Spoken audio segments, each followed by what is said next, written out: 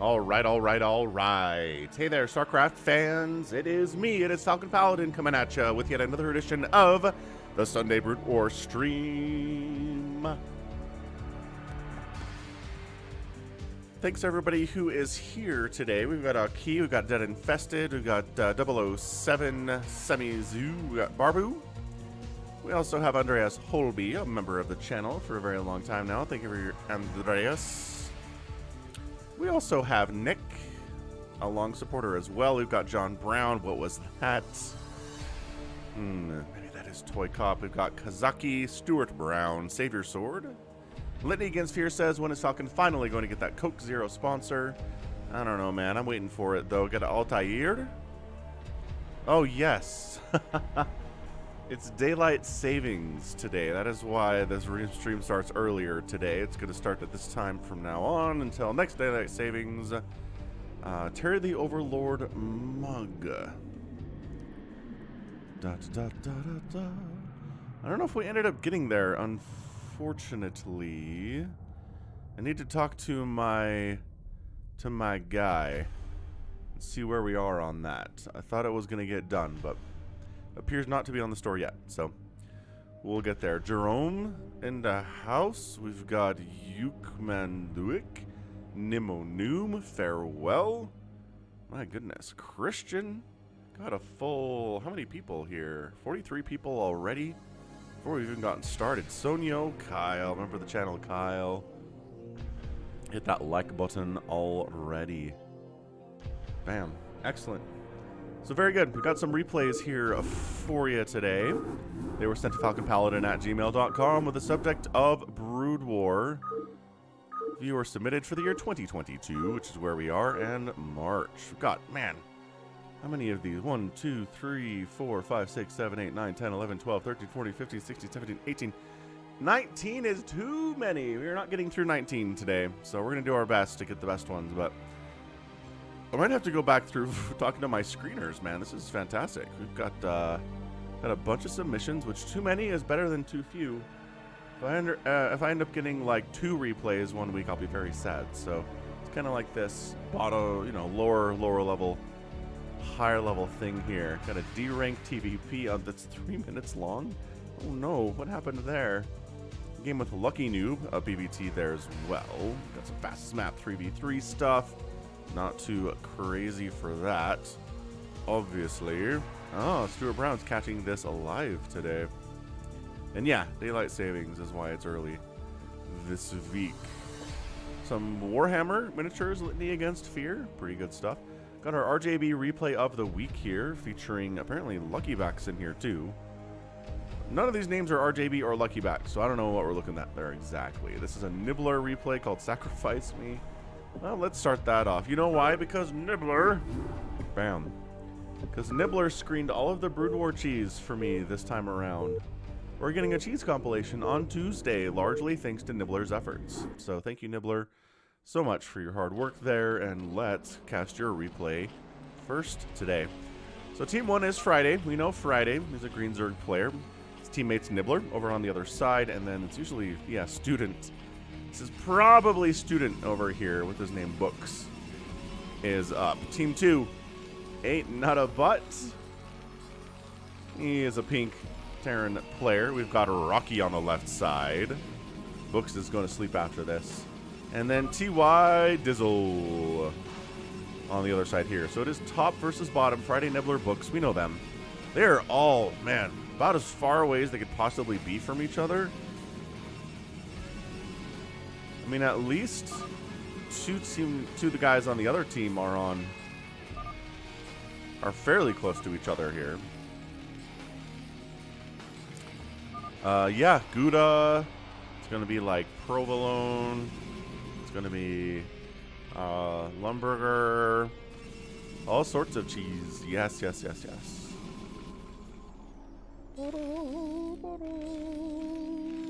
So because we have so many replays today, we're going to times 2 the early stages of most of these. Like, unless crazy stuff is happening, which it isn't. Nobody seems to be cannon rushing or anything so far. But scouting is good.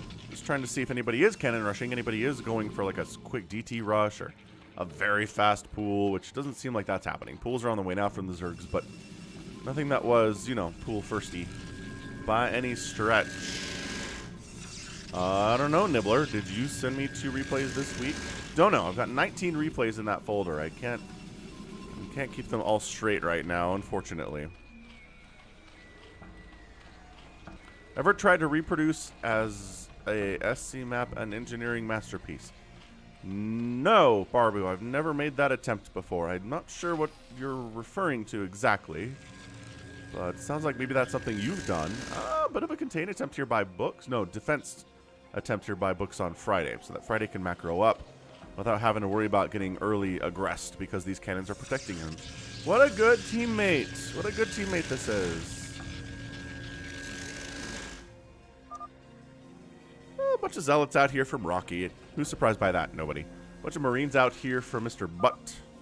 That's fine too. Friday in here defending Nibbler as well a little bit. Not as heavily as he's defending Friday. They cannoned you in.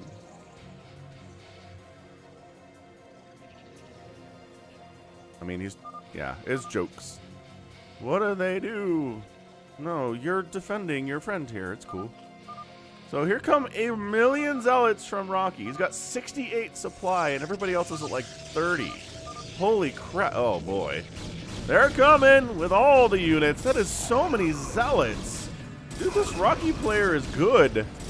All right, Marines fighting. Medics in there, too. Medics healing up zealots is just overpowered as all get out. Lucky Owl in the house. What's up, Lucky Owl? Member of the channel. Lucky's here. And Friday might just be dead. Like, man. There were attempts made to save him, but all 3 enemy players showed up at the same time. And there are Sunkens, Desperation, Sunkens kind of trying to come up, but also it is a 3-on-1 battle here, and that's never going to go well. Protoss is the cheese race. That's why they're yellow. Litany, you're probably not wrong. So, yeah, behold the execution of a Zerg player. Come on, Sunkens. You can maybe hold. There's still 5 left. 3 left. They're whittling down the zealot count quite nicely. There's only 4 of those remaining. There were like 20 that showed up to start this battle. Wait, there's more than 4. Why is this one also not being selected? And this one. What the heck? Control click doesn't work sometimes. Friday's like, all right, whatever. GG's. I'm a dead nerd. Rocky coming in. Gotta help Nibs. Nibs, it's all on you now. Nibs is like, oh, get a drone out. Oh, Rocky is cannoning in books. Maybe that's what he meant. So it's cannon versus cannon. Kind of Cold War over here. All right, Friday. We love you, bud. But sometimes this happens to the best of us in team games. You get teamed up by 3 players on 1. How many Sunkens do you need to hold against that? The answer is all of them. So Books, okay, he's learned his lesson. He's got way more cannons here defending Nibbler than he had defending Friday. So that's good. He also has nothing back home. He's got, doesn't have a cyber core at all because, again, he's been spending all of his money on cannons here so far. Yeah, look at Rocky, dude. 100 supply for him. Dizzle's at 75. I mean, I guess that's what happens when all you make are zealots and cannons and you're not trying to really tech up at all.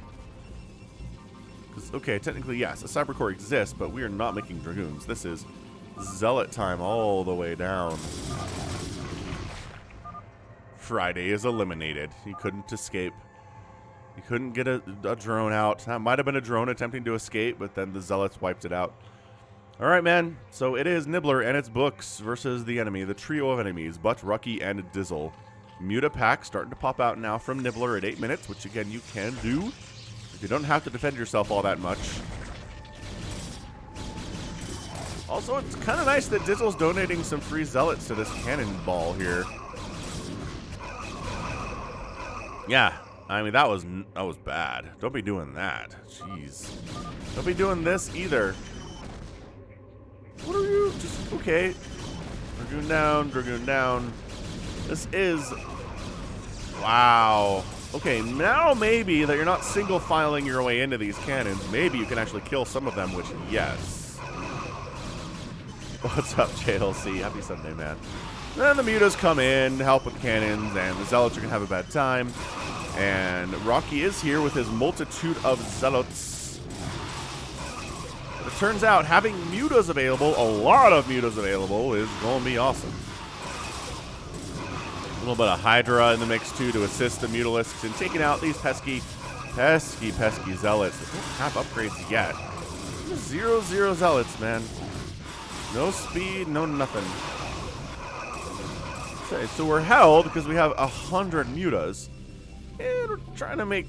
Oh, really? We're going to make scouts to deal with this? Okay, sure thing, Ty Dizzle. Sure thing, Dizzle. And then the mutas are just like, yeah, your Nexus is now officially dead. There's really no saving it at all. 6, 5, 4, 3, 2, 1. Boom, Nexus gone. There's not a secondary Nexus, you fool. You must have 2 Nexuses if you're going to win this thing. Get all the mains. Okay. I mean, there's 2 command centers down here for Butt, which is smart. And there's only 1 Nexus here from Rocky. So I'm impressed with Rocky's macro. Also, holy smokes. He shows up with like 100 Marines. Look at this Marine train. And then there's 3 lurkers. And he's like, oh, hang on a second. Ow. Ow. Ow.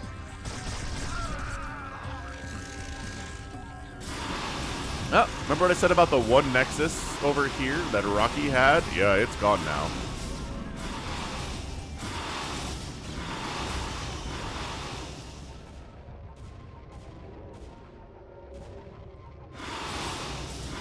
Get a Corsair.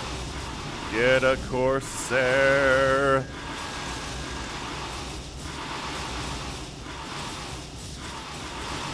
Huh. Got a Corsair out. It instantly died. Rocky just tapped. Rocky's like, huh, well, I lost my main Nexus. I'm done. That is premature death for sure. And where's Nibbler going now?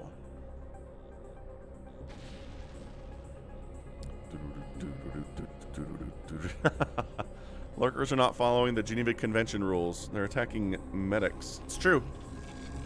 StarCraft, I'm pretty sure, does not have Geneva Convention rules. Civilians are dying all the time. Medical personnel dying all the time. Alright, so not in the butt here. Not a butt. He's got 2 command centers. He's got some turrets up. Got a bunch of Marines in the general area. They don't have any upgrades yet, but, you know, they're still pretty scary nevertheless. What's up, Jim DeCanes? Welcome to the stream. What was that? Rooting for that, Zergs. Mass mutable. Actually, is there enough here to stop this? Nibbler's going to show us scientifically if there's enough to stop this.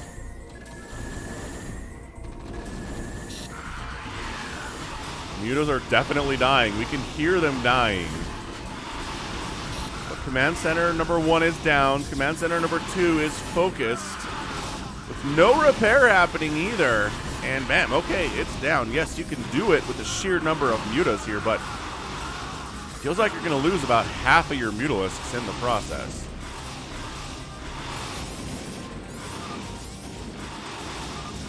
Just kill the turret altogether, says Books. Coaching from his backseat coaching chair. Siege tanks up. Okay. I mean, that's about all they can kill, it seems like.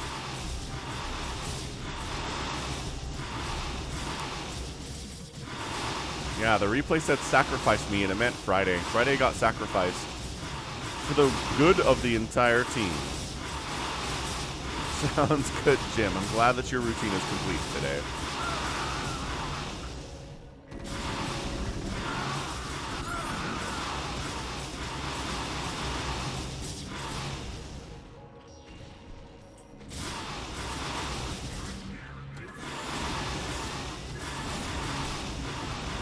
Yeah, no infested Terrans in this replay, I'm pretty sure.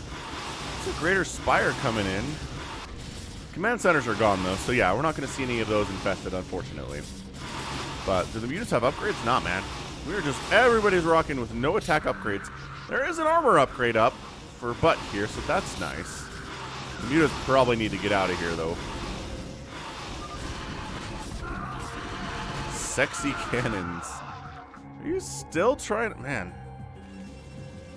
Apparently Dizzle is still trying to make that thing happen. Ah, the mutas are getting obliterated by this Stim Marine medic attack with +1 armor. Good grief. Alright, so Mutaball is mean, but not that mean against large groups of Marines. Pro tip. Sup, Friday, we just watched you die. Oh, okay, casually building Guardians on this high ground, which is apparently not visible. We're gonna win this thing without Raj, or, you know, Friday. Look, they're talking smack about you, Friday. And then Guardians up north here, too. Pow, pow, pow, pow, pow, pow, pow, pow. Ah, the tanks can't shoot up. Missile turrets can shoot up, and technically they shouldn't get any hits off here, but they will because Guardians are dumb and they drift, as we talk about. Friday is enjoying the win that he gets after just getting his face smashed in. That's a very comforting result, to be sure. Yeah, I mean, Nuts got 54 supply out of 42 available. He's supply blocked. Hey, the scouts are doing some work. Remember when they made scouts earlier? And I was like, honestly, you're making scouts against Mutalisks?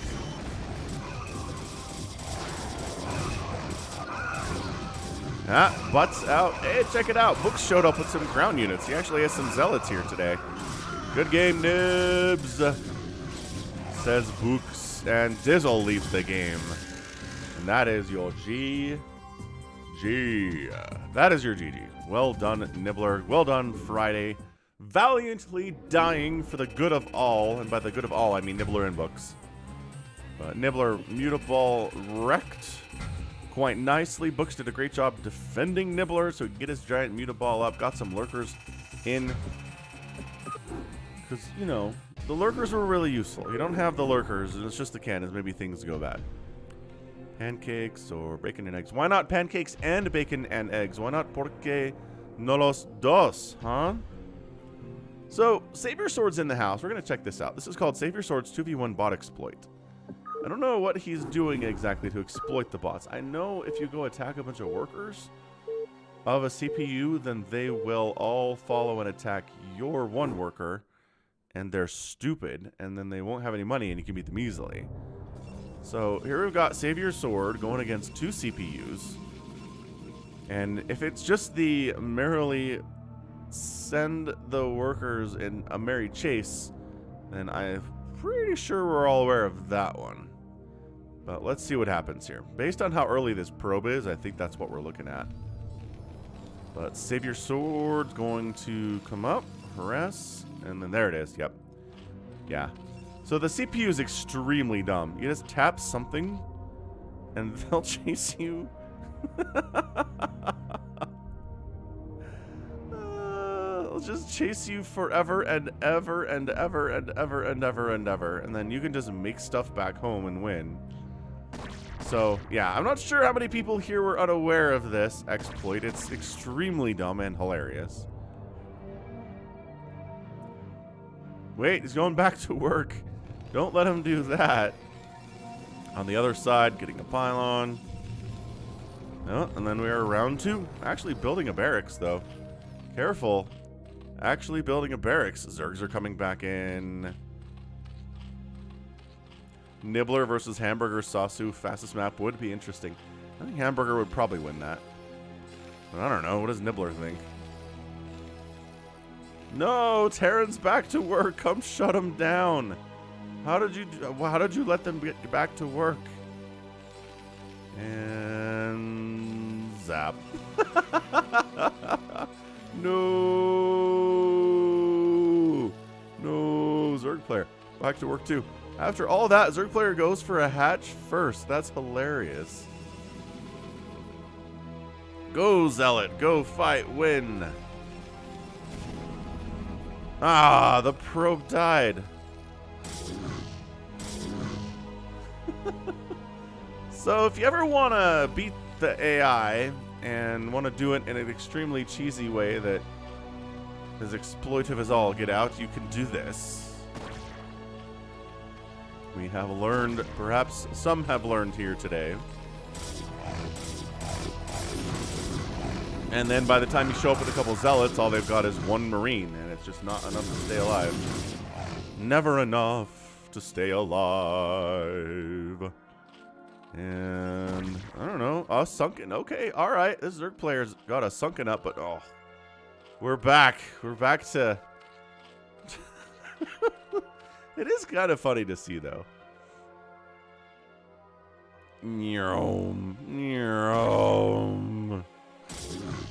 Rawr, says Zealot. I got you. No, but they've got us sunken up back home. It's strong.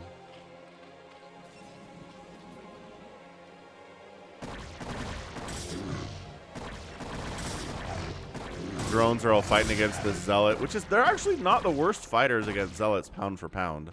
But look at drawing them away again. God, they're stupid. They're so dumb. All right, well, general concept, I think, has been revealed as to what we're looking at here, right? Yeah, against two Protoss CPUs, if you don't wall off, you're just going to die. That Zealot attack is no joke. Cow Juice in the house. What's up, Cow Juice? Happy Sunday. Sunken. Problematic. Natural base doesn't have a sunken, so it's not problematic. Rawr, rawr, rawr, rawr, rawr. Mean, angry Zealots are angry.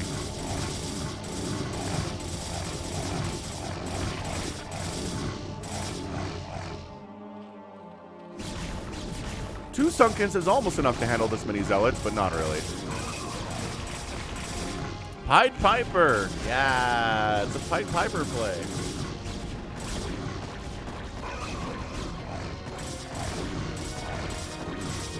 Fare thee well, drones. We hardly knew ye. And that's it. No workers for anybody. Bots are dumb. There's the SaviorSword. This is how we can beat bots 100% of the time. We are now enriched, and enlightened. And the Zerg player, man. There we go. Got him eliminated. Fenris Brood is gone. Protoss gets the win. Flawless victory. Lost a probe today. Wait, maybe a couple of units. 4 killed, huh? But 41-5 is a pretty good kill-death ratio. And then resources are the big play because obviously the Pied Piper stuff happened. Kujunk. Alright, nice. What else do we got? We got a Toycop replay, PvT, on Largo. Heck yes, let's roll with that. We got this ball rolling, hitting that like button. Everyone doing great. We got 30 likes so far, 91 viewers. That means a couple likes are sitting, waiting to be used, I feel like. Top left. Here on Largo, it's Leonix, who's a Zerg player. He's blue. Top right, it's a red Protoss. His name is Toycop. Otherwise known as Twisted Halfling. Otherwise known as, what was that? Otherwise known as, he just has a few different names available on the internets. He's a man of many faces. Okay, so did you ever watch The Saint? It's a Val Kilmer movie from like 03? Maybe like 04? People are kind of split on it. I've talked to some people who think it's really good, and some people who think that his acting is bad. Like, and he plays a man of many faces, right? He's a master of disguise. I should check Rotten Tomatoes on that, I feel like. Anyway. Looks like about an overpool here from Leonix. On the other side, Toycop is going for a Forge Fast Expand to be safe, because he has no idea what the Zerg player is up to, because he has not scouted anything yet here on Largo.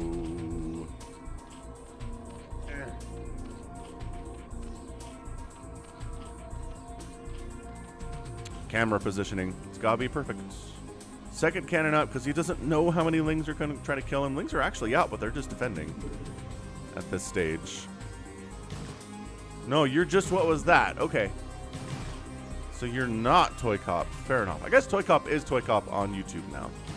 As far as I know, anyway. Nice micro. Sniping that scouting probe. Really wanted to see how many Lings are coming out of these eggs. The answer is 0. Zerolings are coming out of these eggs. So don't worry about it. Just get, you know, 2 cannons up for the 2 lings. It's overreacting, but better over than under. In general, in StarCraft, if you prepare too much, it's usually better than preparing definitely not a little. Dr. Anime's in the house. Fantastico's here too. What's up, Fantastico? And second base up in amongst all of these bones. The placement of this base is definitely interesting.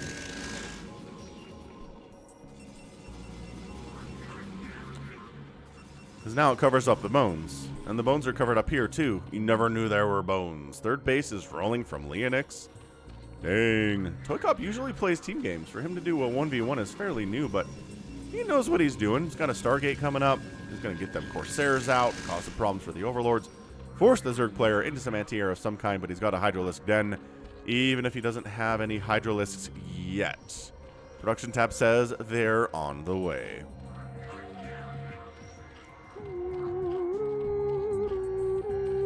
Toycop is here. This is his replay. I mean, he's not in the stream, that's true. But maybe that's because I started it early. Because of the daylight savings that America does. And is really, I'm just like, ugh. Nobody likes daylight savings. We should abolish it. So, Hydras. Get that Corsair. Got him. Alright. Zealots cannons. This is how you deal with these little Hydra pushes. Zealots with speed are way better. Kind of donating Corsairs here a little bit. My goodness. I don't know what the benefit is of killing this Overlord. It's not like you're making DTs. I guess maybe he was there and available, but still. Temple Archive's coming in, so maybe DT's attempted. Don't quite have the range upgrade yet, but almost there, and then be able to hit this forge, able to hit this gateway. It's going to be pretty scary stuff. There you go. Yeah, forge taking hits, forcing the Zealots to engage before they have speed ready to go. But there's no micro whatsoever from Leonix. He's not individually targeting Zealots at all. He doesn't have additional Hydras coming. Actually, he's got 3. He's got 3 coming. He's droning up pretty hard here. So forge dying before that +1 attack is finished would be insanely good. So forcing to come on out. Thank you for the super chat. Super chat. Mike the Mutalisk says thanks too. Thank you, Adam. Hope all is well with everyone. Happy Sunday. Cheers to Falcon Paladin for making it even better. Heck yes. Heck yes. Dude, forge. Ah, beautiful. Beautiful play from Toycop to keep that +1 attack ready and completed instead of, you know, absolutely canceled and denied. Lair on the way. Storm getting researched because obviously if we're dealing with Hydras as an opener, Storm is going to be good. If we're dealing with anything as an opener, honestly, Storm is going to be good. Zealots have legs now, so they feel brave enough to maybe move out, although Overlord sees they didn't quite push out as far.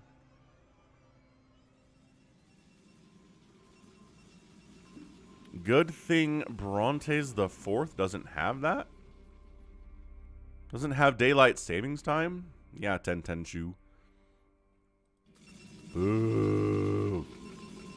Boo daylight savings.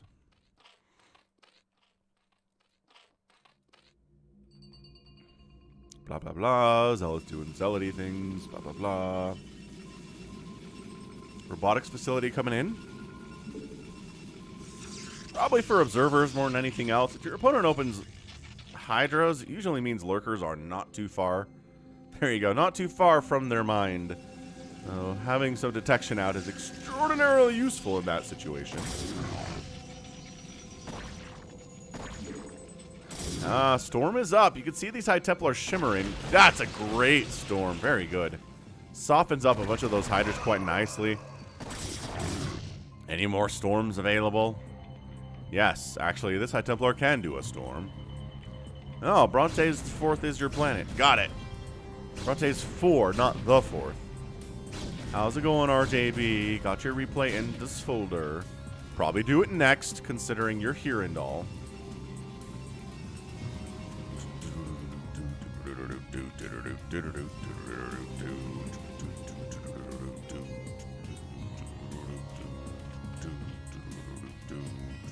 Lurker egg, lurker egg, lurker egg, morphing. All right, Hydro Lurker.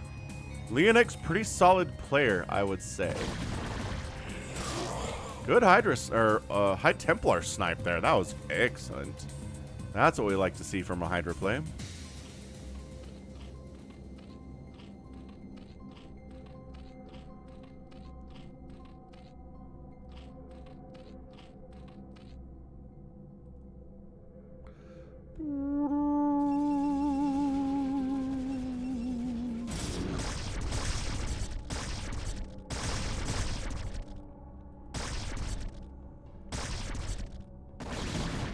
Another High Templar snipe.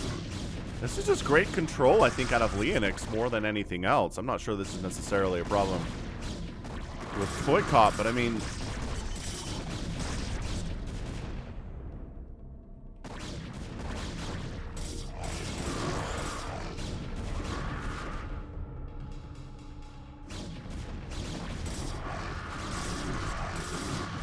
yeah, Hydras are not getting a lot of value here, that's for sure. And there's no detection. Yeah, Observer on the way. Observer is here to fix this problem post-haste. Definitely have to be doing that.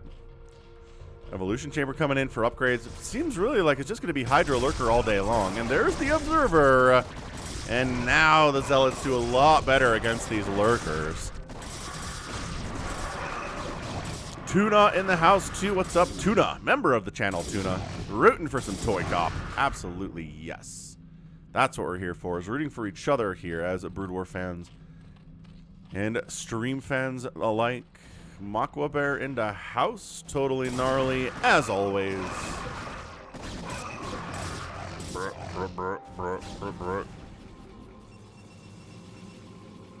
It is a lot of Hydras, admittedly, yes. They're working on +1. They're working on, ooh, Overlord drop potential here too. The Overlords have speed? Might have already gotten speed. I didn't see that come through the production tab.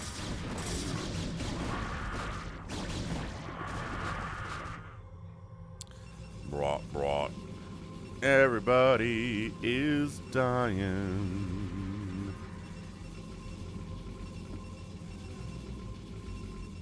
Oh, looks like the kids are here. Okay. Just dropped off by their mom. I need to go situate them for a second, but I'll be right back. Do you think anything huge is going to happen here? Yeah, we're going to do this.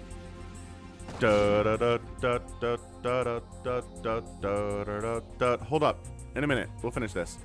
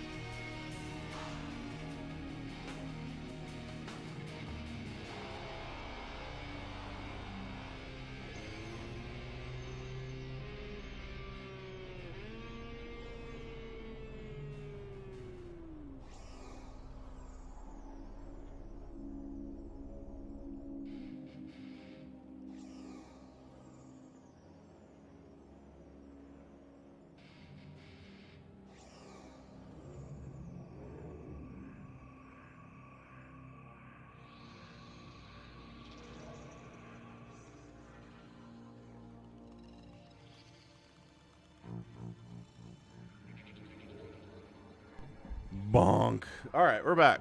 Sorry about that. And the Hydras are here on the assault at the front door of Toycop. There are no High Templar here to save him, but there is one cannon. Well, by one cannon, I mean a lot of cannons with an Artosis pylon powering all of them. All right. On the other side, we've got 1/1 upgrades here for Toycop. He's always very good with his upgrades, although it is 1 attack. Here for the Hydras as well. Excellent. Working on +2 attack. I need to know if the Overlords have speed or not, because if he's trying to drop with slow Overlords, it's a much different experience than if they're fast.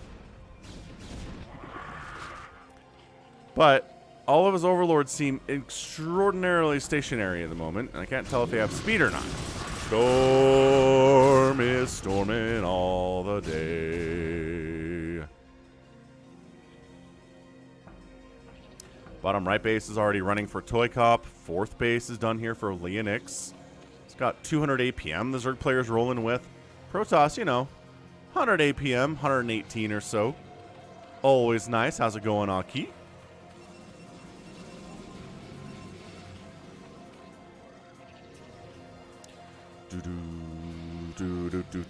Queen's Nest. Okay, good. So this is not a Zerg player who's entirely planning on just making Lurkers and Hydras all game. He does want some Dark Swarm. He probably wants some Plague as well here. If the Protoss can use Storm, then the Zerg player can use his spells too.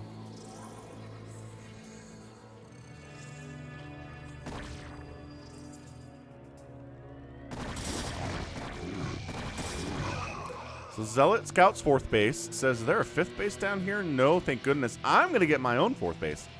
And down here to the south. What's up, Blinkface? Happy Sunday. Big push here from Toycop, though. He's feeling pretty good. Storm along that right side.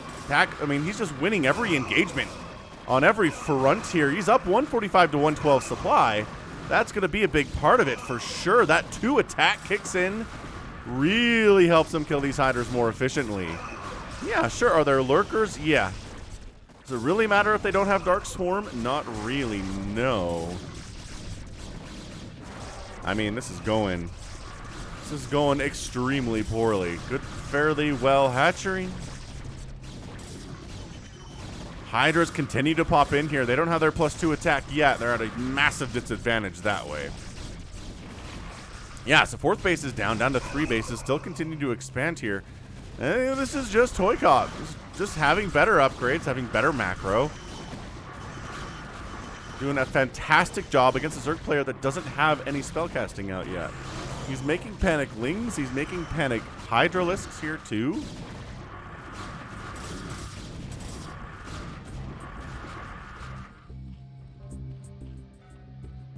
But it's 113 to 83 supply. I mean, not as big of a discrepancy as it was earlier on, but still not looking good. But, you know, just taking down that 4th base of income for Leonix was a huge deal for Toycop. Working on +3 attack. He's actually getting Plasma Shield upgrades for, I mean, tried using some Corsairs earlier. I don't think it went all that well for him. Hydra wanders in. He got +2 attack on that Hydra. Not enough to kill a cannon by himself at this stage, though. And Leonix pushing Toycop off of his front porch for now. He needs to replace that 4th, and I guess he is doing it up here as kind of a ninja at the 12 o'clock. This is really, really close to the Protoss, but if Toycop doesn't know it's there, it's probably a better option than building anywhere else that Toycop will be checking to see if it's there, right? Sneaky stuff here from Leonix. His extra APM is coming in handy here. Attack with the Lurker. There's only 2 Lurkers, though. Lurker says there's an army coming in, an observer. Let's bail. Let's bail. Let's Christian bail. Oh, I saw the Batman last Sunday after the stream. Really good. I really enjoyed the Batman. It's 3 hours long, so keep that in mind when you go into it. Oh, finally getting a hive. So Deviler's Mound, if it's coming, is a little bit later. Yeah, I'm not going to spoil anything about it. I give it 2 thumbs up. I think it was really, really excellently done. It's a new spin on Batman in a way that we've honestly never seen before. And I think that's what I want for my new Batmans more than anything else, is don't just be Christian Bale. Don't just be Michael Keaton. Don't just be George Clooney, right? Be your own Bat. And that's exactly what Robert Pattinson has managed to do. So 2 thumbs up for that one. Zerglings jumping in. Oh, poor Dragoon. Just not. 4, 5. Storm them! Storm them. There we go. Keeps that Dragoon alive, if just barely. It's all of 3 hit points. But you know what? It's enough. Big time hit there. Hot dang. Yeah, 3-hour movies need intermissions for sure. And to be like, all right, we're going to 10-minute intermission, everybody. Get up, stretch, use the facilities. 4th base replanted here from Leonix. That's fantastic. Kevin Conroy. I love Kevin Conroy. Yeah, don't just be Kevin Conroy. Don't just do his voice, right? Yeah, Dr. Anime. A lot of people are really high on it, for sure.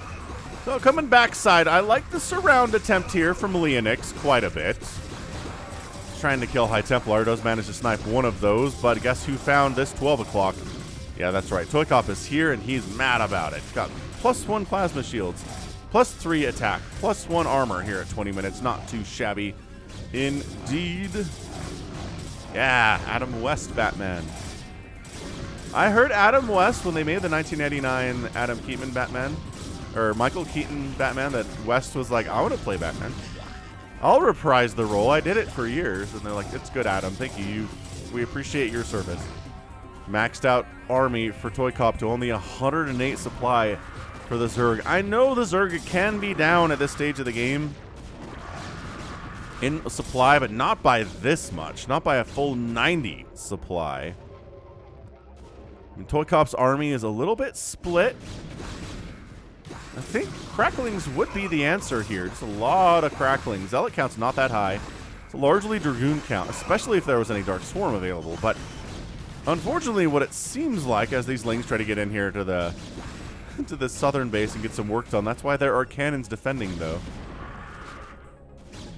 Yeah, Overlords do have speed, but we need your hive's done. We need Adrenal.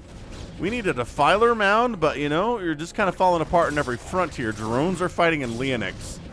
Taps out, and Toycop is our winner here in 21 minutes and 24 seconds. Yeah, rest in peace, Adam West.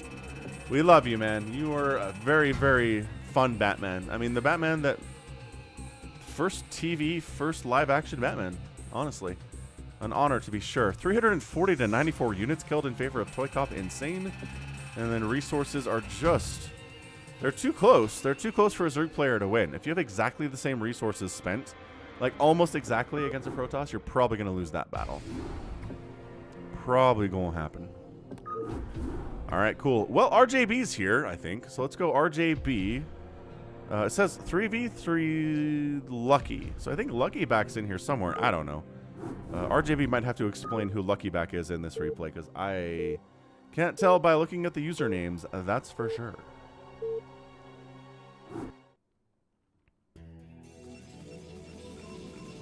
All right. Ooh, left versus right. How useful. Super useful indeed. All right, so left side here with 800 APM, almost 900. It's LBM. I. Okay, cool. Next door, almost next door, is Rose Clan with this nice, I like this color a lot. It's like a nice cyan or something. And then in the middle, finally, we've got Jinju 0816. Team right side, it's going to be a pink, magenta, Terran player named D. We've also got a Zerg in here named Das Gut. And then their teammate, finally, it's a lighter pink. It's going to be BSISCF. So yeah, none of these names tell me who RJB is. Nobody tells me who Luckyback is either. Lucky is in position 1 o'clock. So Luckyback up here is playing D with 500 APM. Mini Falcon moment. Hey, kiddo. Hello.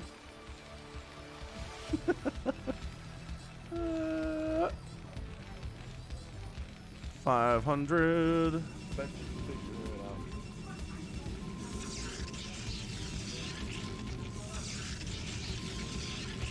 Generally, yeah.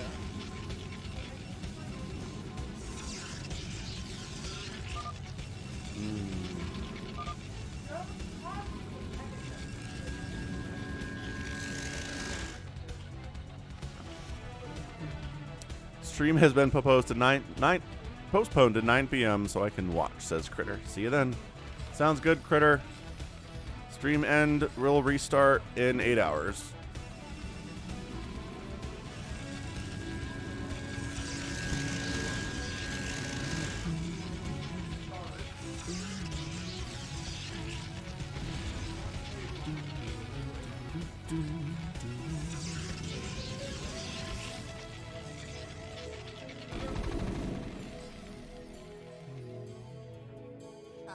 Oh, yep, there's Cinnamon. Hey, Cinnamon.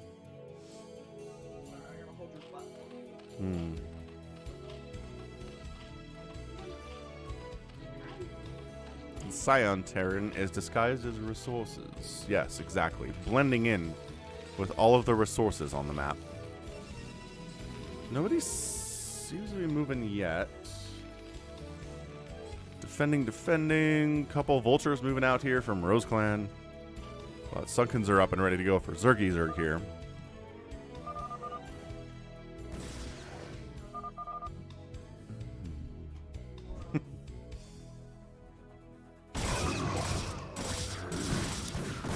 I don't know. Remember when I was like, there's Sunkens here? Maybe you shouldn't go in with your vultures. And yeah, these are just YOLO vultures. They're all going to die. But they're doing a pretty good job focusing drones here. Das is down to 5 drones after all that engagement. Yikes. So yeah, the vultures die, but the economy of the Zerg is crushed. He might have a bunch of lings he probably doesn't need anymore, but might as well send them out on the rampage.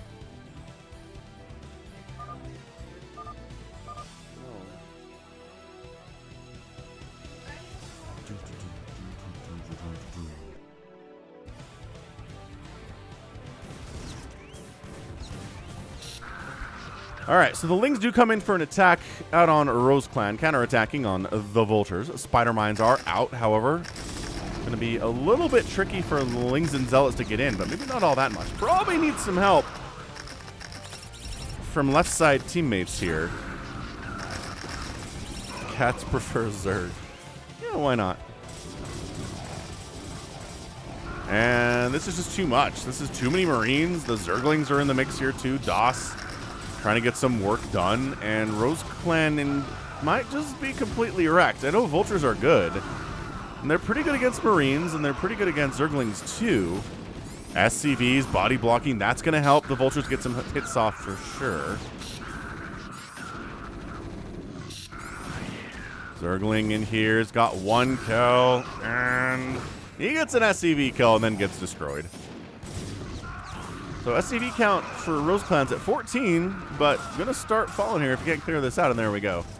So finally, all that's left here for D are just a couple medics. Those are removed, and pretty good hold there on the counterattack. Obviously, some assistance coming in from IBM. We're going to call him IBM. I think it might be LBM, but it also could just be IBM. What's up, Andrew Bassin? Got some coffee and cookies? What a combination. Muy excelente. Lair upgrade coming in from DOS, up to 25 workers now. Can recover pretty effectively from big drone losses if you have extra hatcheries, which he definitely does. On the other side, Dragoon production down south, his teammate, and then his Terran teammate continuing with the Marines and the medics for now. There is a factory for some tank support, but really... Okay, another factory coming in. So we are transitioning into mech at this point. Marines and medics are pretty good for a certain amount of time against Protoss, but eventually, if you don't have that mech out, you're just gonna die. Toycop's here. Hey, Toycop. We cast your replay earlier, just like the last one. I'm sorry that you missed it. That's what the VOD is for. D spamming Korean in the chat.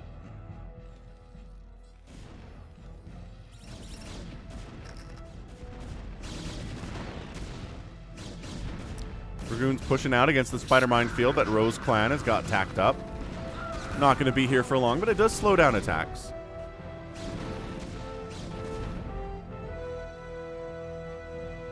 Yeah, if you're going to turtle, make siege tanks. Don't make vultures. Exactly, RJB.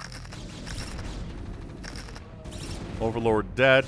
Thanks to the Dragoon attacks here. Hydras Trying to save it, not happening. Another push coming down here on Rose Clan. Meanwhile, siege tank drop up north. Boom. IBM is down to 27 probes. 15 kills on that siege tank. Thank you very much. Beautiful tank drop. Out of D for sure. Kevin Yee. What's the name of the replay? I'm not sure that 2v3 is enough to help. I need the name of the replay to make sure we cast it, Kevin. Continuing to push in here. Hydra's defending, though. Jinju helping Rose Clan out. And that goes very well. That's a lot of Hydralisks from Jinju. 103 supply. Biggest supply count. Daylight savings is today. Screws with clocks 6 months every year. Alright. Jinju decides it's time to push here on Das. Does he have any High Templar? No. Does he have anywhere close to Storm? No. Not at all. So Hydra push going to be moderately effective here out of Jinju with his 104 supply worth of Hydralisks. Generally.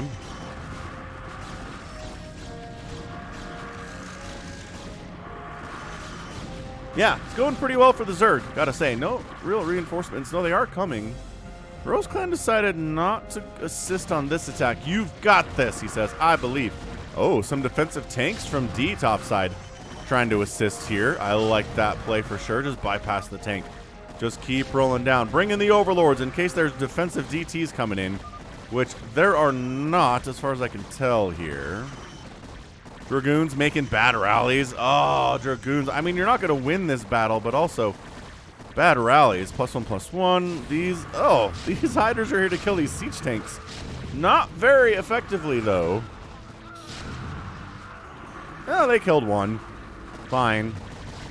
I guess. Hydra's going after production facilities here, but where are the rest? Keep sending your Hydralisks, Jinju. Do it. What's up, CYL? Happy Sunday. And yeah, if there aren't reinforcements coming in, then the defender's advantage kicks in. And sure, Dragoons aren't the best units to fight against Hydras, but they can slow things down a little bit anyway. Marines here from D. Come save your teammate. Send them down. Come on down. Don't get distracted by the Overlords. Be here to kill these Hydralisks because they're picking off gateways pretty quickly. For there only being 4 of them. They're not getting microed at all. There's no control here whatsoever. So, alright, so the Hydras die. They don't kill this gateway despite it having only 16 HP left on it. Was there an attack? Apparently there's an attack up here against Das that I totally missed. But these drones can go back to work, I guess. Who did it? Must have been some kind of a drop or... maybe a Nidus? I don't know if it was a Nidus. Jinju, all of his stuff's here. He's dropping. He doesn't have a Nidus anyway. Maybe... I don't know. Maybe he killed his own stuff because it was blocking his extractors. That's possible, too.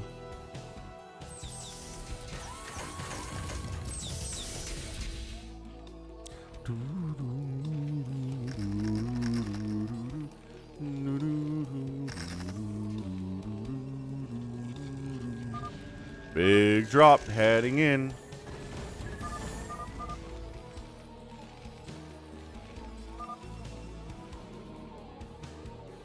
Pretty much getting perfectly scouted though, so let's see if Bisiskuf can handle this. Is this? No, that's not a drop. This is the drop. So here come the Marines. They're gonna absolutely obliterate a ton of these Overlords. Some lurkers get in though. But then the lurkers all die. Wow, this is pretty well held, honestly. Cannon's not a bad answer. Rot. Some lurkers in. A lot of lurkers are also just straight up dying. On the other side, Das has some Overlords cruising. There's nothing in them. They're making us afraid of something that is not actually happening. The newest StarCraft 2 patch, I'm okay with it. I think all the changes are fine. They're warranted. I don't see anything to complain about, which is nice. I have seen some people say that a change to ghosts would be good, but Mostly in a TVP setting than anything else. Mutobomb out from Das. Coming right in against Rose Clan. Rose Clan, you haven't been making Marines, but how many turrets do you have? A lot. It is admittedly a lot of turrets. Mute account, getting knocked down to 10, getting knocked down.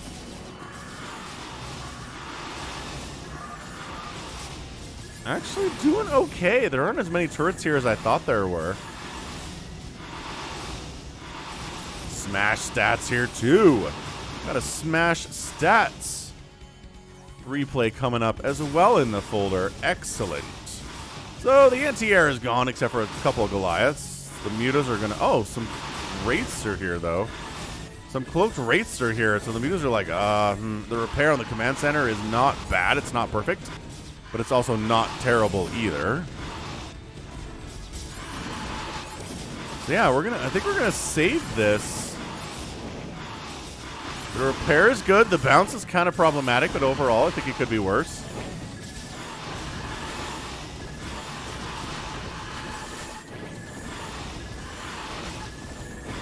All right, well, Wraith Ball, 4 of them, not too shabby. Saves the day. He's down to 44 SCVs, which is still more than Biscuit, though. So that's not terrible, I suppose. All right. RJB says something unexpected will happen soon. Let's see if we can... Still everything red versus blue, left versus right here.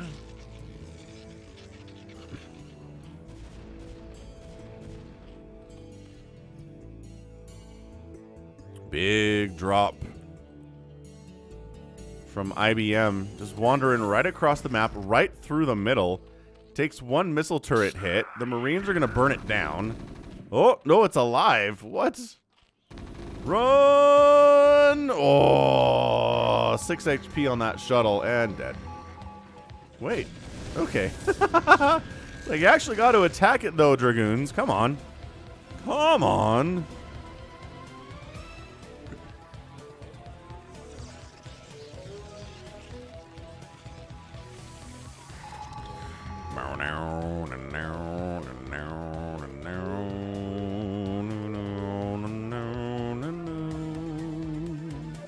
Sometimes you just gotta let that Terran theme breathe. Das tapped out? What happened? Das! That was unexpected, yes. Is that what you meant, RJB? Was Das just leaves the game for no discernible reason?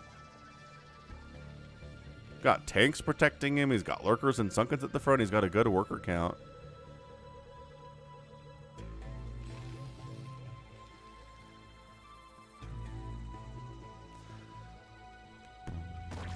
Alright, well, drop coming in from D top side.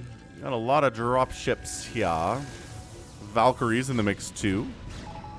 Gonna run into maybe a drop attempt from IBM. He's actually gonna unload here. That's so... So drop's kind of running in. They did make Void Rays. Oh, the Wraiths are just wrecking these poor drop ships. Not incredibly well, though. Lurkers in the house. Tanks, are they in range of anything? This is just kind of getting wrecked. This drop not having a good time. Straight up not having a good time.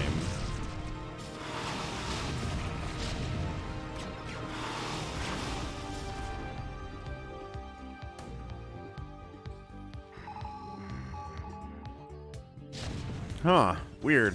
Alright, well, so it's 3v2 now, which doesn't bode particularly well for Team Right side. D, 150 supply. Biskiff, 139 supply.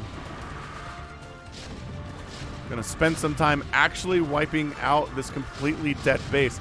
I mean, I guess there are some tanks here and stuff.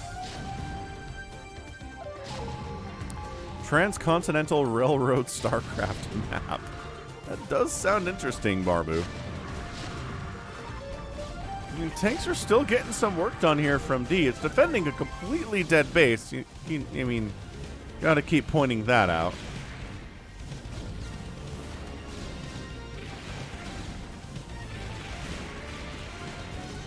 Jinju donating a ton of overlords to the Dragoon front. Okay, alright.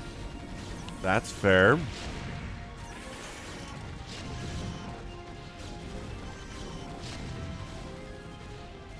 The mutas of Jinju feel like they can't help defend his own home base. Maybe too many Dragoons or something. What are you doing down here, Jinju?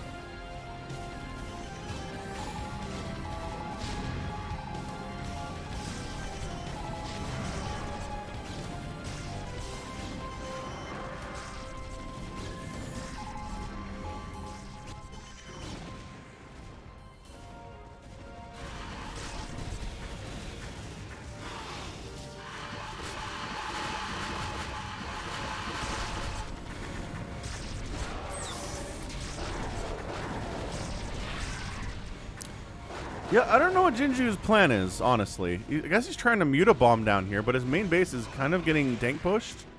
He's got some lurkers to defend, but I said tanks, right? I know what I meant there, and I meant when I said.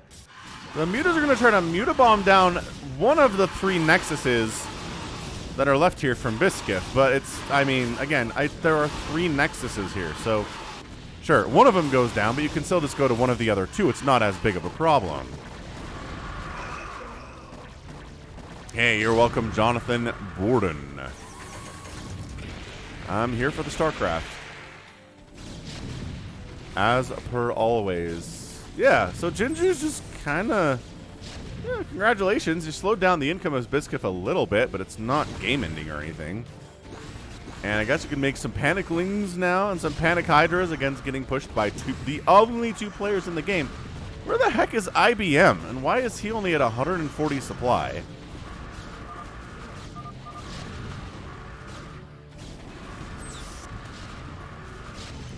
Building exit is blocked. Who's that for? I don't know. Oh, we're going to try to bring in some Corsairs, but Valkyrie's eating them for breakfast.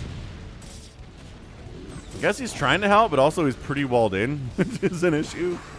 You're trying to get out and help your teammate not to die. Rose Clan, where are you? Siege tanks. 1-1 on the siege tanks. 2-2 here on D's siege tanks. And a 2-1-2 upgrade. So significantly better upgrades from Biskiff and D here.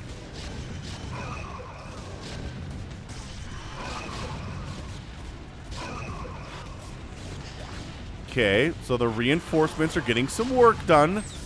Trying to save all of Jinju's stuff, but also if the siege tanks just kind of wipe out this hive. I mean, he's got to rebuild a bunch of tech. I guess he still has a Defiler Man, but his Hydralisk Den is dead. My goodness to gracious. Siege tanks. Kind of not even sure what to fire on. Jinju's down to 30 total drones, which he's must have evacuated somewhere because they're not here, that's for sure. D's got some Korean to say. That's right, 2-2 siege tanks. Reckon you'll face here. IBM shows up, does some tank drop, or zealot dropping. Archon bombing a little bit. Okay, a couple tanks die thanks to that. That's pretty good stuff. I like it. Reinforcing tanks coming in from D, though. And the very slow death of Jinju is going to continue. Sure, some tanks died, but not all of them. There's a bunch of lurkers defending, which is fantastic. I still don't know where on earth these 23 drones are that belong to Jinju. I guess, oh, they're down here. Okay, so they've been evacuated. Gonna try to rebuild down there with all of his 1,000 minerals and 9,000 total gas. Because his main base, he's dead. Lurkers are trying to get up there, burrow in, go. Alright, so he clears out the tanks in his main base. Still got some Dragoons causing a heck of a lot of problems for sure. D ends up scouting Jinju's home away from home, which is really problematic. Science vessel attempt, no, gets murdered by missile turrets. Never a good feel at all. All of the overlords of Jinju are getting Valkyried into the ground, and so he ends up getting not supply block, but only 34 available supply. Not a great place to be at 21 minutes. Siege tanks for Rose Clan are here to defend his team's new home, or maybe make a push here on Biskiff on the other side. We got 2-2.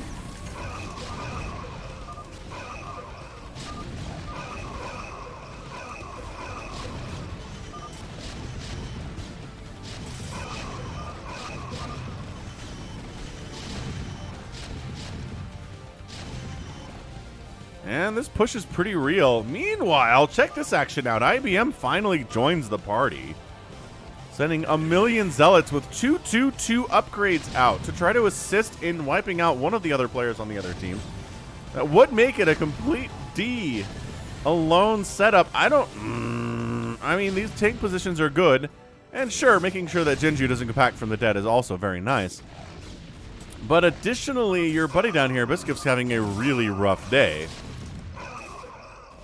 The siege tanks on the other side are helping. Zealot tank blockage is happening up here, as some zealots are heading left and some zealots are trying to maybe go the other way, and the tanks can't get through, and pathing is such a problem. Hey, what's up, Will March? Happy Sunday. There is a lot going on in the world right now, it's true. How do you get that pretty color? I know! It's good. The cyan color of Rose Clan is very pretty. They removed it, I want to say, from the game, so maybe this is an older replay that RJB sent in. Sometimes he does that. Like maybe months old, right?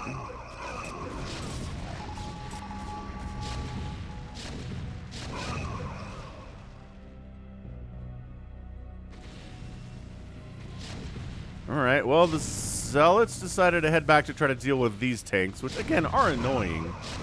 But I still feel like there was an option there to take down Biskiff. Or Biscoff. Nice, Toycop got some Chinese. Yeah, alright, so these Zealots wipe out the tanks, no problem.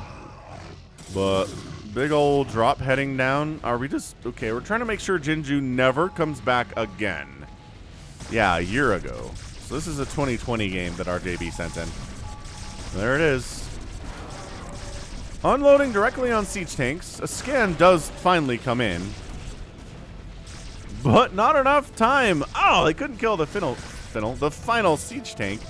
Zealots coming in to assist as well. This is scrap-tastic. Crazy scrap-tastic. What's up, Morgan? Happy Sunday. Why are you sad?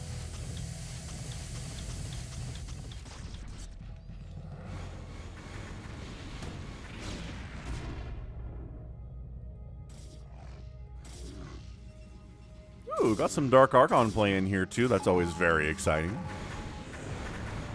Valkyrie versus Valkyrie action. Rose Clan taking on D.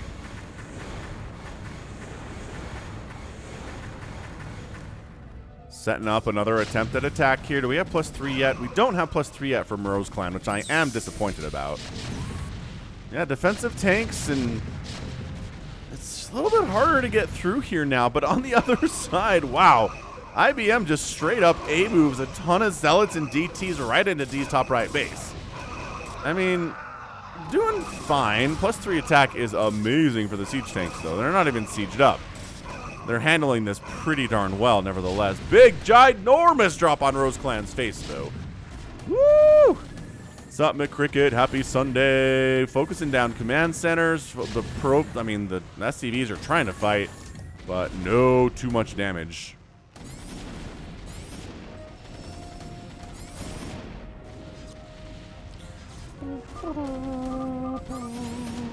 Big time drop causing all the problems to Rose Clan.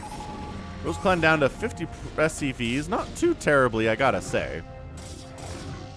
Alright, this is some pretty good back and forth stuff here. Look who's coming back from the dead. Jinju somehow still has 32 drones after effectively losing almost all of his main base.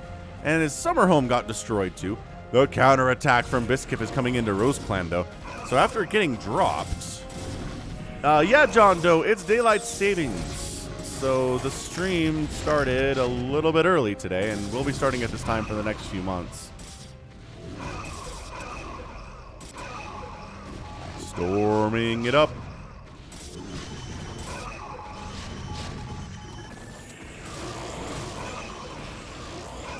Yeah, so both teams are just really struggling to get any good purchase on these attacks into their opponent's bases.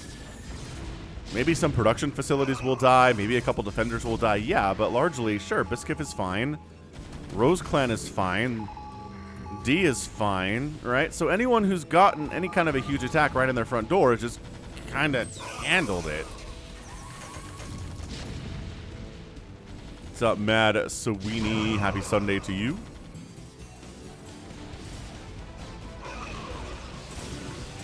Storm up, Zealots up, and yeah, whenever these siege tanks show up, there's enough Zealots jumping on them to whittle down the count at least a little bit, but then big drop inside Jinju's base.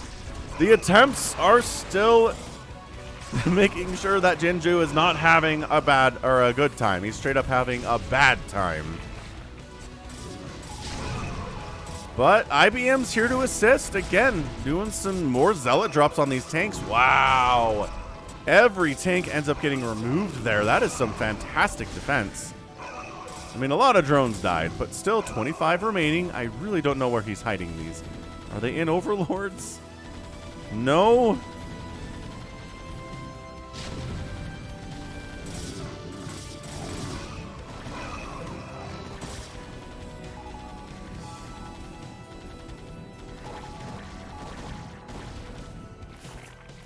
I agree, Toycop. Abolishing daylight savings time, I would support it. Oh, they were in these Overlords. Nice job by Jinju, honestly. He should be... A lesser player would have been dead by now, but Jinju is just that good. He's just that committed. He is not going to give up when the going gets tough. And the tough needs to get going.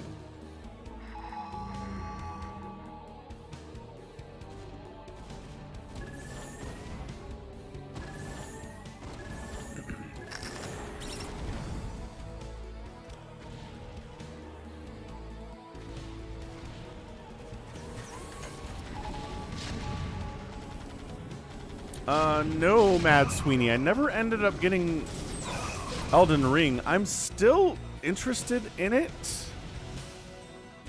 I don't know. Something's holding me back, and I'm not sure what it is. Maybe I don't have enough room for a lot of frustration in my life right now. Another great drop from D. I mean, D's just been dropping everybody on the other team. Rose Clan heading up for maybe a little counterattack play, so he gets dropped and goes to try to hit D at the same time. Why not? Supply depots going down. Maybe to supply block Rose Clan. Close there for sure. Wraith Ball just absolutely murderizing. Oh, this poor drop. Nothing happens. Gets one tank comes out and gets destroyed. Okay. Hey, nice, Tuna. What's your review of Elden Ring? 2 thumbs up. Once again, man, IBM's here to save his friends.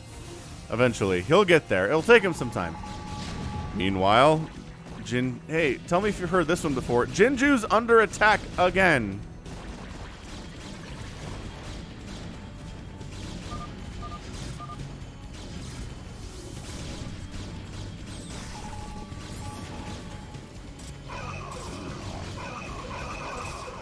Jinju, can he hold? He's got some lurkers and some hydras. I don't know. Oh, and simultaneously D making a really solid attack here against IBM too. Siege tanks, other side of the wall. Siege tanks, this side of the wall too.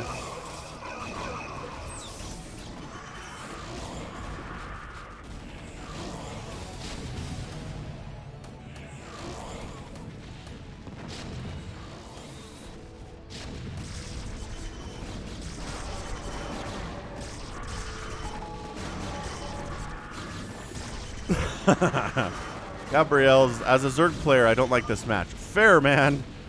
Jinju's having a rough time, and then Das just kind of left out of nowhere, so we're not getting a lot of Zerg heroics, but I am, again, extremely impressed that Jinju's refusing just to tap out.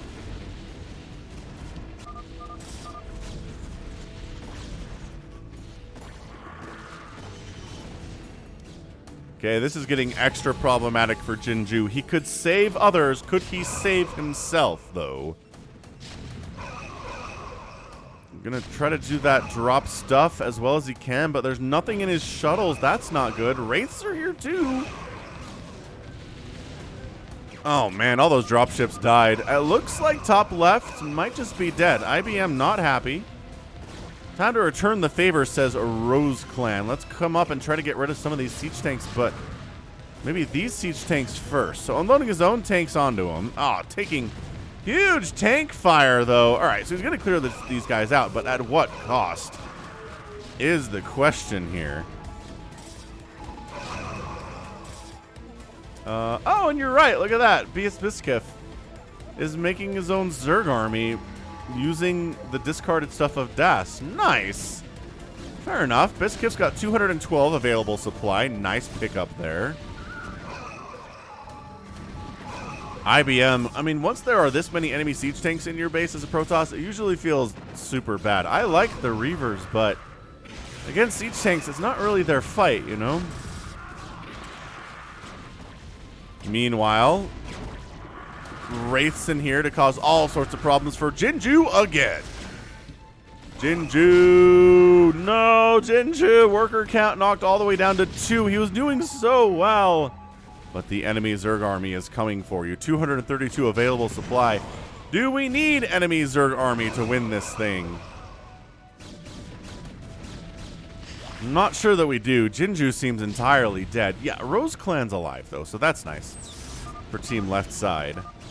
DT in the mix, actually saving the day. Man, how many times in Fastest Map do we see an army shows up and Protoss makes DTs to defend, and it works? It actually totally works a lot of the time. Swipe, swipe, swipe. Swipe, swipe, swipe.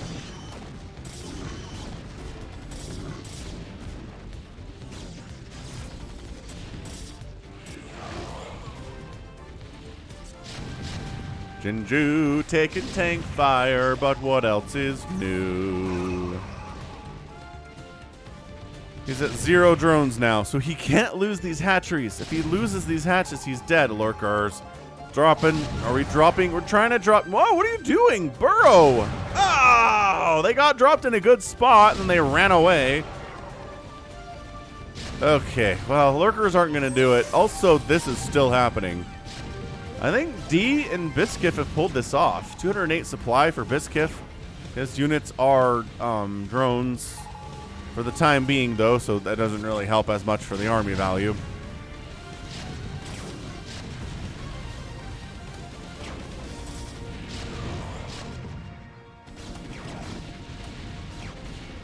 And I think this is it. I don't know that we need our own personal Zerg army to win.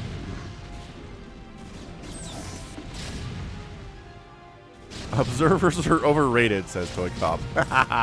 Who wants to make science vessels? Yeah, they don't even have a basic attack.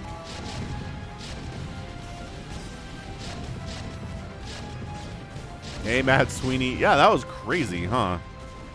That Flash versus Hacker game? Nuts. I think most everyone's seen it at this point, but he's got his own Hydra army up anyway. Look at Rose Clan being like, oh no! Private Zerg army. They don't have any upgrades, though, because of course they don't. But the tanks are obliterating them quite nicely. Tanks are firing on yellow. They need to be firing on light pink or whatever color this is. Peachish. Alright. Well, I mean, at least they know what they're dealing with now. So, Rose Clan. Rose Clan alone is probably... No, from this game, I don't think he's good enough to actually win this by himself. So, fantastic comeback, though, from losing one of their teammates to nothing. D and Biskoff here. Working together, making it happen. What's up, Mike the Hydralisk? Happy Sunday. Member of the channel, Mike the Hydralisk.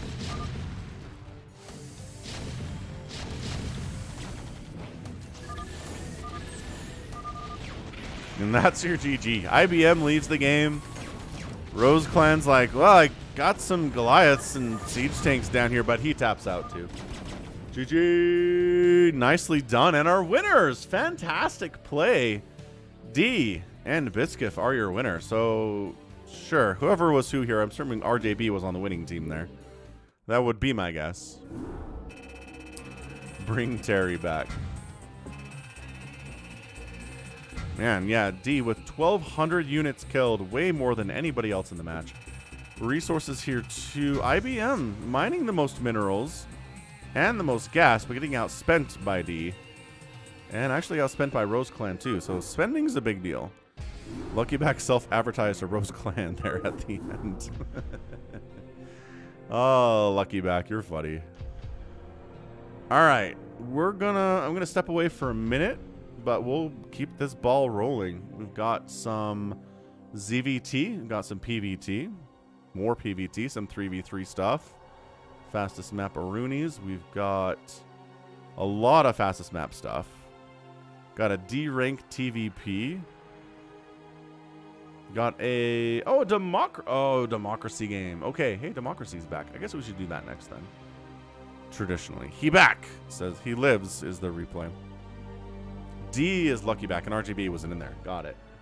Nice job, Luckyback. Okay, gonna step away for a minute. We'll do a democracy replay next. Been a while.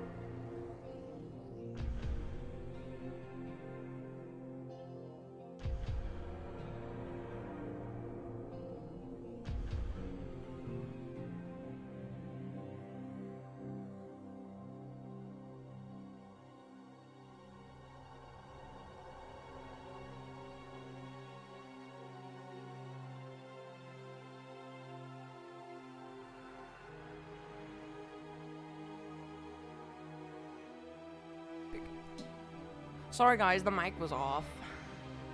Yeah, thank you Dave C. I appreciate that.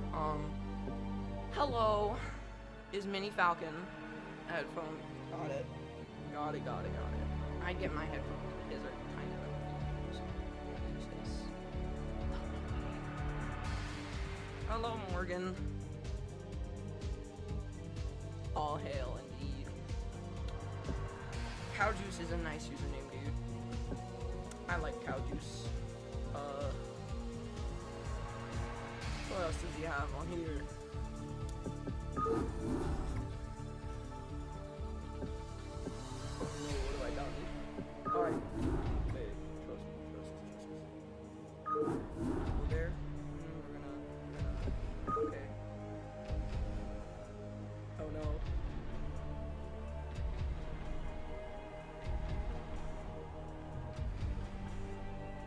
Internet high five.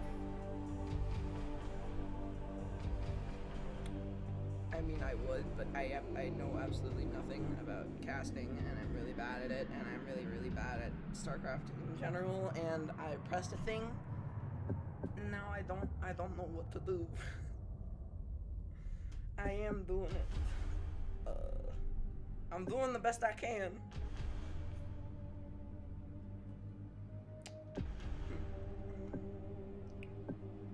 Ports.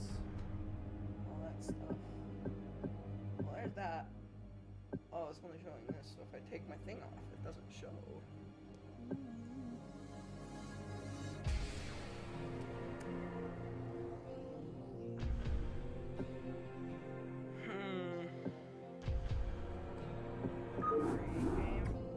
Oh, there it is. I found it. Okay, we're good. We're fine. I made it back. So, one of these, this one is the one you just did.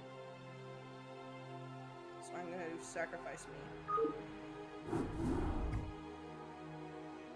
Observers, Falcon. Okay, time to cast the game. I am pressing buttons. Yeah, right. Delete system 32. Dude, I know how to use a computer. I'm not a complete idiot. So we got green and then orange and then ugly olive color, ew, and then bro, did you seriously just tell me to press Control Alt Delete? Do you think I'm that stupid? No. All right, we got blue, pink, olive green, yucky, disgusting. Good color of green, orange, and yellow. Green seems to be instantaneously exploring. So, that's good. So does orange. No one else is doing anything.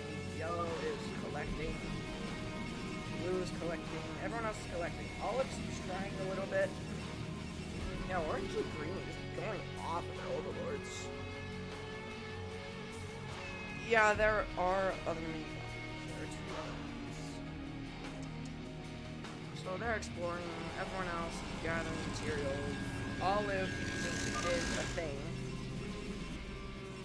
Yellow, I don't know what yellow is doing. Ooh, blue got some fast guys, and then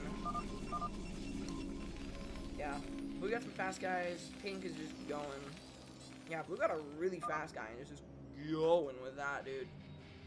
He is schmoving. Hey, I'm casting. I'm doing this game. You can watch. They're all with it, right, guys? He's back, but I'm casting this game. So, blue got a really fast guy. He's moving. Olive green. He's trying his best. Orange and green, normal green, have gone, and they're going right now. So we got this. Yellow's not doing much. Blue's not doing much. Ooh, pink with a really fast guy too. Oh my gosh, blue. Blue, run! Run, blue, run! Alright, and now orange. Orange managed to scout olive, and then green managed to scout yellow, so. Haha, penis club. Haha, you're so funny. Man, zooming. Okay. Blue went all the way up there, found another crystal spot. Blue's expanding really well. Everyone's expanding, honestly, really, really well. I think pink is just waiting for backup right now. Pink already got 5 buildings, 4 up, and then 1 getting up there. Blue, that looks just like a good thing. And then yellow popping the frick off with like, what, 7 now? I like good, Zerg is good. These models are nice. Yeah, I figured that out much. More Zerg. Just fighting. Already did this one, lol. Yeah, but my commentary is better than his, so it's a brand new game. Ooh, that looks like a lot of guys. There's like 5 now. That's a decent amount. Pink setting up an arsenal in the middle. Oh my gosh, yellow also with the arsenal in the middle. That is a lot of zealots. Zealots, right? Yeah, those are zealots. Those are good. Blue trying his best. He's synthesizing a bunch of crap. Oh my gosh. Place your bets now. Everyone is doing pretty good. But yeah, green and orange, the Zerg players, we look to be doing quite well. Heck yeah, Olive chasing crap out of them. Olive chasing pink, yellow, Zerg.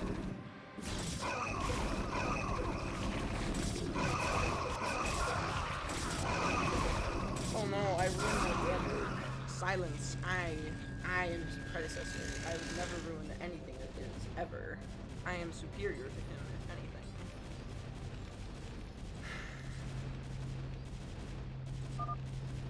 Honestly, if I'm getting paid, I'll honestly cover these games with you. Because somebody here wants stuff. They want rule coverage. There's a lot of stuff, bro. A lot of stuff going on. Okay, yellow is setting up literal, wall? Yeah, they set up literal cannons into their base. And then more cannons?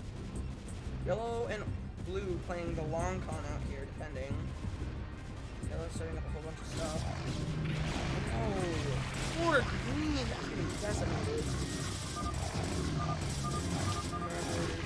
And Friday was eliminated. Oof. Alright, Orange kind of thriving though. They got a whole bunch of overlords, dude. Everyone else is doing really good. These two, both yellow and blue, have defense of a whole lot of cannons. So yellow's open right here, but they also set up a defense right here and then here. So blue and yellow are kind of set right now. Pink's honestly not doing bad because they have like a whole bunch of stuff right here, and they have their own wall set up. So if I had to guess, one of the other first people going down would either be orange or olive. So yeah, by the looks of it, orange is getting a little bit of offense by blue. So yellow. Okay, yellow is attacking the crap out of olive, and so is orange. Oh my gosh, pink going on the attack right now. Going all the way for it, all the frickin' way. Just all those zealots. Zealots, right? Yeah. Yeah, they got a medic and then a bunch of zealots, and they're positioning stuff here. Yellow's out of the base. Yeah, of course. It's older than me. Yeah. My favorite race to play is probably Bird because I like getting questions because that one's easier to understand because my brain is small and this game is too smart for me. Oh, hey, it was teamed. Nice. Okay. He did try to teach me. I kind of get it a little bit. I'm still really, really bad though. I don't need a beard to cast. Too bad. No beard needed. He shaved off his beard a little bit ago, but it's already growing back. So if we're going by that logic, he would have had to stop streaming for a few weeks before he started growing back.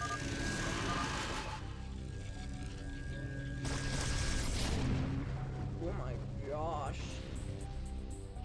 Photon cannons versus oh crap ton of Beetleists.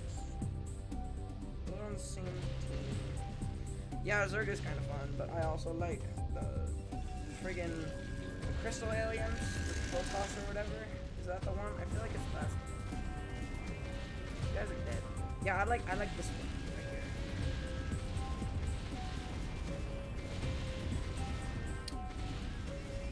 I'm not nervous. That's just what I do all the time. A beard is not required. You know, it is required. A brain larger than the size of a peanut. Which I somewhat qualify for. Closer to the mic. Okay, yeah, that would probably be a good thing. I'd take you guys to see my gaming setup, but man's webcam is kind of small, though. Go, Zerg Guardians. Take out the siege tanks. Go. Go, get the Protoss. Yeah, I like that. We got the Parahumans. Crystal aliens. Yes, they're crystal aliens. Do you have a problem with my terminology? Do you have a problem with that? That's it. Time's up. No, it's not over though. Oh, it is over. Yay! Alright guys, bye. I hope you had a good time with Mini Falcon casting. I might cast another game if he has another bathroom break and lets me. But it just depends. So bye. Here you go. That was fun.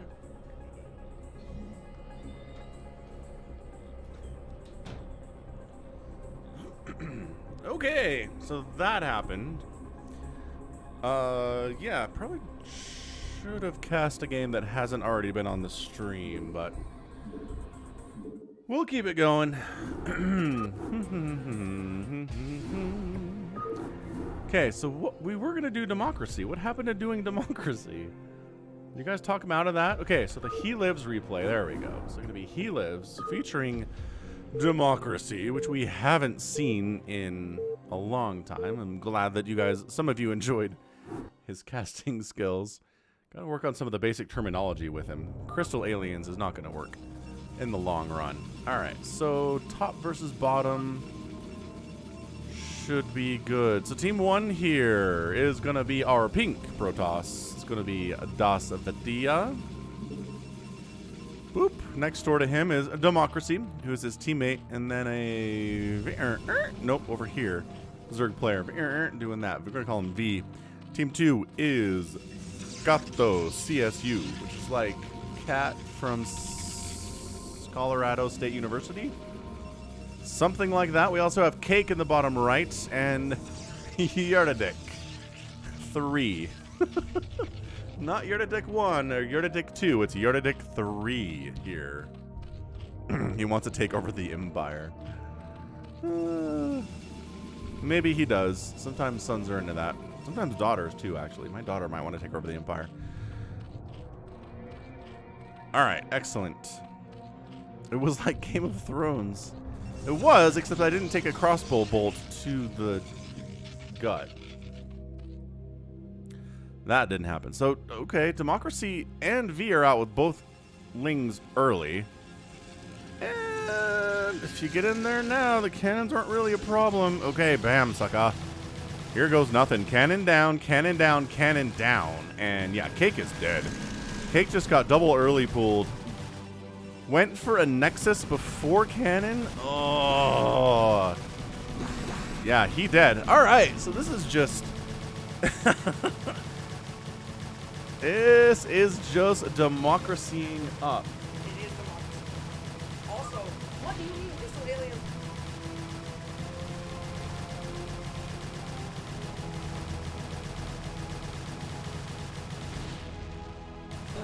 Yeah, so main Nexus down, secondary Nexus taking some hits here too. I mean, the only hope for Team Yuridic and Gato here are counterattacking on the Zergs that don't have anything. There's one sunken up from V, yeah.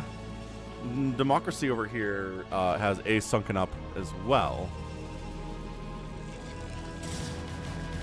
Zealot kind of chasing away, but I mean... Or you could just kill him, V. Alright, so can he come back from the dead? He's got one probe, but no Nexuses remaining, so no. He cannot come back from the dead. When it says he lives, they're not talking about Cake here. Yeah, the Colorado State, they're the Rams, correct. They were part of the WAC for a while, then part of the Mountain West Conference. I think they're still in the Mountain West Conference in college football. But Ling's trying to do a little sneak-a-by. Will any of them survive? The answer is... No! No Lings survive the run-by attempt here from V. All right, V, what are we doing? More hatcheries? Good. Always more hatcheries is good. You're very, very vulnerable to attack here, though. This is what I'm talking about.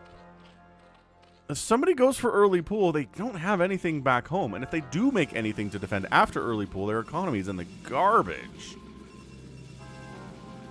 Ah, it's all tricky. It's all tricky, the balance here. All right, so,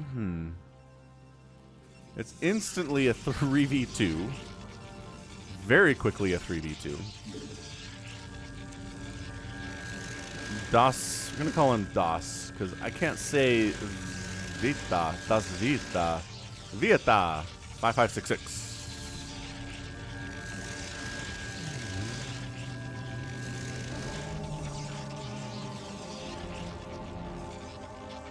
Democracy doing Zerky Zerg things as per usual. Zal's a big fan of calling them crystal aliens. All right.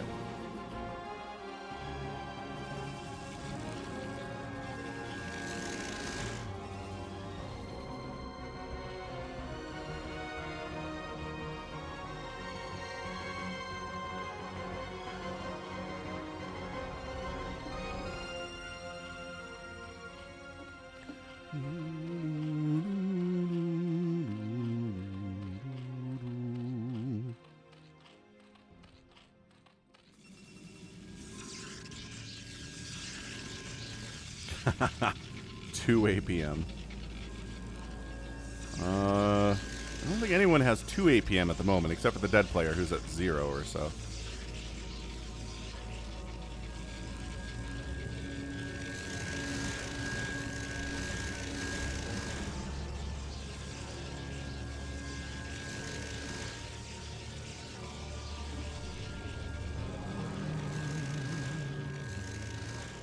Yeah, some gas setups on fastest are better than others, Zal. Like, this setup I'm not a huge fan of, but when they have them along the far walls, it feels better. Bunch of hiders out here from Democracy. Got a bunch of hatches ready to go. He's got 61 total workers. He's recovered well from his early Ling pressure for sure. Then V's got his own hiders out as well. So V and Democracy on the exact same page, exact same strats. They're going to try to take down Uridic down here, who is not playing particularly well. Who didn't go for early Lings, but probably spent too much money on early Sunkens that didn't help him at all. And then Uridic taps out. All right, so bam. 2 players down pretty quickly, first 10 minutes of the match. Got some cannons out from DOS, and let's just go see what's going on at Gato CSU here. Gato, Colorado State University, the Rams. Not the cats of any kind. Rams are not cats. Without any splash damage, yeah, this is not happening. This is just Democracy straight up with the power of early Ling Rush into Mass Hydra. Democracy and V just crushing. Wow. Okay, that was maybe not safe for work. It was such a shellacking there. I mean, everybody died. Uridic, Cake, Gato, not even close. 31, 28, and 58 APM respectively may be indicative of what we're dealing with here. I mean, Democracy only played at 68 APM himself, so APM's not everything. But, yep, that was just a steamroll game without question. Okay, so somebody in chat was telling me there was a 3v2 that they sent me. But there's a lot of 3v3s in here. Oh, maybe it's 3v2 from the start? 3v3, 3v3, 3v3, 4v4. 3v3, 3v3, 3v3, 3v3. Okay. We have way too many replays today. This is nuts. I want to do the 4v4. We don't get enough 4v4s. It's only 11 minutes long. Let's just bust it out. Thanks everyone for hanging out. Thanks for bearing with the Falcon Jr. cast. We didn't arrange that. I just got up to get some more Coke Zero and he jumped on, so. Bonk, bonk. Bonk, bonk. How did you do that? Jay, through the power of time travel. The time machine. Alright, so team 1 here on this 4v4 is going to be 3-4-2-4-3. His teammate down bottom right is Neo. We also have Migui. Sure, Migui. Oh, hey, check it out. It's SemiZoo007. He's in chat. He's here. I emailed you. It's called Got Another Replay in your email. What's the replay name, Kevin? I need to know. Team 2 is Smicket. We also have Makaji. We have Mortician and Stoffson. 4v4 shenanigans in a fastest map. Again, not a super longer one. So someone's got to die pretty fast here, I feel like. Hey, 007, put your probes on. Do it. Do it. Put your probes on. What was that? You're the one who told him to cast? 3-4-2-4-3 scouts. Mortician says he's got a fast pool. No, he doesn't scout Mortician says that. He scout. Oh, put your guys on minerals. Put your guys on minerals. Is this replay broken? How many people are not putting their probes and workers on minerals today? Dude, seriously. This replay appears to be all broken. Yeah, there's no way. There's no way this player has 60 APM and hasn't made a pylon yet.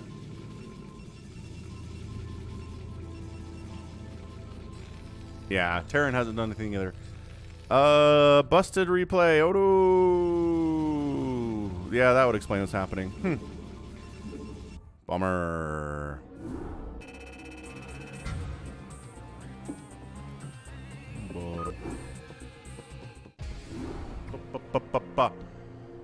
He's 14. I haven't forced him to train in StarCraft like a Korean because that's not what kind of parent I am, mostly.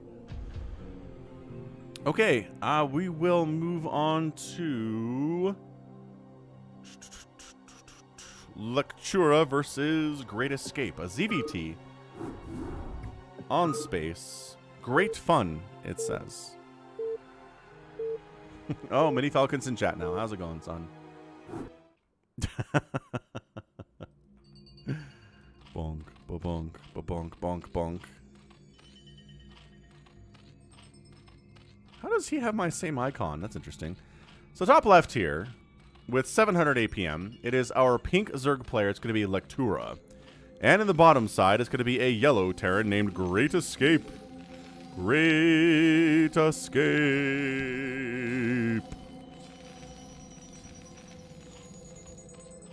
So ZVT in it here in a fastest map. Once again, the setups for the gases are terrible.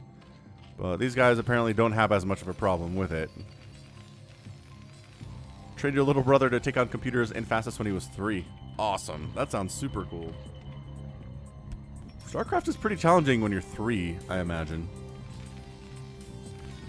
Couple barracks opening. That makes a lot of sense. You can pretty much do that the whole game if you want. There's a lot of barracks here. It's only a Zerg player to deal with. No Protoss to get nasty storms or Reavers up in your face. Just Lurkers to deal with. You got science vessels for those. You stole it off Google. Get your own icon. You can't have my icon.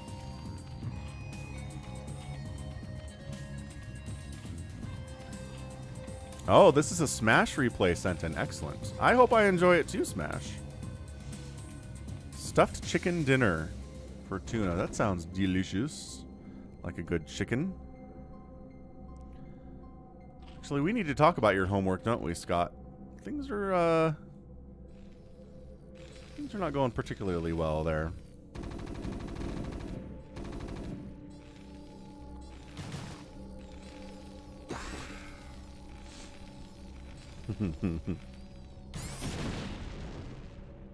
Trying to set up some kind of a proxy racks up there, but I mean, we're choked off. We got Sunkens.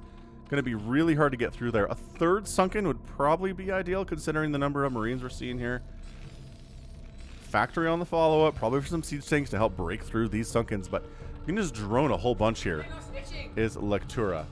Okay, no snitching. Lair coming in, probably going to go for that Lurker play as the Hydro looks down. There we go. Lurker gets started now. Trying to just kind of walk through, which... it works in that 3 Marines made it inside the house. That's not really enough to wreck, though.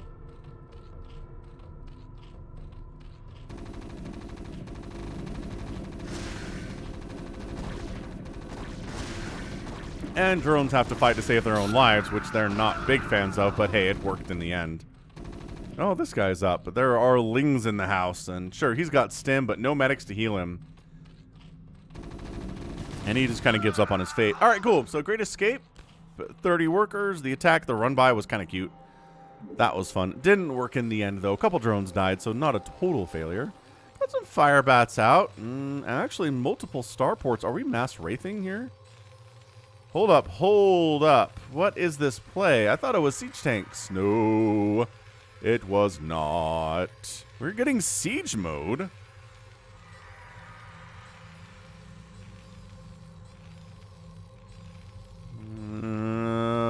Drop ships. Double starport drop ships. Like, if you're just going to set up at your choke there and your main's entirely undefended, we'll just bring some tanks over here, some vultures over here, some marines. See if you can stay alive long enough for that to happen. Jump in and... oh, nice snipe on that Lurker. Beautiful micro.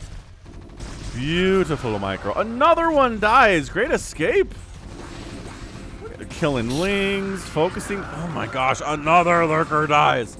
Great Escape is playing so well all of a sudden. I thought maybe he was in a tough spot, but he just his micro on these Lurkers is perfection. Agreed. If he got fire bats through that Sunken setup, it would have been a lot better for him. But hey, didn't have fire bats yet. Is he going Hive? Wow, 7-minute Hive. Loving that. So there's some Valks, but there aren't any There are no mutas to worry about. If you're trying to kill overlords, sure, but there's hydras around, so I don't know that Valk is the right choice here. I mean, this overlord is probably going to die anyway. Hey, Toma. Happy Sunday. Glad you could make it to the stream.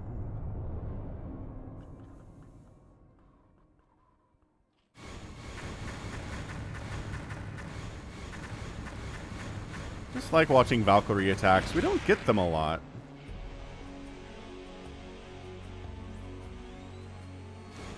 Get them. Get the overlords. Hey, what's up, love?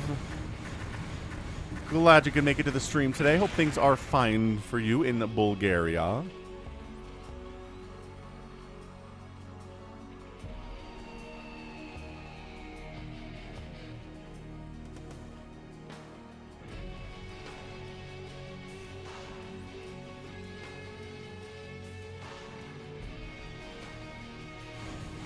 I mean, the hiders aren't doing much to keep these overlords alive. I'm really, like, upset about that. Come on.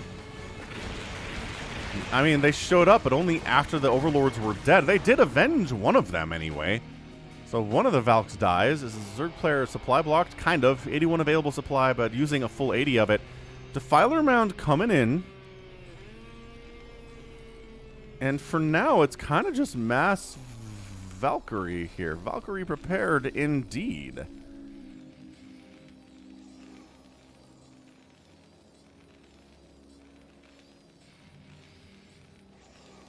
He flipped the profile pic. Aki? Seriously. Creative. What is the replay? You tell me what the name of the replay is. We can get some work done.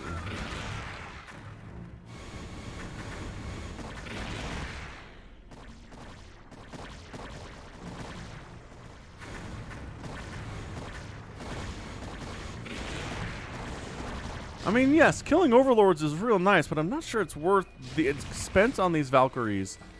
And if they die, especially.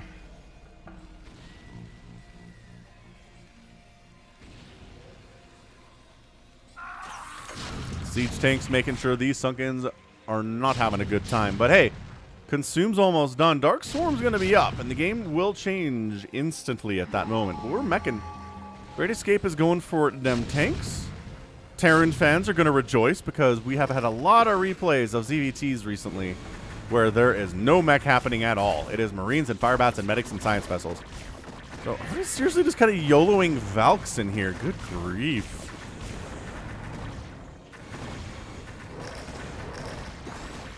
Creative, if you can resend it like now, we can get it done today, but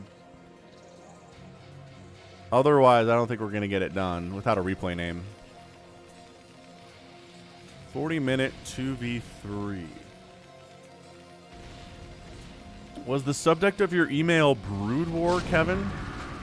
Because if it wasn't Brood War, I probably didn't see it.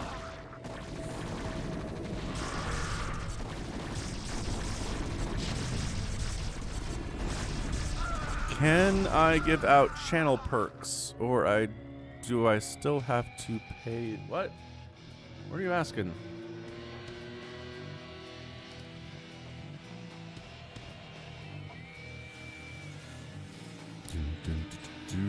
What are these all about? Engineering bays. Sure, why not? We don't know where it is. Sorry. Dark Swarm Lurker is up. He doesn't know what the name of it is.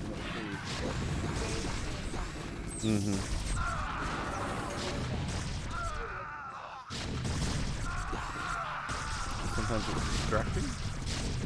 Alright, man. Dark Swarm again changes everything here. Lings jumping right on top of tanks kind of changes everything, too. Going for speed for Zerglings at 12 minutes is cool. Also, Adrenal Glands would be awesome if you're going to make Lings here. Lurkers burrowing just in the gap between the Dark Swarms. Not the greatest control there from Lectura. Ooh, we got 100 likes. Nice. Good job, everyone. Thanks for the likes.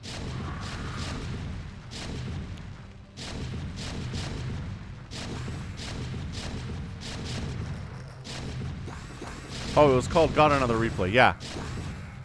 Let's see if I can dig it out, Kevin.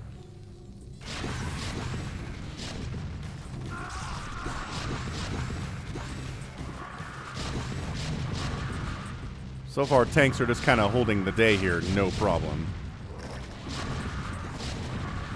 I see it now, Kevin. But yeah, it was called... If the subject is Brood War, it goes a lot better for your replays making it into the folder. Okay, I got it now, Kevin, so don't worry about resending that one. We get to see your Patreon cast if you're members of the YouTube. No. Unfortunately, that doesn't work. I could...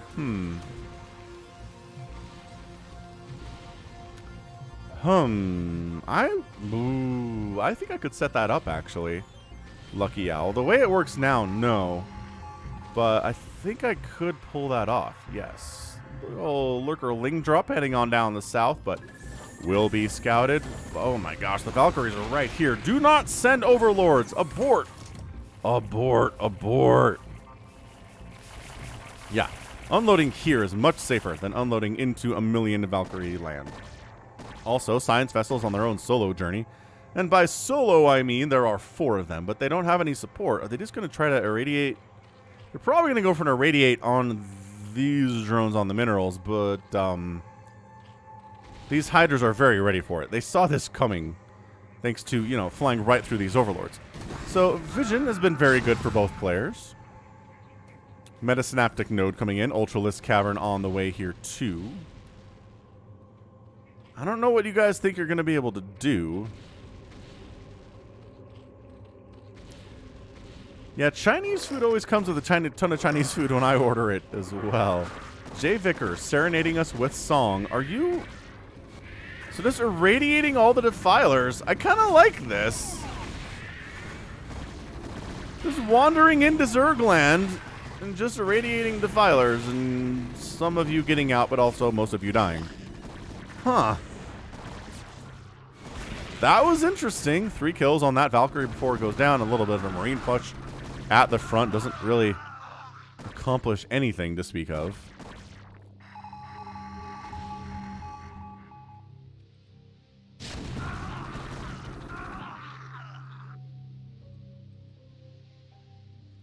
So Great Escapes at 166 supply. Lectura's at 177. Feeling pretty good about himself.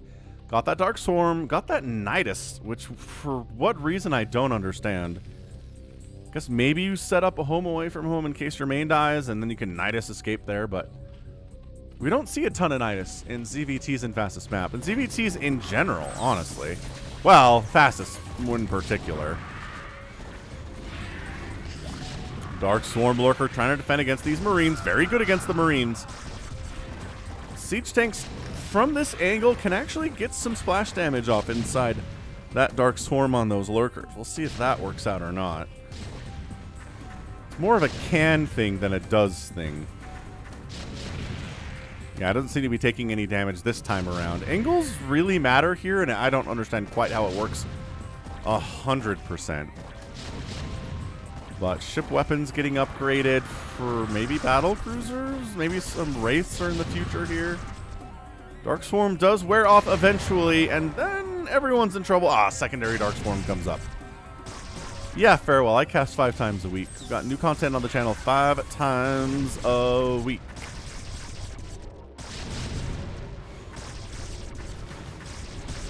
Lings still don't have Adrenal because for whatever reason Lectura's not interested in that upgrade today. He's getting Chitinous plating for his Ultras though, but seriously, Adrenal is, I think, more important than Chitinous plating in this game just because the tanks are doing so much damage, the extra armor doesn't help much anyway. Not in real terms. Alright, creative. Sounds good.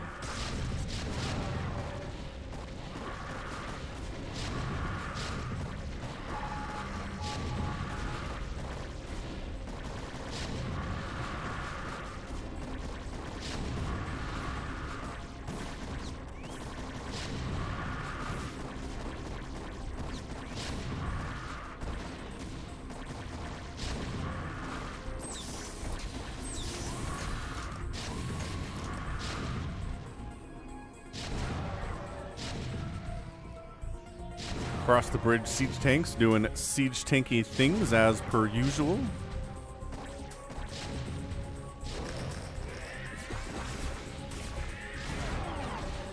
The irradiate consistency here has been really good from Great Escape. He's just, poor Lord, it's just a death sentence for the lurkers. Dark Swarm gets tossed down, might as well.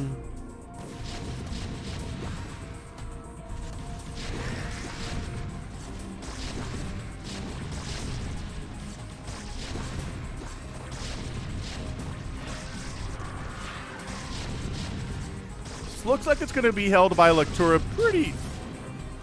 fairly simply.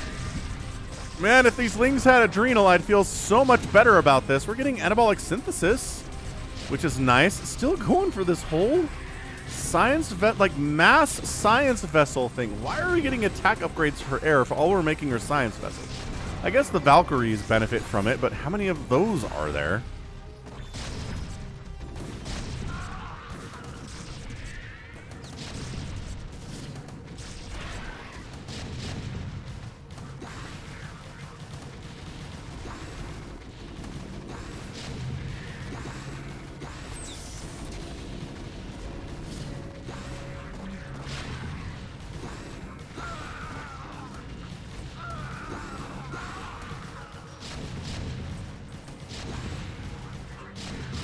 Come on, Zerglings. I like this 7 Ultralisk play with speed and Chitinous plating. It's fantastic, but holy smokes, Adrenal would be so good. Also, this is not going all that well for the Zerg player. If you have tanks outside your front door, science vessels all outside your front door, breaking through it eventually gets very difficult. And I'm not sure Adrenal Gland Lings are 100% one way to do it. Of course, those don't exist, though. And then we're just going to wander in. Are we Boxer maneuvering? The science vessels are tossing down some irradiates, but not really going after the economy all that much. Very weird science vessel play. Huh. So I thought for sure he'd irradiate one of these drones. He'd Boxer maneuver these drones over here, but nope. Zerg player still has 78 workers. He's just more interested in killing overlords and defilers, I guess. I mean, killing defilers is great.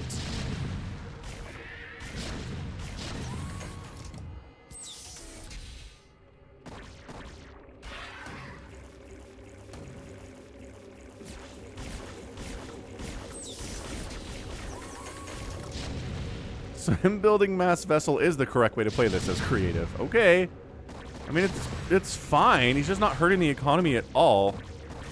And if you're going to win a fastest map without hurting the economy, it's just a lot more work, I guess.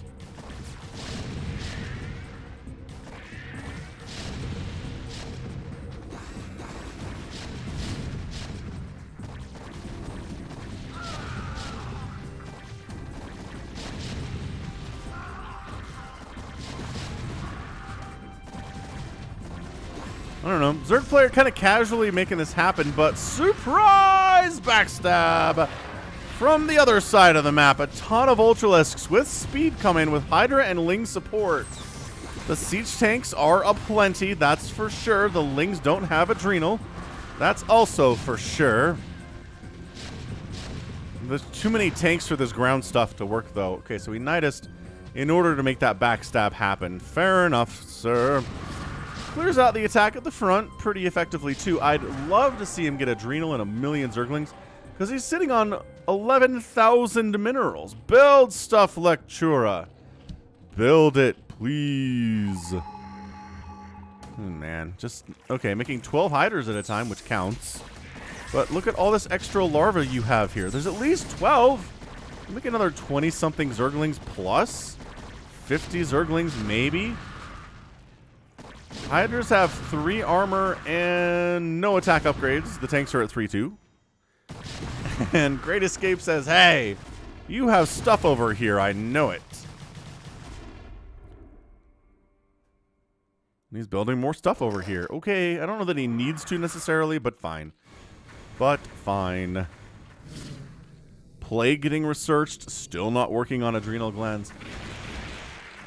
See, this makes sense. You come in, you clear out the overlords, and the science vessel irradiates one of these drones. But it's almost like the science vessel's here to protect the Valkyries rather than the other way around. I don't understand what the strategy is here.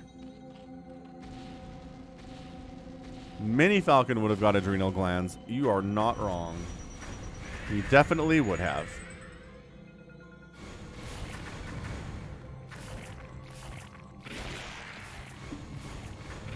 And I do love the extra hatcheries like Churros popping up. And he is supply blocked into the ground at this point. 126 available supply. And his opponent's maxed out. So that's really bad.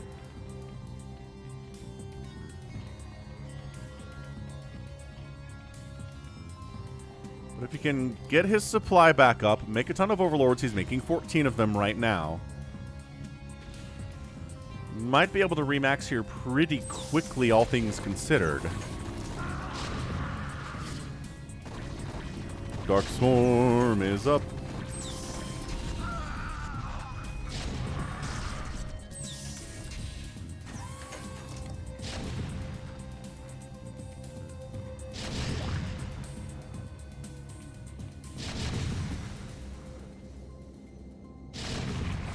Nibs would have dropped and ended it. Air upgrades are +2 for the Valkyries. 17 Ultralisks are in production. Which, I love Ultras, don't get me wrong. I love Ultralisks, but when there are this many siege tanks out, they really struggle. Especially if the Nidus just got killed. Man, Adrenal Gland, my kingdom for Adrenal here today. How's it going to Lawrence Chavez Fernandez? Longtime member of the channel.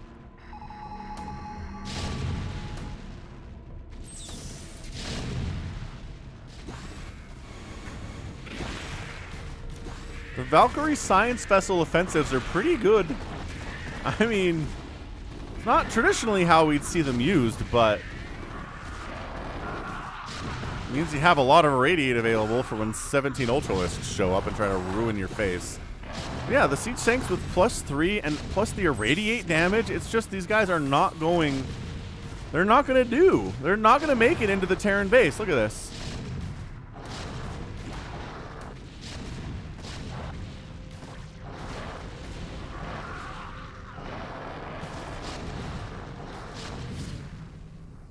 I mean, Dark Swarm is nice, but then they just run out of the Dark Swarm and instantly die. Defilers get a nice Plague down, maybe. They wander in and die. So, look, Shura not controlling this all that well today.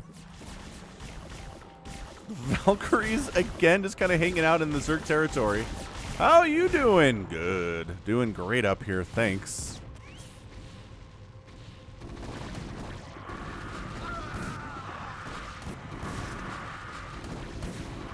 +1 attack is done for the Hydras, which is fine.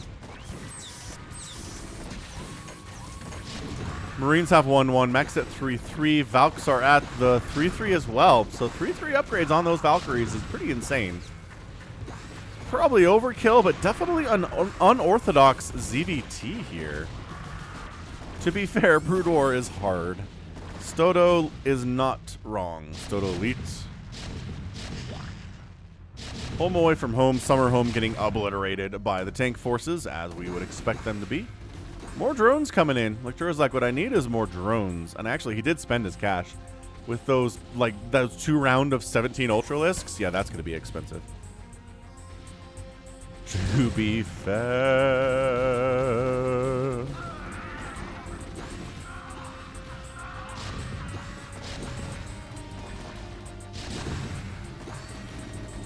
This push feels moderately game-endy.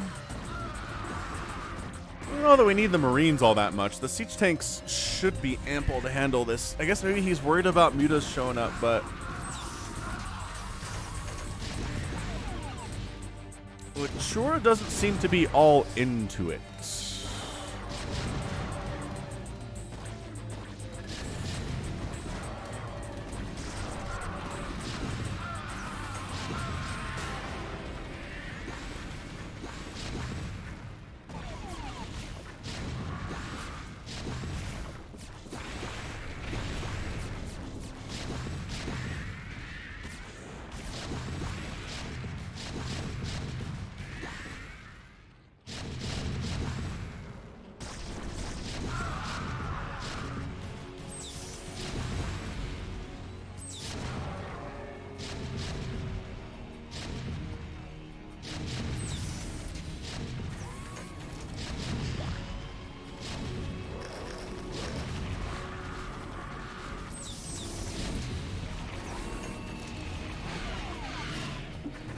Scourge trying to make connections. No, not really.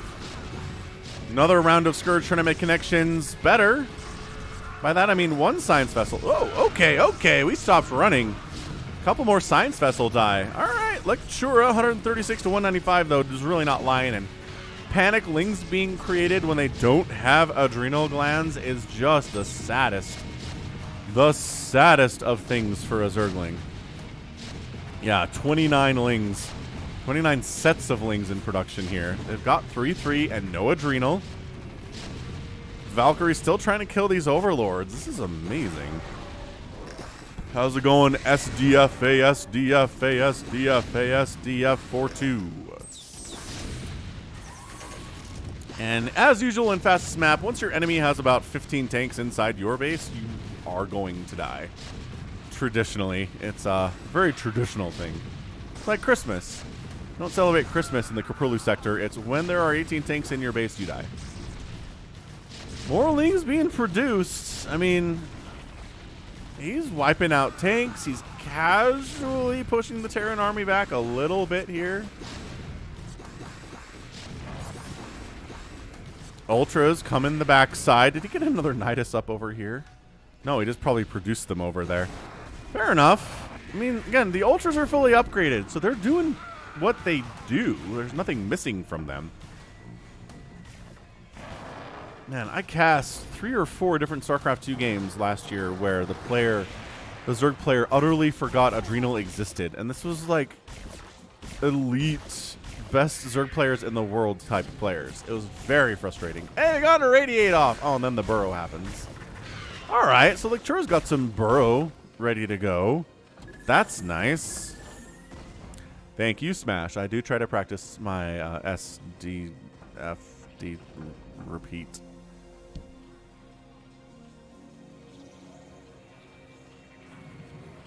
Another hunting party of Valkyries and Science Vessels because the anti-air is non-existent here. There's a handful of Scourge up here, and by that I mean there are 2. There are 2 Scourge up here. Money's telling the story here. Lectura making a bunch of cash, but spending it as much as he can and still not really able to max out at all. Another irradiate up on those drones. Worker count is down to 66. 65 now.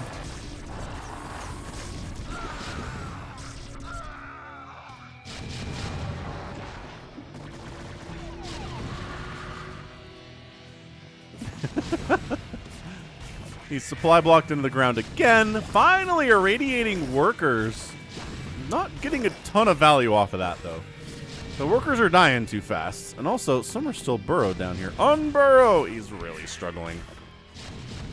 He's really struggling a lot. I think this is one critter that Smash sent in.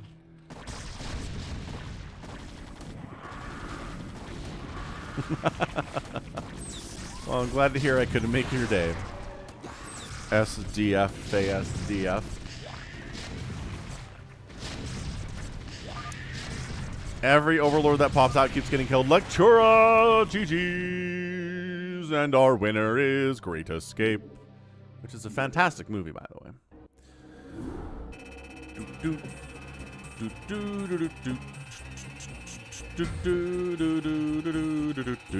Too close. Way too close, Zerg player. Can't just have the exact same spending as your meching opponent.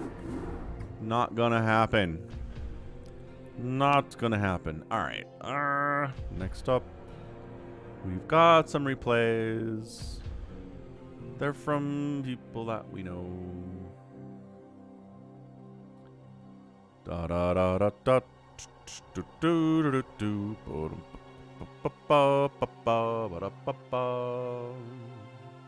It's gonna be a 40-minute 2v3 featuring Mr. Mike.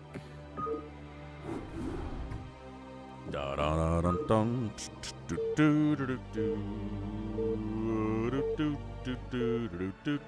All right, enough Great Escape music.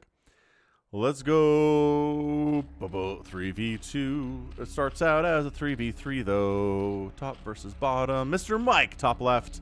We've got Aki in this game. Aki32 is playing Protoss. She was hiding her skills. Seth doesn't like Brood War, honestly. Bottom left, we got I don't know, mustard-colored Terran. It is Barcode. Team 2, represented by 2 Pure. We also have Dream Masna and 52737435916. How's it going, Anthony Stabile? Long-time supporter of the channel, Anthony. Thank you for your super chat. Very generous. €2 indeed. Thanks for the conversion, Toycop. Mike is the only Mike, he says. The only D-Gen, says Morgan. Might have been. Might be. Protoss doing Protossy things. Zerg doing Zergy things. Terran is really the only interesting thing for opening in fastest maps, and this is going to be a barracks opening. Okay. Could be FAC opening, but you know, there's your choice. This is Earlylings out of Dream Masna.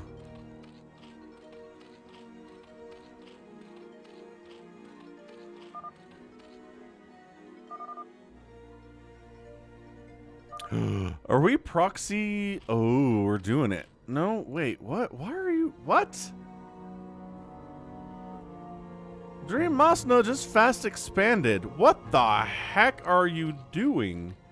And then 2 Marines show up and murder him for his insanity. No, seriously, what the crap, man? Aki is not pleased about this. Noob, yeah, the fast expand in a fastest map. What in the name? What in the name of all that is, Zergy?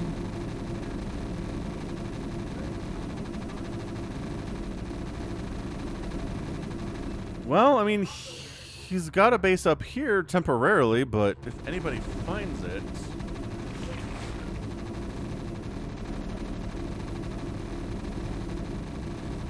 So, I mean, Dream should be dead, but also, whatever. Mr. Mike's getting hit by a million zealots, which you should expect if you're a Zerg player playing against a Protoss in fastest map.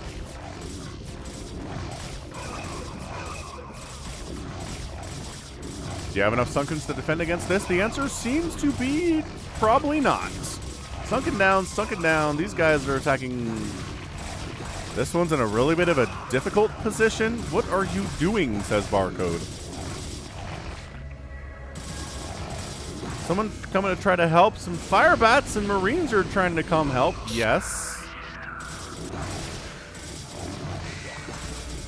Bot time with the Sunkens. His Hydralisk Den is going to die. These hatcheries are in a lot of problem, too.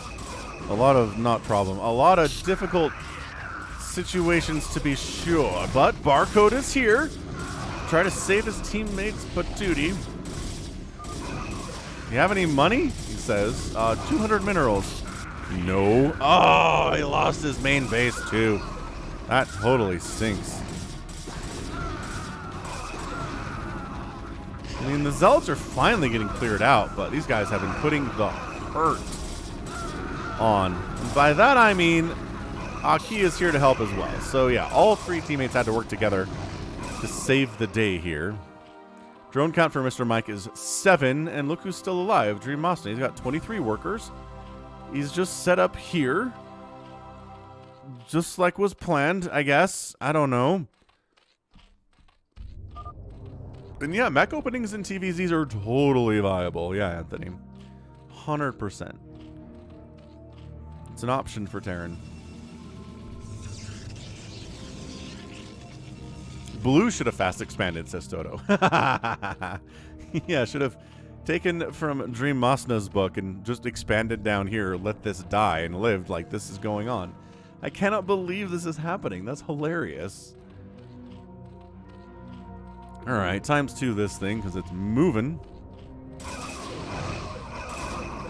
Bit of a zealot push into some fire bats. Friendly fire splash is an issue, though. If you're going to defend with fire bats, if there's enemy or friendly zealots around, they will take that splash damage and they will die. So you got to be super, super careful with any splash damage in team situations in StarCraft.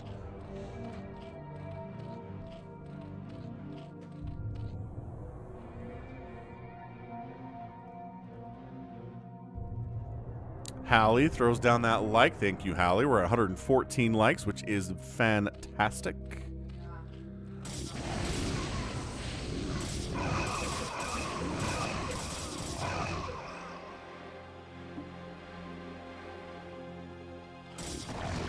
Another huge Zealot attack coming in from 527, and poor Mr. Mike was just getting back on his feet. But guess who's here to help him? Back from the dead.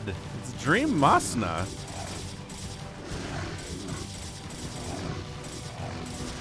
Is that enough to save him? Mr. Mike's back down to 3 drones. Wait. Oh, wait, what? Oh, never mind. They're on different teams. Dream Masna's here to help kill him, which seems entirely unnecessary, and it reveals that he's still alive to the enemy. I'm not sure that was a great choice.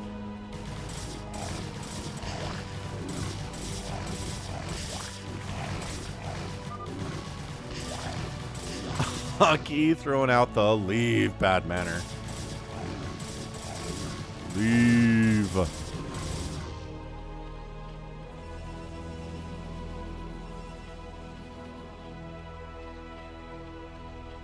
Jay Vickers is very happy to be the 101st like in this match. Okay, so, So now it is officially, well, Mr. Mike is alive. I don't know. I guess this is him.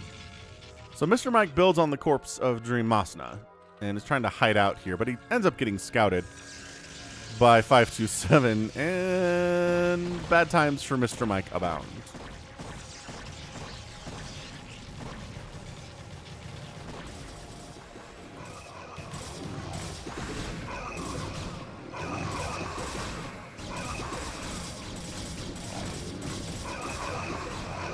Coming in to try to save Mr. Mike is Aki, but I think it might just be too late. Mr. Mike is just going to get eliminated here. I mean, unless... Is this him too? Is this him too? It's just...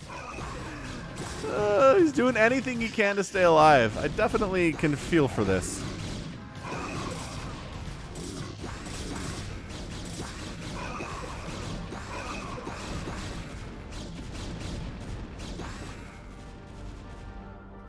.527's like, are you seriously trying to rebuild here?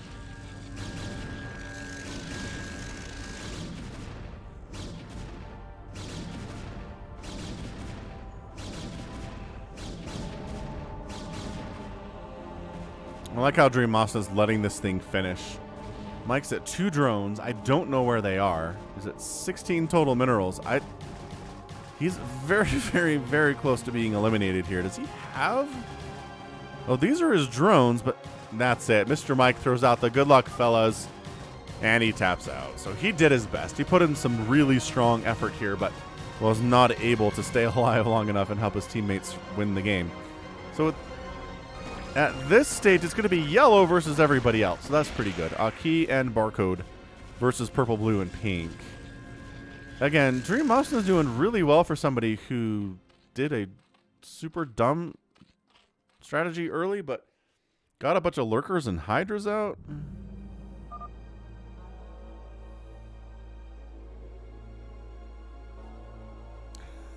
Aki's got a lot of aggression here today. Go, dude. I'm gonna drop, he says. I got some drop ships here. I'm feeling pressured by my teammate to drop.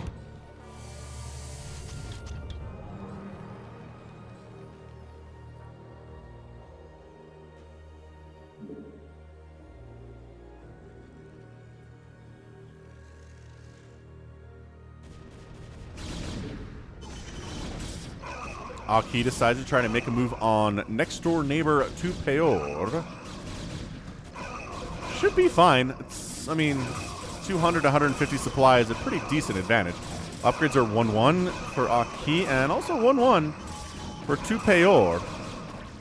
So similar upgrades, which is nice. Dream Masna is here to assist his teammate, though. Teammates are good to have in these games.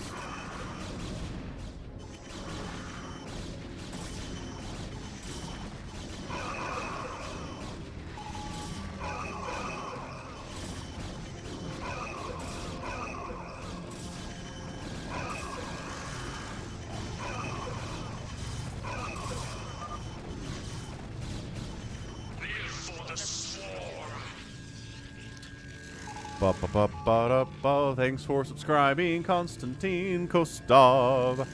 So the attack is held. Did he just drop? There we go. Beautiful drop there. Ends up taking, dang, Dream Masna down to 8 drones after that. 15 kills, 16 kills, 9 kills on these tanks. Man, nothing was attacking them, so I thought he was dropping in a teammate's base, but nope. The Cinnamon I have is a replicant. I mean, if I can't tell the difference, does it really matter, Makwa Bear? Does it really matter?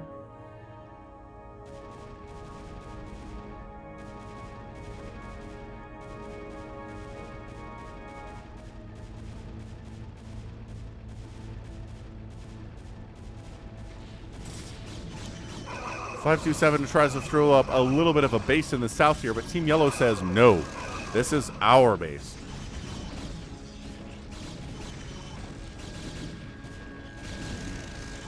We own the south. You can't get on in. Mr. Mike, again, gone.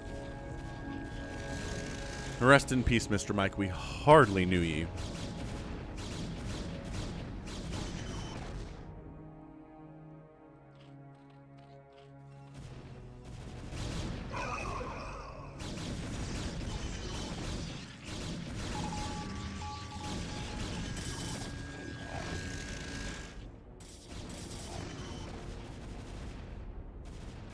Hey, drone count's back up to 30 for Dream Masna.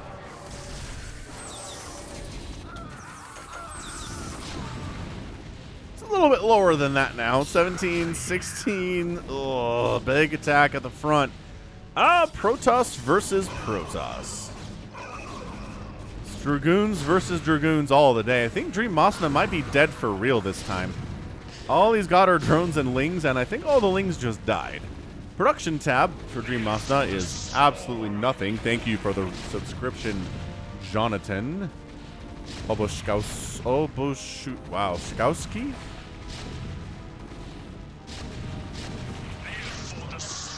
And Peter Ariston. Appreciate the subs.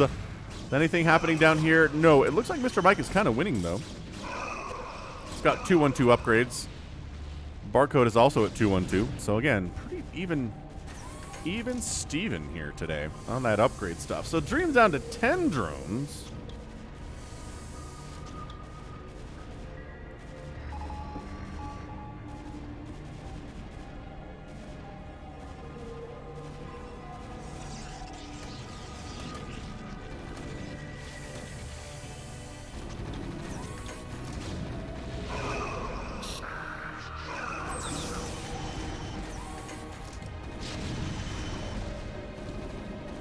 Crystal Alien versus Crystal Alien. There you go, Zal.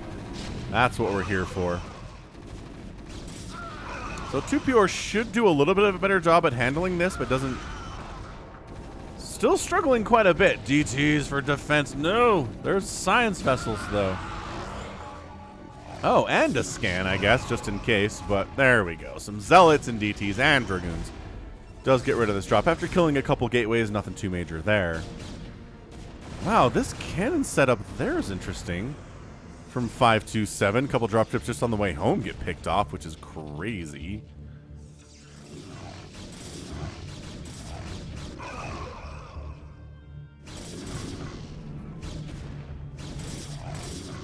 Got some Dark Archons out. I don't know if we researched mind control, but we definitely researched Dark Argus Talisman for increased energy, or I thought we did. It is only 200, though. It should be 250 if that's the case. So maybe not. More Protoss on Protoss action. And 2PR, 163 supply. Barcode's at 200, though. 222 upgrades versus a full 222 upgrades. So they are mirroring each other amazingly well.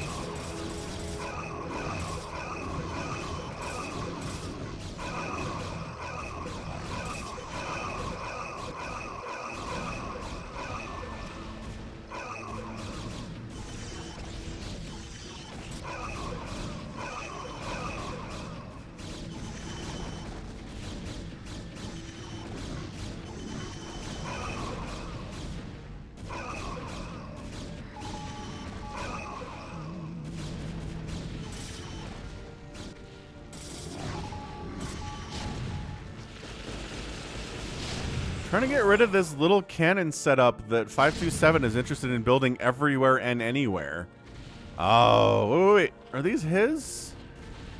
No, they're not his. Nobody is over 200 supply yet. Okay, I'm going to keep an eye on that, though, because I feel like mind control is going to get researched any minute.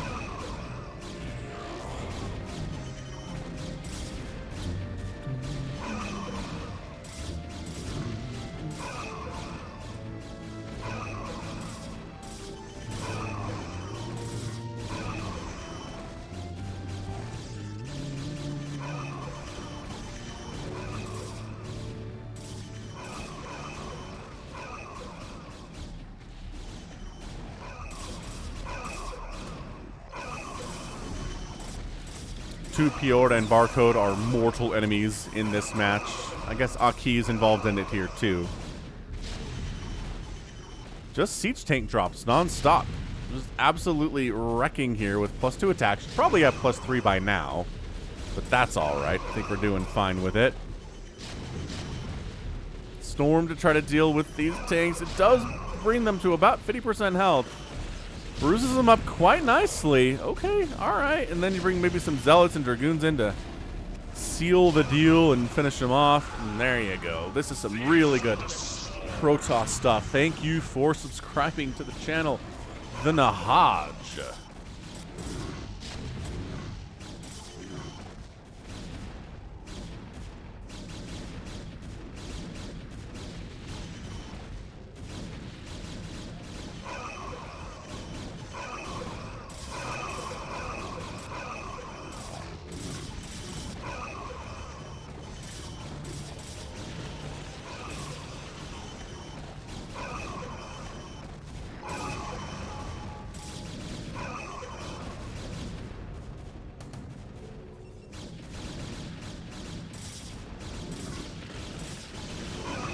Storm defense is always going to be good. Dream Masno is back up to 44 workers and has recovered from some pretty serious economic hits at least twice in this game.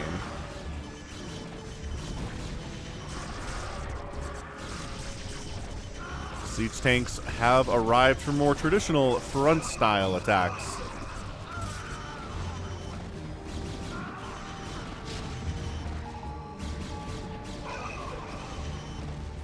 Also trying to clear out some of these cannons along the left side.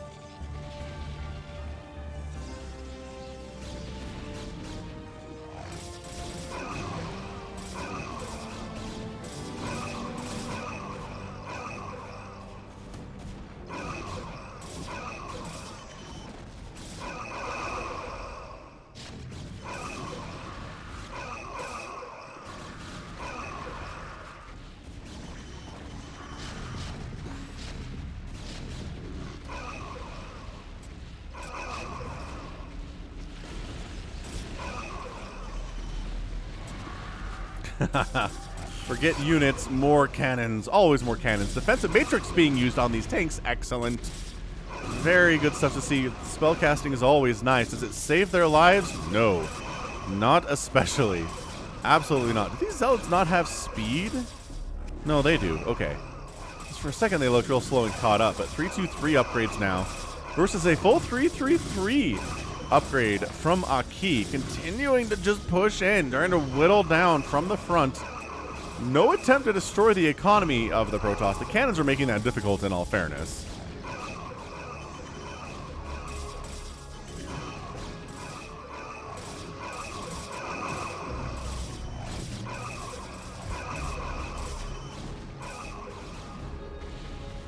Yeah, attacking into an entrenched Terran tank position, even with Zealots, is just going to be difficult. You're in a choke. You can't get that concave and full surround you would normally want.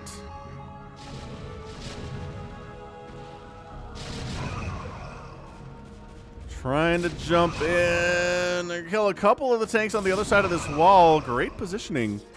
Yeah, nobody's going carrier. Have we seen carriers today once? I don't think we've seen carriers today a single time. That's crazy.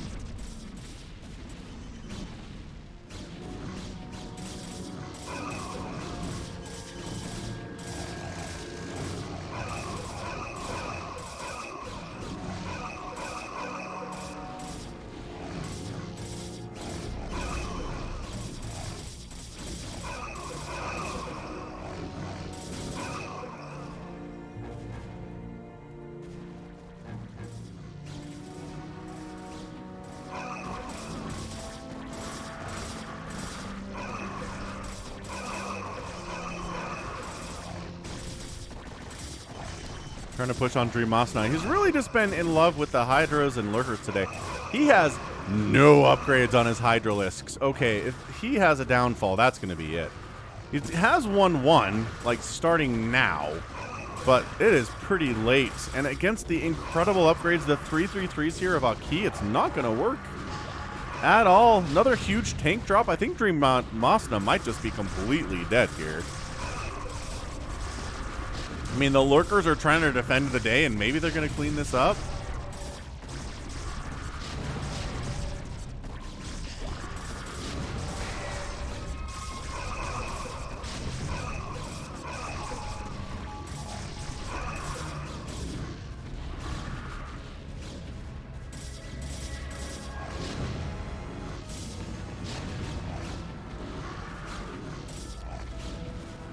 Masna, 49 drones. Most of his economy seems to be in the top left, which I'm not sure that our team south is aware of right now. Oh, he did mind control. 527.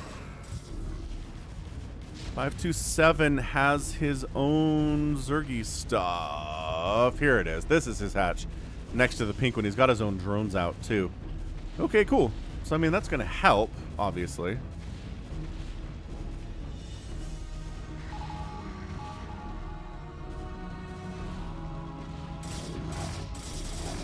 Other side of the wall, siege tanks are consistently just being chased today.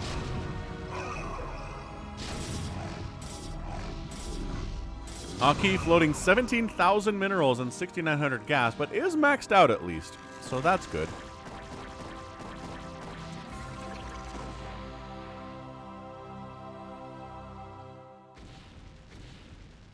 Another big drop heading up left. Creative is not a big fan of this drop stuff from the Terran. It's taking up too much of his army supply and drop ship, which I can understand that concern. I get that. Zerg doesn't have that concern, and Protoss doesn't either if you're recalling.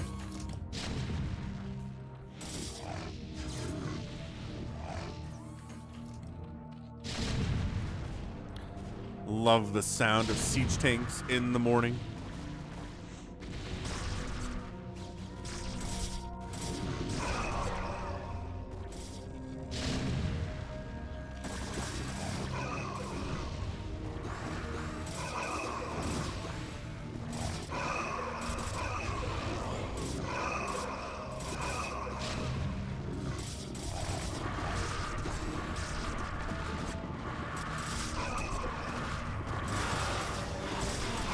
Muta's out. They're going to have 0 upgrades as well here. Dream Masna's had a really hard time just being able to stabilize today. I mean, a lot of it was due to their terrible, terrible opening, so I totally understand that, but... Oh, we brought Goliaths along. I thought these were just siege tanks. Oh, yeah. 3/3 Goliaths versus 0 upgrade Mutas are going to have a really, really tough time.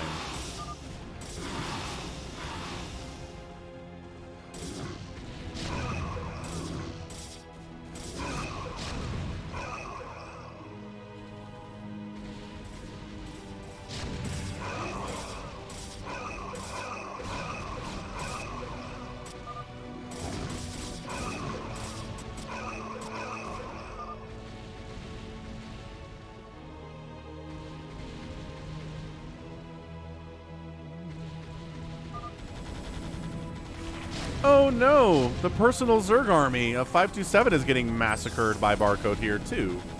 That's not good. Yeah, Dream Masna, if he's not getting incredible upgrades for his units, he's just gonna get melted by the enemy mech and the enemy Protoss with their 3/3 upgrades. End of discussion.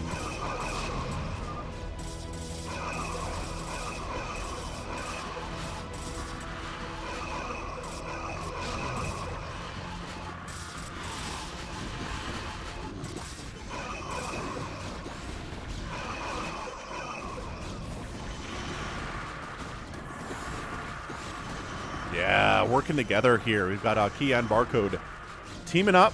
A mass DT defense has arrived from Tupeor, however, which is hilarious, but a little bit difficult to deal with. There are science vessels, so detection's not an issue.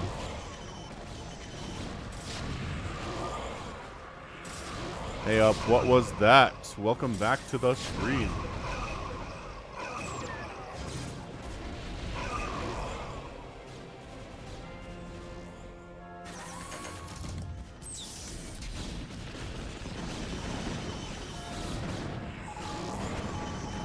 Reavers from 527 here to defend Dream Masna. Getting some nice hits off on siege tanks, which is not something you can guarantee get.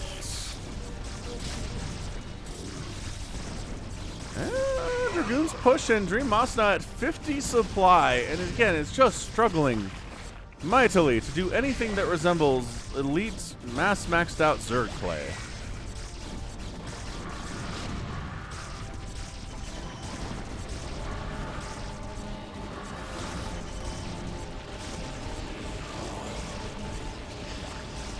Trying to storm defend here. This might be the end of Dream Masna, though. I mean, he's been in 3 different locations today, and this third one dying might just be it. The lurkers are getting some free hits off, because for whatever reason, the science vessel is not involved. There you go. Brings the science vessel up. These lurkers do get removed. Trying to bring in defensive High Templar to storm. These drones are trying to escape from Dream Masna. None of them are really going to make it out, though. I don't know if they're attacking these tanks or what, but they're dead now. I thought they were going to try to run.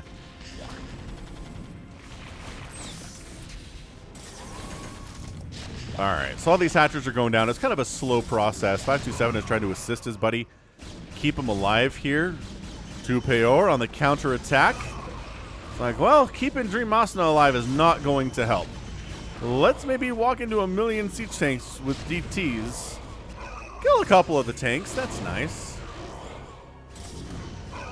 Jinxed Forever would be a Dark Templar if you had to choose a unit to be, because maybe you could DT rush and win. And be alive at the end of the game. That would be super nice.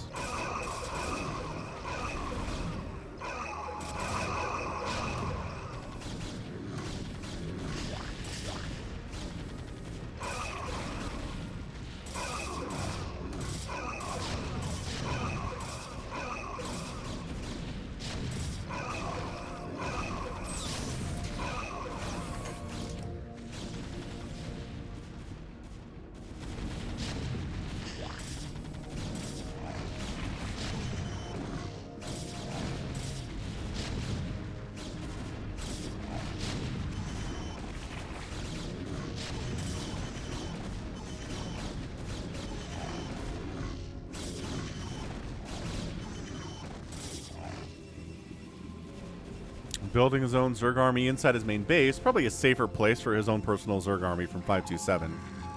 But yeah, Dream Masna is dead. So Mr. Mike and Dream Masna are out. 2 Zerg players dead. What we have left are a bunch of Protoss and Terran, which is sometimes how it works out in fastest map.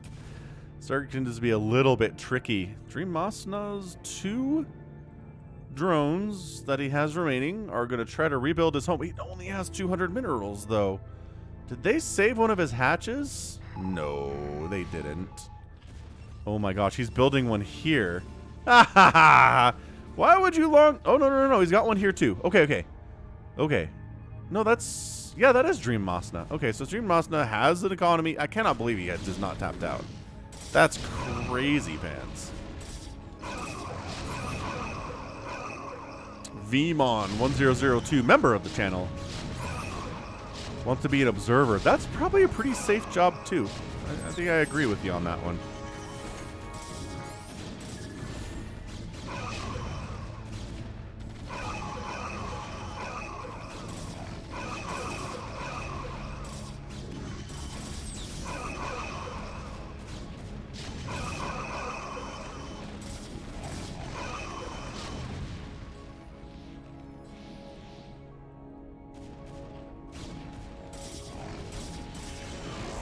Aquabear chooses to be an Archon. Just hope there isn't any EMP around, I guess.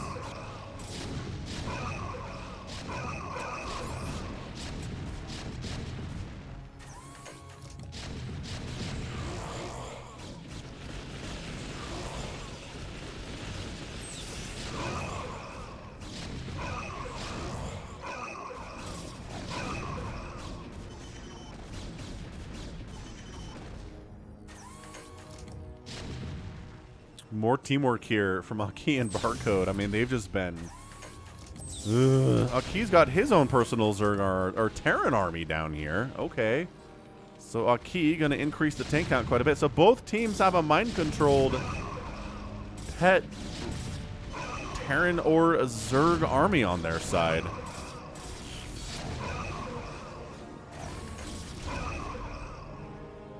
Professional snitch. That's what an observer is. Yes. 100% yes. Hey, what's up? Mac 11 Canned Ham. Happy Sunday. Welcome to the stream.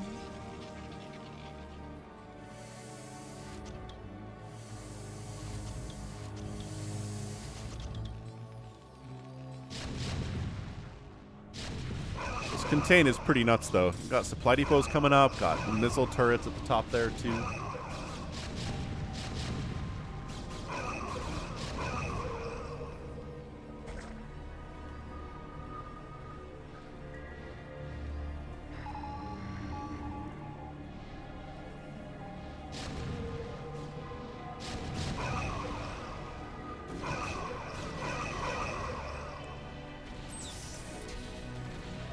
Dream Masna dying again? He certainly is. Getting super dropped in his face. 2 PRs trying to stop this from happening with Reavers and Dragoons, and should be able to save a bunch of this stuff here. So good teammate. Good teammate for sure. Drones coming back to work after getting absolutely terrified. I cannot believe that Dream Masna is still here. After that opening, he's still around. That's insane.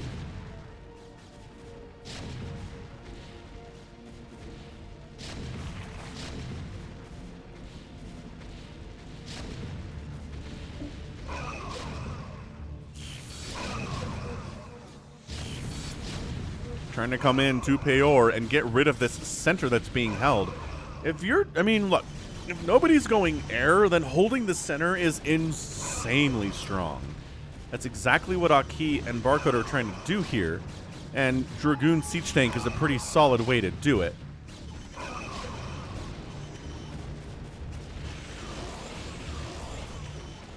Got a little stasis up. Got a defensive matrix stasis tank here. That's kind of fun. Barcode, show me the money. 74,000 minerals and 18,000 gas for Barcode. Aki's up to 300 supply now. So Aki making Goliaths and siege tanks here. They don't have any upgrades yet, but working on them. 1-1 is coming in. So suddenly you're, instead of dealing with a 400 combined army, it is a 500 supply combined army right now for Aki and Barcode. And they're just taking center, massing up. And slow pushing here. I mean, I guess maybe you go after 527 first, because he's going to get his own Zerg army if you don't. He's working on it.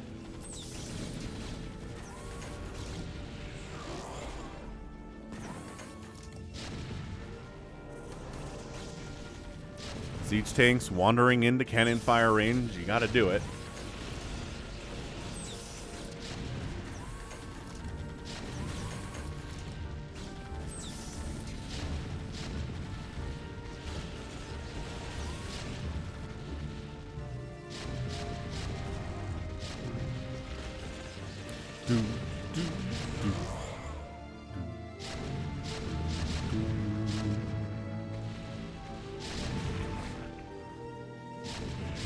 High Templar snipes. That's the thing. You can storm tanks if something else is distracting them. But if you just wander up to siege tanks, you're gonna die. There you go. Storm up, storm up. Kinda got a storm up there. That's a decent one as well. Dropship's getting taken out of the sky. That was really nice. All right, trying to break it here. Peor bringing his own 333 Dragoons in to try to break this center hold. But, dude, Aki's in here with Goliaths, backing up these siege tanks. Still 300 supply for Aki, still maxed out for Barcode. The mind control, personal pet, Terran army is going to work out here. Sure, 527 did it first, but it was done better by Aki.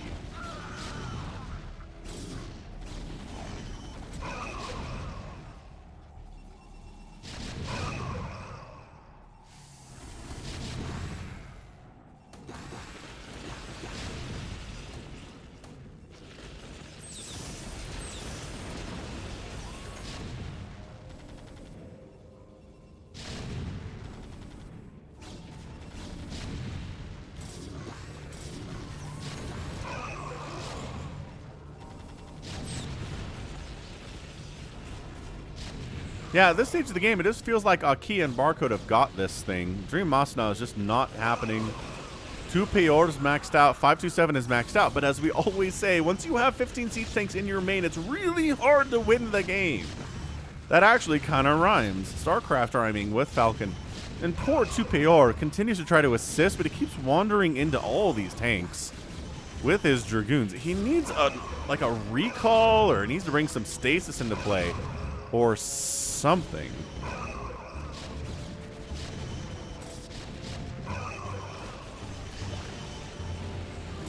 There's a stasis. Okay, that kind of helps, but man, these Archons are not exactly what you want here. They're a little bit better against Zerg than they are against Terran, I would say.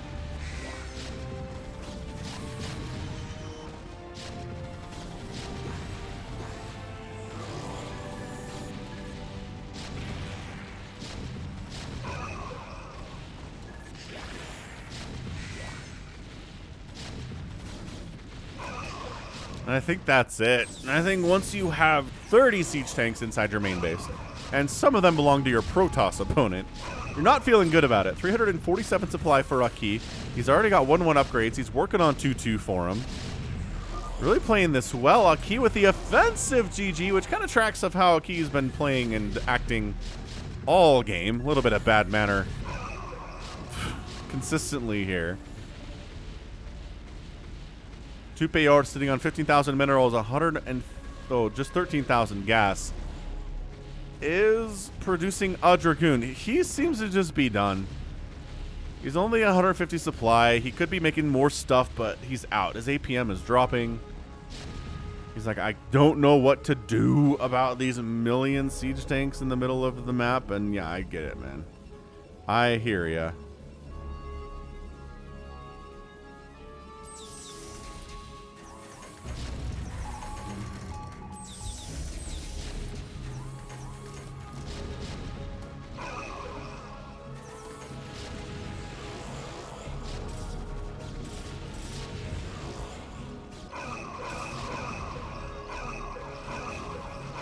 Yeah, man, 2 Peyor. Okay, he just threw up 29 Zealots at a time.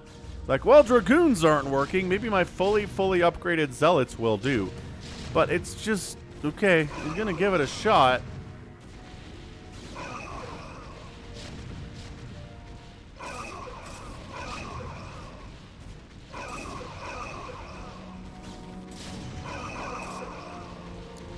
But, I mean, this tank push is just happening, and all of 527's production is dead.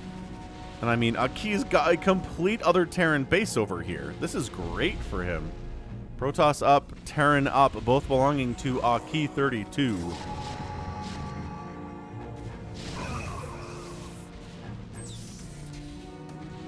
That's it. 527's at 90 supply, has 77,000 minerals, can't spend it because all of his gateways are gone. Okay, there's one gateway here. Okay, recalls in. 2 Peyor does. He tries to do his very, very best and kills a couple tanks, which is fine. But overall, very problematic. 527 is just building a Zerg army back here, though. He's got Sunkens up.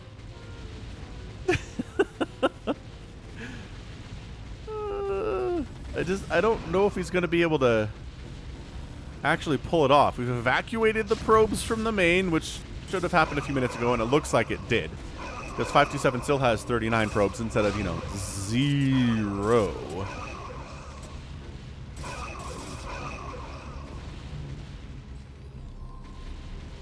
Oh, there's an observer down here. Huh.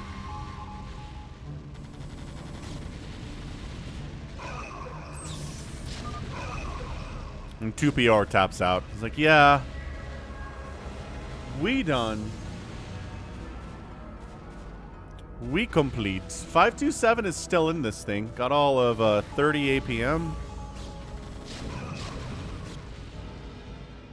Dream Masna's getting Reaver dropped into the ground. Oh my gosh, once again, he just... Every time. Every time. Blue left, says Aki. Yeah, so you want purple. You want... Did that say kill 1? That seems inaccurate. That's a lot of dead drones. Dude, I cannot believe Dream Masna's still doing this. He's just replacing his drones. He's at 1,200 minerals. He can afford it. Why not?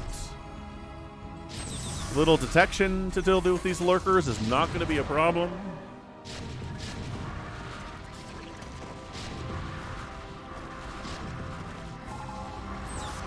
Siege tanks firing away.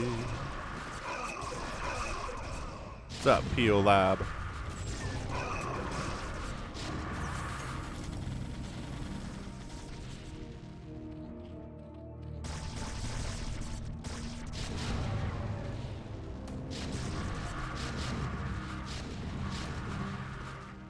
This is it. I love the billion missile turrets that Barcode has built up there because why not at this stage?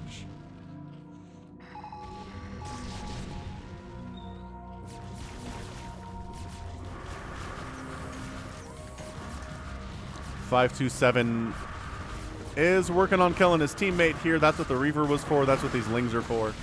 He just wants Dream Masna to die. Maybe he's upset with him because he wishes he played better? Seems possible. Little ragey. I mean, very ragey, honestly. Look at him helping. Dream Masna taps out. His teammate's backstabbing him. 527's gone too. And that's the end. Wow. Okay. That was a 46-minute 3v3 where Dream Masna got killed in the first 3 minutes and continued to fight anyway. Key and Barcode killed the most stuff. Obviously, resources here favoring both of those players as well. Insane. All right, we did promise to do creatives replay here, so let's grab that.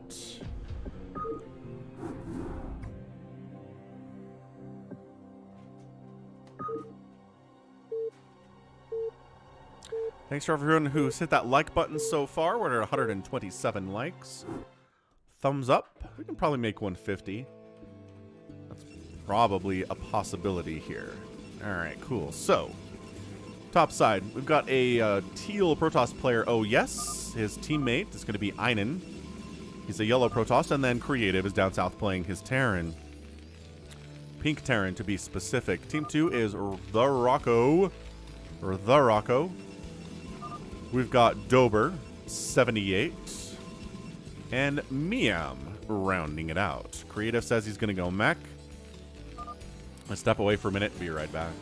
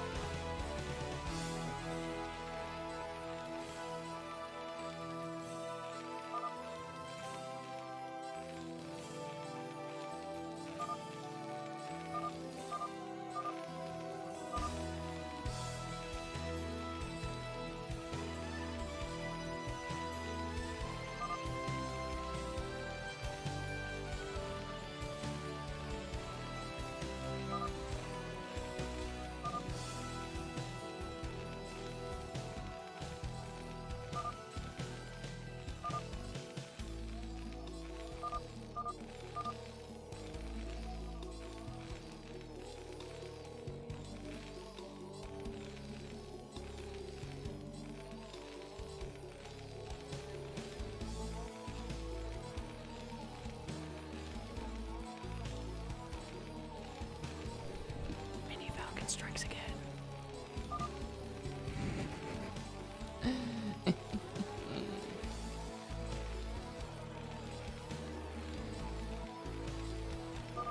Alright, I can't stay for very long. I'm gonna go now.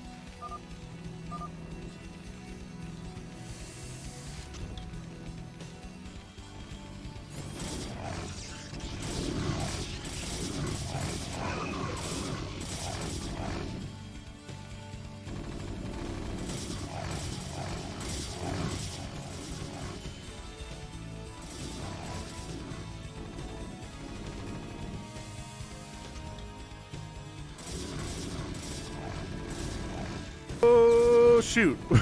We're under attack. Creative, no. It's okay. He's got Zealots helping defend him. He's got a bunker up. There's even Marines in it. That's fantastic. But enemy Marines are in the house. Enemy Zealots are in the house. He's got a Vulture that can take all of these dudes all by themselves absolutely correctly. Can he hold? Okay, million Zealots in here. From teammate Einen, who happens to be next door. That's real nice, actually. So creative stays alive. We're going to maybe get some cannons down here to help with future style attacks. Einen is working in Portugal and complained about their bad beers and how he can only get German beer in Lidl, which I think is a supermarket, right? Grocery store.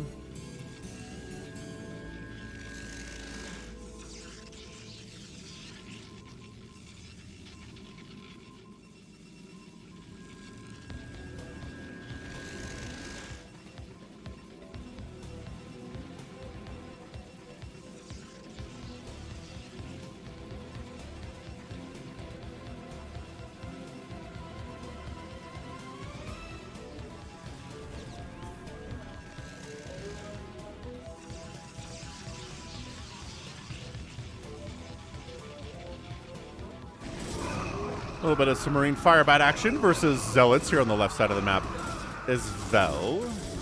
133 likes. Fantastic. More Zealots coming from the north, though. And this is what the Vultures out can do. The Zealots don't like seeing Vultures out, especially with Zealot support to buffer for them. This is really fantastic stuff, Barbu. Thank you for the 5 Ron. Is that for Romanian? Bulgarian? Romanian? Thank you very much. I do appreciate it. Very generous of you with the super chat. Super chat. Mike the Mutalisk likes it too.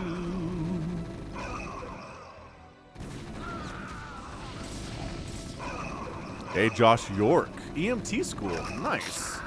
How's that going for you? Glad you could make it to the stream today.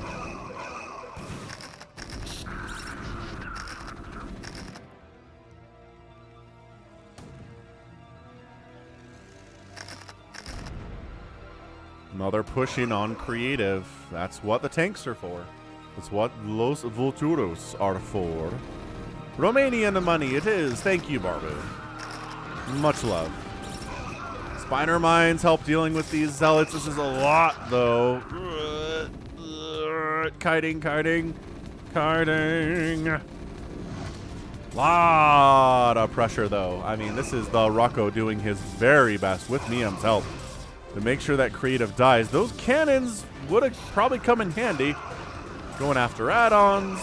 Zealots coming in to assist aren't actually doing a whole lot here. Next door, again, Einen is trying to be in the... Oh, man. DTs are intercepting the reinforcements, though. Well, good luck on your midterms, Josh. Yeah, there's a lot of crazy anatomy and medical terms in there. I took an anatomy course in high school, and that was rough enough. Can't imagine doing it at a higher level. It was interesting, though. I really enjoyed that class. Actually went to a local university and got to see a cadaver that was being dissected. For high school kids. Oh, amazing. All right. Anyway, the DTs are causing all sorts of problems down here because everything else is cleared up. But Dober in here with his DTs is causing all sorts of issues. Cannon there and, okay, Spider-Mine's on the right side, so they can't exactly just win the game here. Mike the Mutalisk woke up Toycop. Nice. Hey, sounds good, Josh. You're very welcome. Good luck on your tests and in your career as an EMT. Exciting job. Pretty cool stuff. One of my aunts was an EMT for a few years.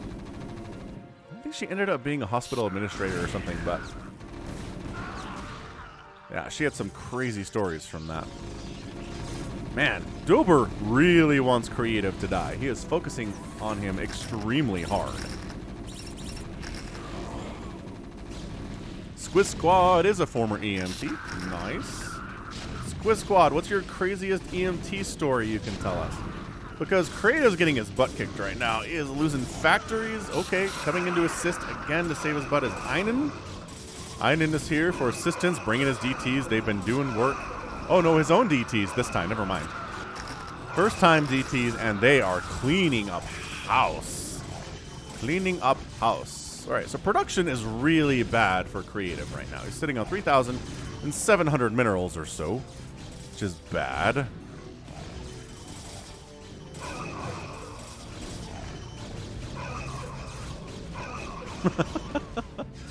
Mike almost made you fall off your chair, huh? Get it, Mike. Okay, so got to build some more production down here, creative. That's what we're here for. On their side, tons of Zealots and Dragoons from Protoss. Not all that surprising. Same story here. Same story here. All right. Yeah. So Protoss is going to do Protoss-y things, and hey, that drop's getting absolutely handled. This is why you build cannons and static defense up along the edges of your base in fastest map, so that drops have a much less solid chance of accomplishing anything.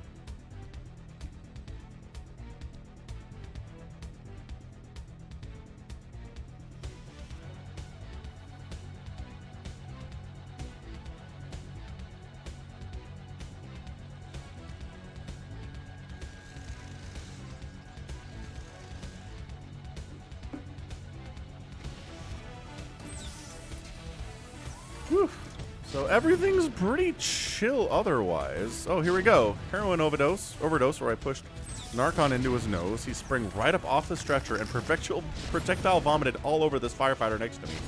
Holy smokes, Squiz Squad.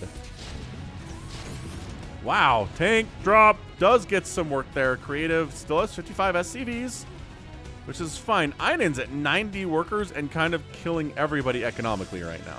74 for OES is pretty good too, but man, rough stuff. Why is Dober so low? What happened to you, Dober?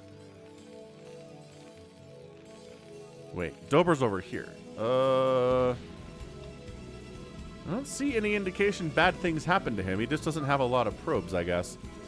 Fair enough. That was pretty gnarly. The guy had eaten an entire pizza before shooting up. Woof. Storm drop! 14 kills. Somehow that High Templar has 1 total kill. A disappointment to his parents, for sure.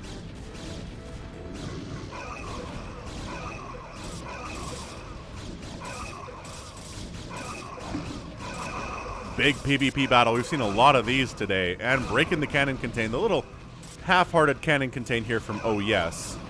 Breaking out quite nicely. Marine tank is in play now. Not just the Marines and the medics.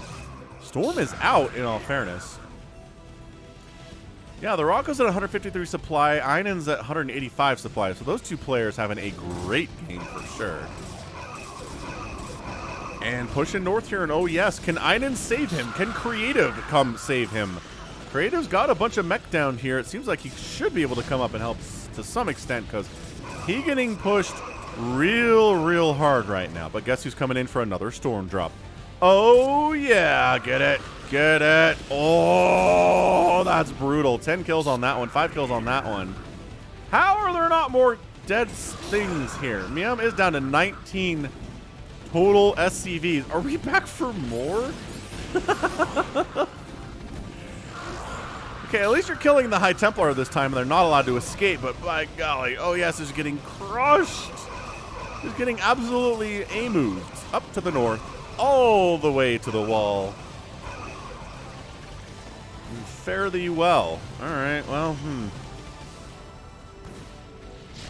Oh yes, his supply block has 75 workers, which is nice, but also his production facilities are getting removed from the game here. Gateway, gateway, gateway, gateway. All the gateways are dead. On the other side, Creative decides to push left, which again, the economy is not great for Miam over here. 15 SCVs in total.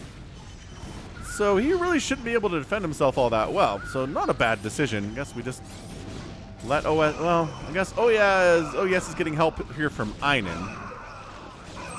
From the south.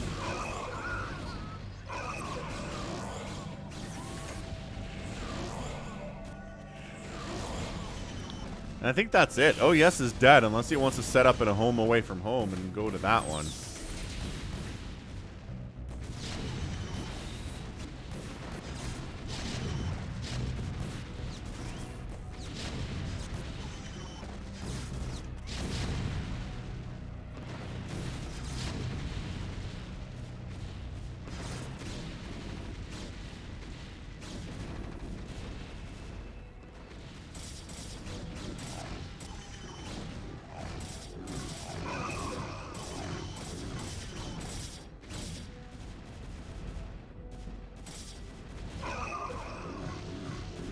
There's DTs! When EA Games comes out with StarCraft 3, every race will have some form of mind control.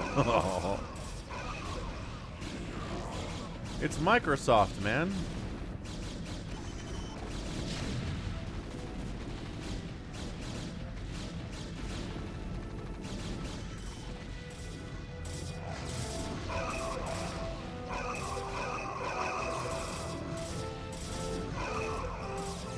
Alright, so the attack on Miam over here got slowed down a bit by defensive DTs,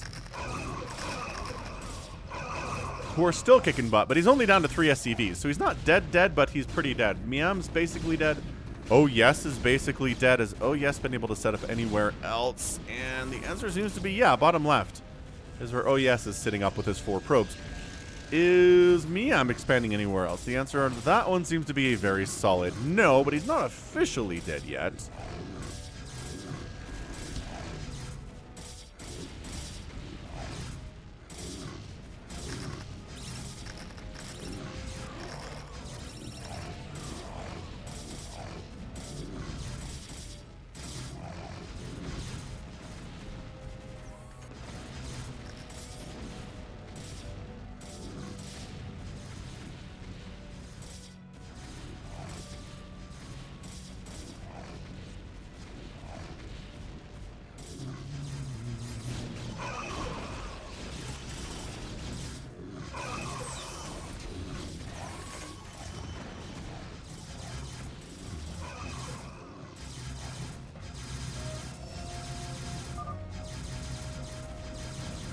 Where are my AUBs? The DTs? They're killing all my stuff. Where are your science vessels? Where's your ComSat?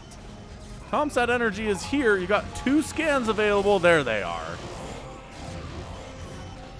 Okay, DT is trying to sneak out. Oh, they're running right into cannon range, though. That's not good.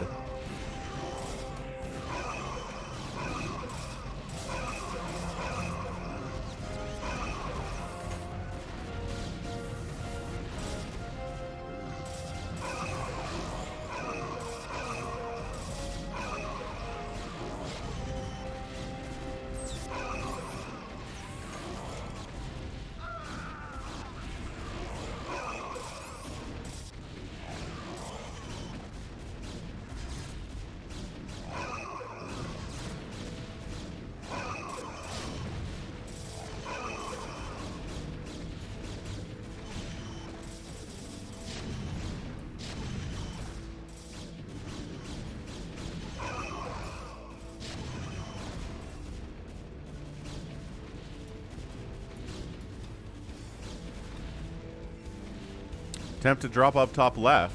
And we're going to get little storm drop. 26 kills on that High Templar. 6 kills on that High Templar. And the Rocco's down to 27 probes. That's what we like to see in the fastest maps, are the drops, ruining the economy of the players here. Creative has just been completely on the back foot all game. Get some tanks up to try to defend his own front door against incoming Dragoon attacks. These DTs, though, getting some work done. And finally a scan comes in, and that should be it for the DT shenanigans for the time being. But who knows when there will be more. Probably, honestly, a lot. A lot more. Dude, there's no detection up this way. Oh, there's a science vessel. Okay, so DTs just got to be careful about the science vessel following them around.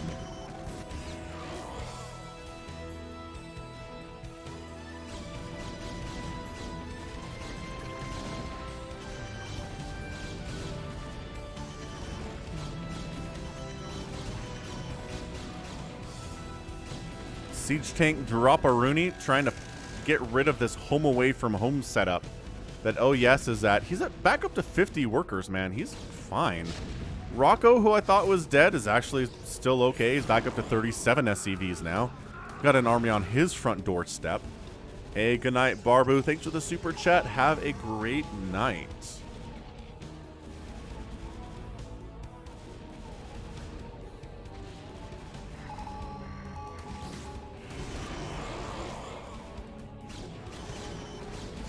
Bit of an anemic push in here to the right side base. Upgrades are looking at 222 versus a 001.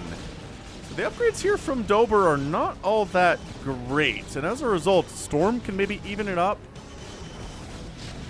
Also on the other side here, Creative is making a second push here on Miam's base.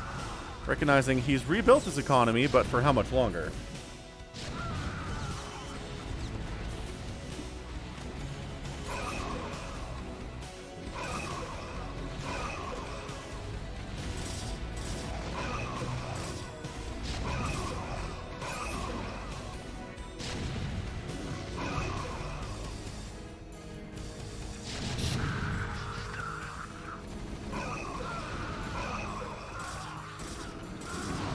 Is this Einen who made it up here to try to assist? It really seems like Einen's much more interested in taking down the upgrade deficient Dober over here.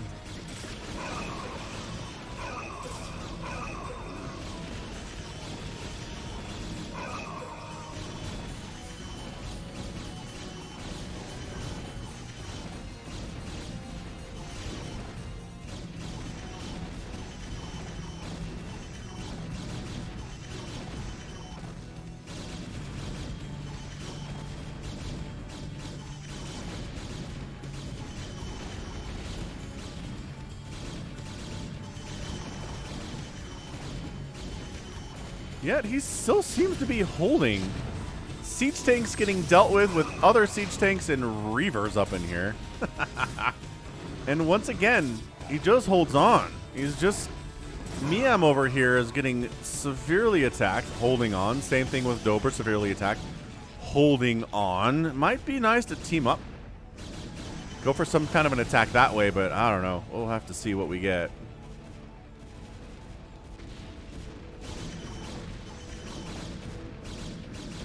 Red shoes for my Marines.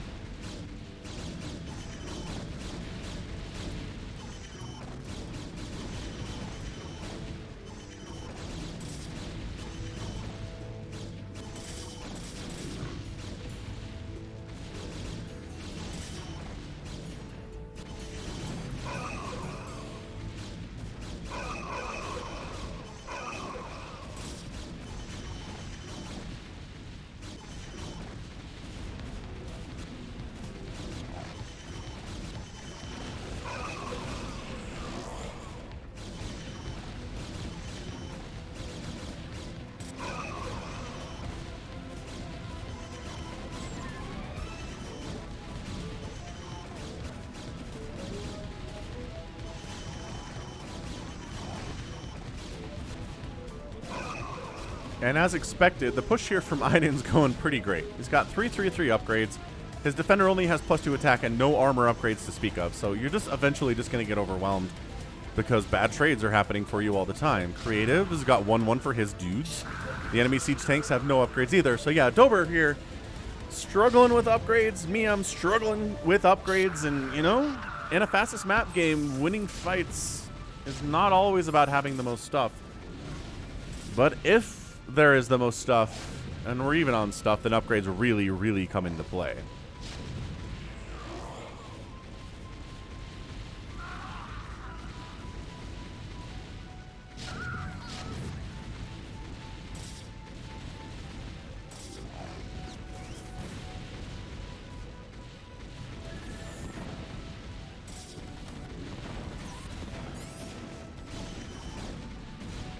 Yeah, so this one's pretty much over. It sure looks like, I mean, yeah, top left, the Rocco is alive.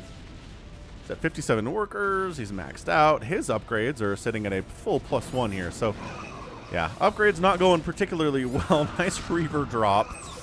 Miam taps out. He lost all of his SCVs effectively. He had siege tanks up in his face anyway. Miam also taps out. And the Rocco's gone too. So that's your winner. Oh yes, Einen and Red Creative.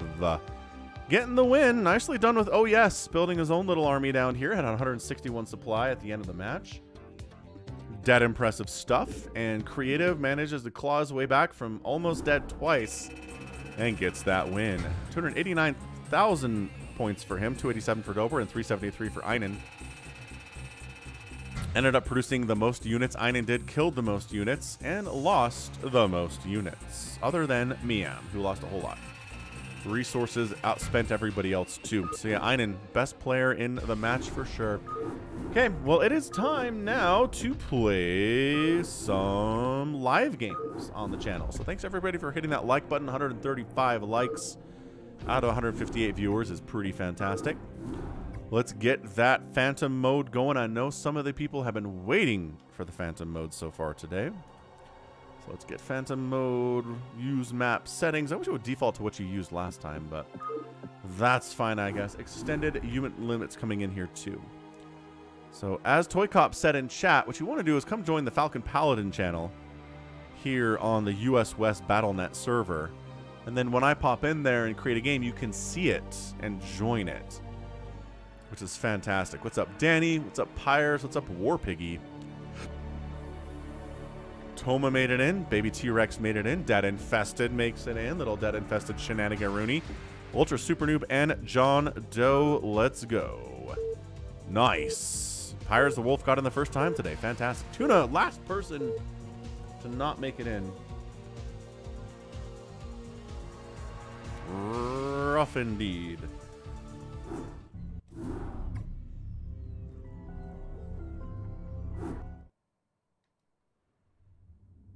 Hey, you're welcome, Creative.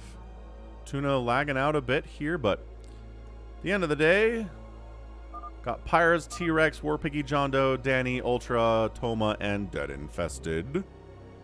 2v2? What?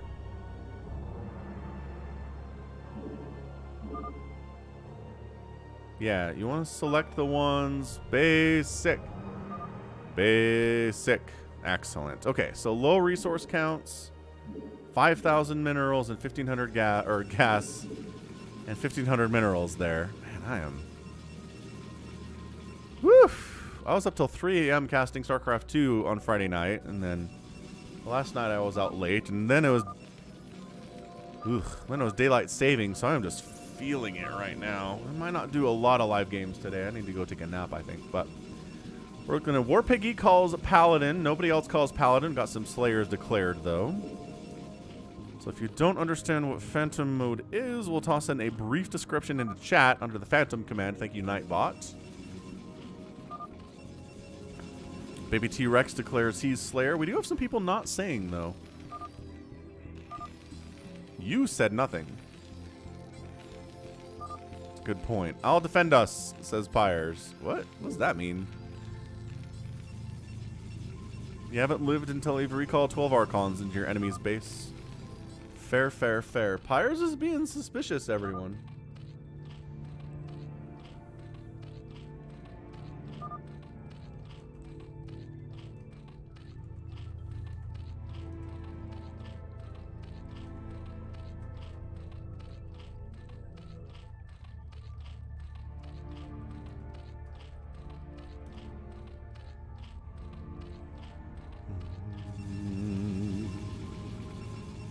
What was that? A big fan of a solid Nidus move? Heck yes. Absolutely true. So we try to look to see who the Phantom is here. They have extra money, but they can hide it by not spending it. So your options are you try to spend early and kill people in all the confusion.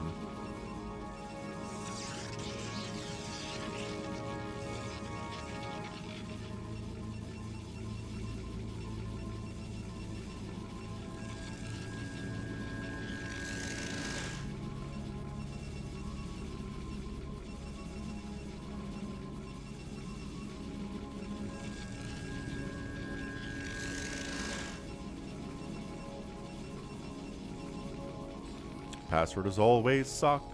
Password is always sock. Password, the password is always sock. Oof. Okay, we've got 2 of our racial harmony set up in the middle here, a command center and a hatchery, and Nexus on the left would really round it out. If a Protoss wants to accomplish that for us, that'd be really nice.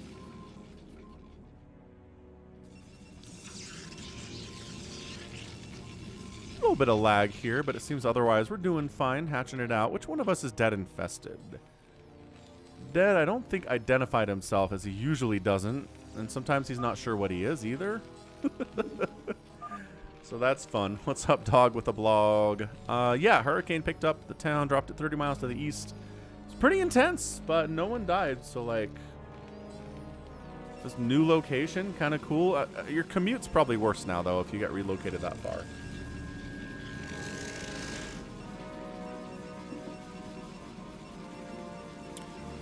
What do you want? Pyres doesn't like lying, so he's not going to say anything.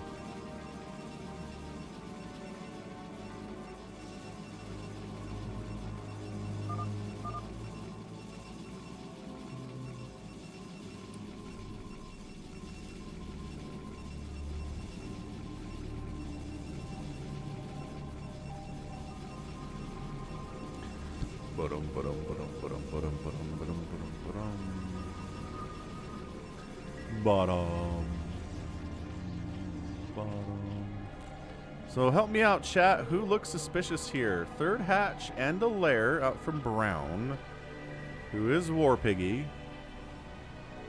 who declared Paladin. So suspicious, but also declared Paladin, so less suspicious.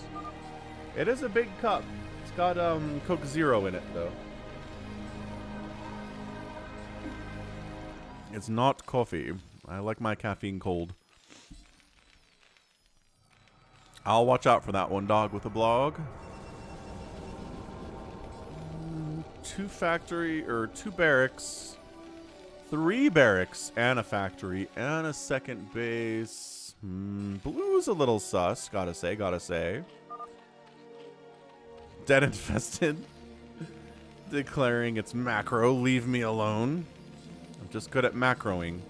Doesn't mean I'm the Phantom. That is something we see sometimes, where players who are good at macro get accused of being the Phantom, but they're not. Just their macro really spooks people.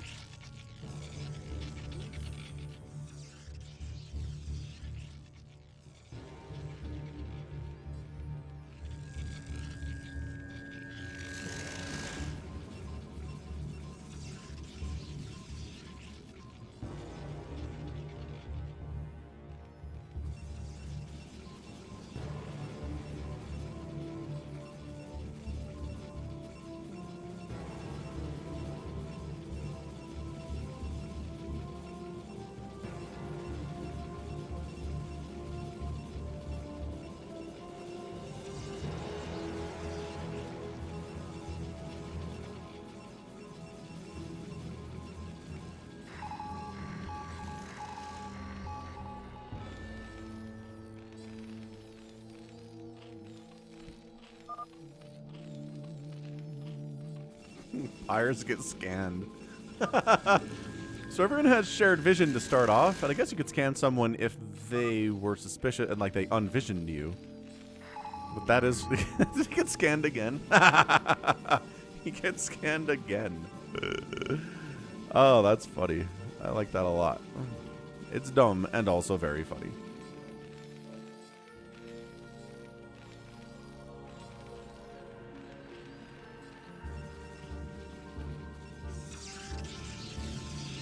Stargate coming in top side. Citadel of a Dune up there too.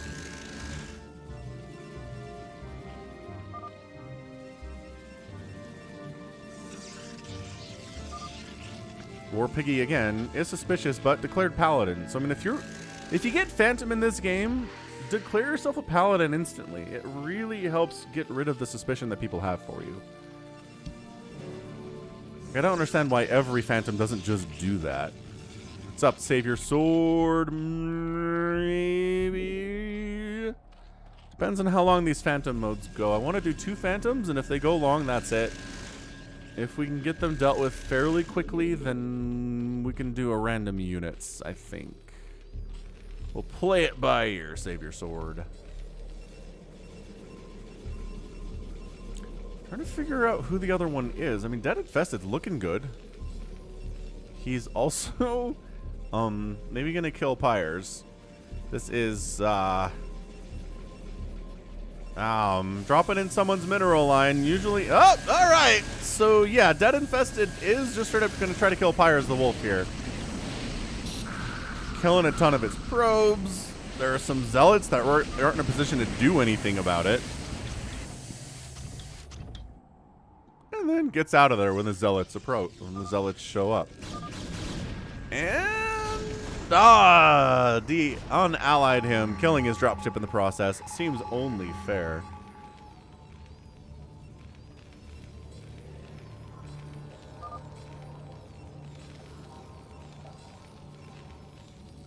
You can't be 4 slayers. One is lying because I'm a slayer too, says Toma. Oh, he's doing some deductive logic here. Tuna lagging out a bit. Tuna, you lagging.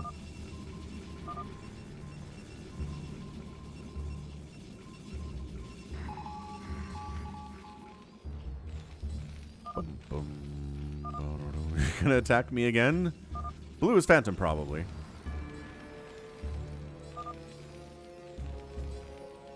I mean, here's the thing. Dead Infest is going Mass Firebat, okay?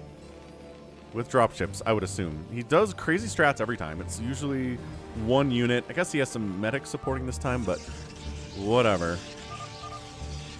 Attack blue, says Toma. Oh, interesting. I mean, Dead Infested. And he's awful when he's a Slayer. Brutal. I mean, this is just he's not making observers this time, at least. Blue attacked white? You think? I don't know if that happened, Toma, but he's telling that story. We'll see if it gets believed or not. I mean, these lings are just going to get incinerated by the Mass Firebat here real quick, so please hold for that.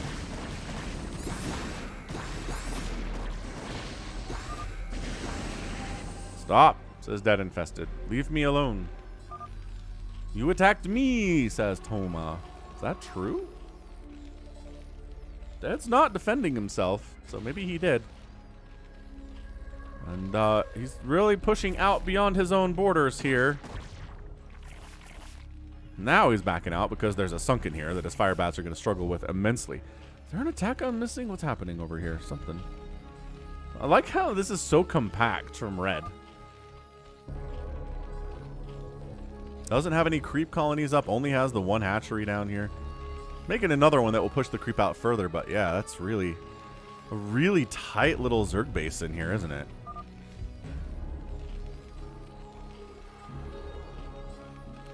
You ever hear a girl say, I'm not religious, I'm spiritual? Well, I'm not honest, but you're really interesting. What? Not sure what you're trying to say here exactly, Josh. Drones hiding. Dead Infested unallies from everybody and goes for a Mass Firebat strat. Throwing, I mean, apparently he is the Phantom. I think blue is a paladin, says John Doe. He's trolling us. That's another option for sure. He definitely could be. He unallied me, says Danny. So, I mean, if you unally people, they're just going to assume you're the Phantom anyway. So, Dead Infested is dead. Whether or not he's a Phantom, I don't know. Dead throwing out the stop.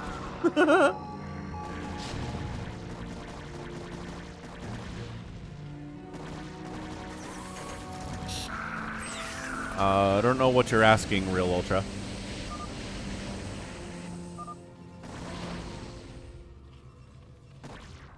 Which Phantom is this? It's Phantom mode? The usual one we do?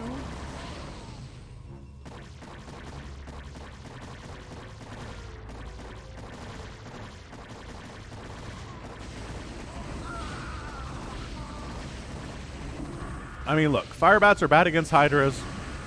They're bad against Siege Tanks.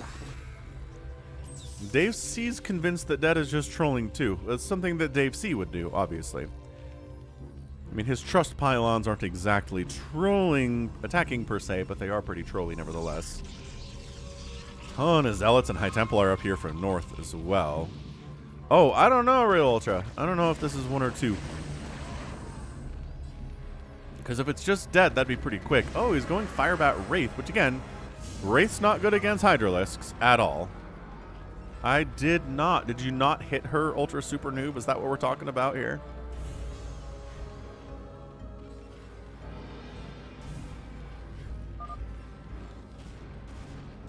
Ah. What's attacking? Oh. Goes for another drop on Pyres and gets wrecked. Wolf's like, you don't get to drop on me? Get out of here.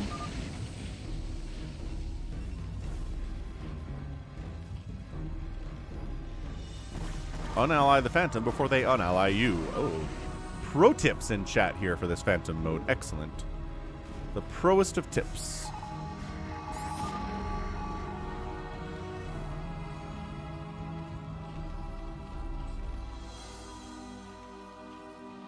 So try to figure out what we're gonna max out on here from our Paladin, right?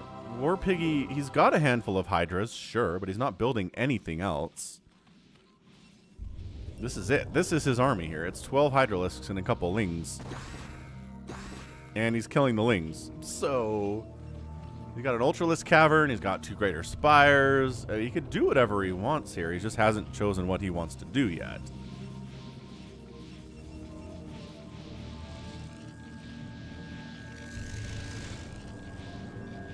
So, Dead Infested is planning. What's up, Amendment? His command center's burning? I don't see it burning. Oh. Yeah, but see, there's cannons. There's cannons there.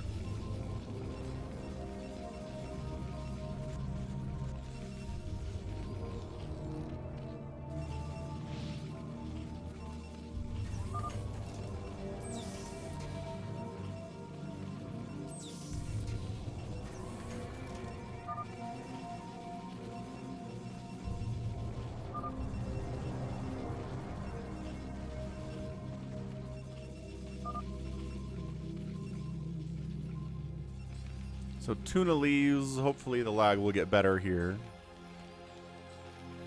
Yeah, Dog with a blog. Can't do it because somebody has about 18,000 more resources than anybody else does, and they're the Phantom. So that would spoil it. Trying to set up turrets over here, but the cannons across the way are causing problems. Got some scouts out. Got some Dark Archons out. Okay. All right. Sounds good, Tuna. Thank you. What's up, Brooks Curry? Brooks Curry is spamming us.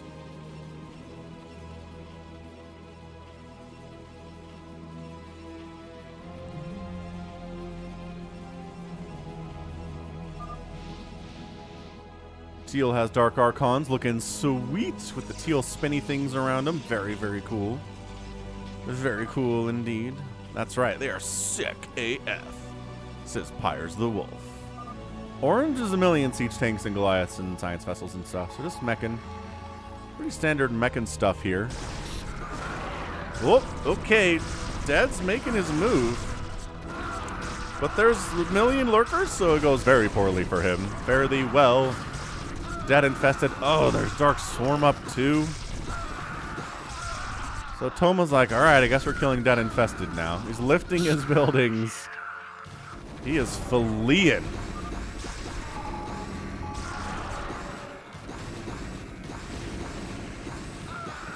I don't know what upgrades does he have. Oh, he's got 3 upgrades. Okay, that's pretty good.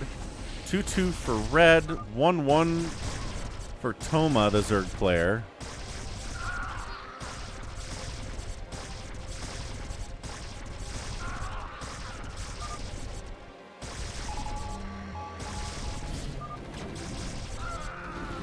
Toma really wants that infested to die.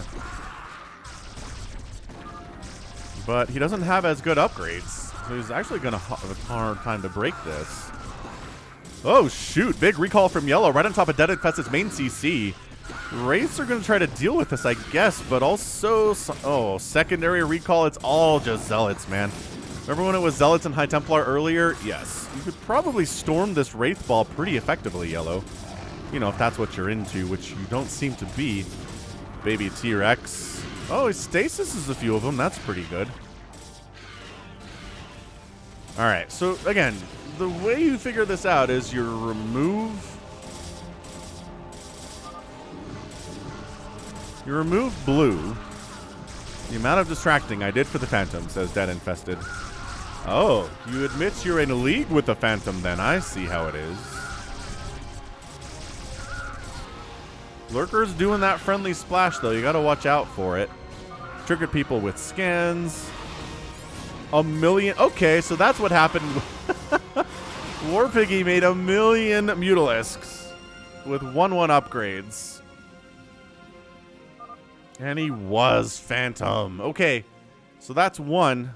Who is the second Phantom now? Dead Infested. Phantoming it up. That's pretty good. So no Slayers die. Thanks for the sub, Alex Lopez.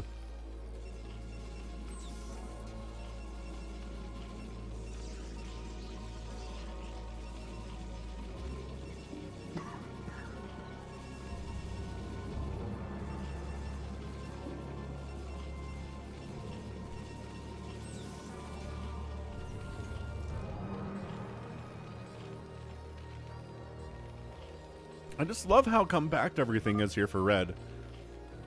It's very strange indeed.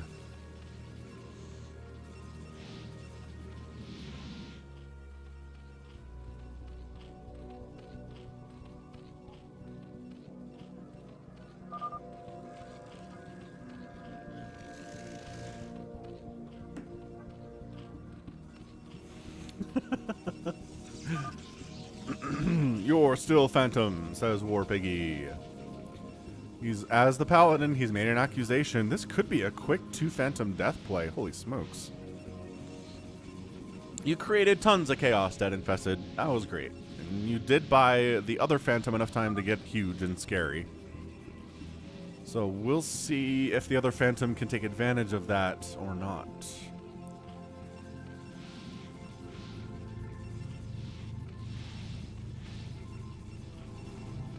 Dave C, obviously a fan of this play. Makes a lot of sense.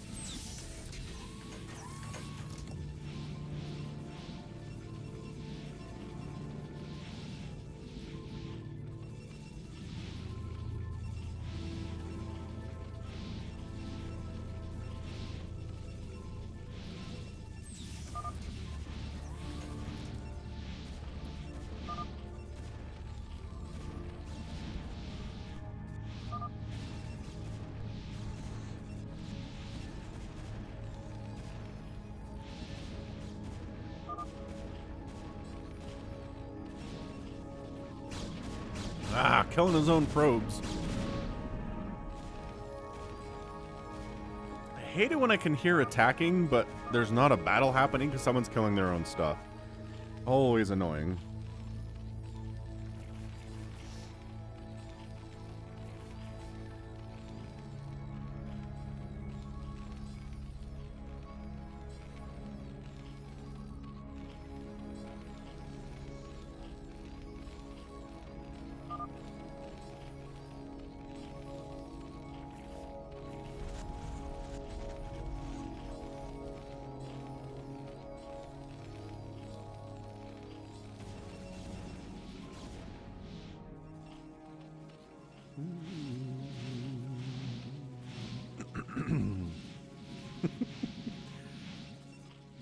Yeah, Dave C is a Chaos Monster too. He almost wrote his name in Zerg structures down here last week.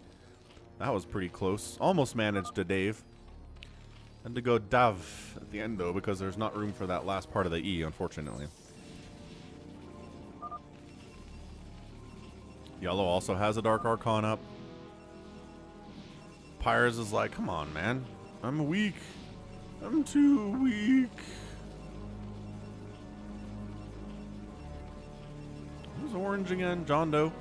John Doe's not playing carriers today. What? Just meching it up real good. His building on Dead Infested's dead corpse, but not a lot of resources here. Natural base has more going for it, so that's nice. And that actually goes to Toma. Toma was right. Toma was like, he's the Phantom. He called it early and he was correct about it. So that's nice.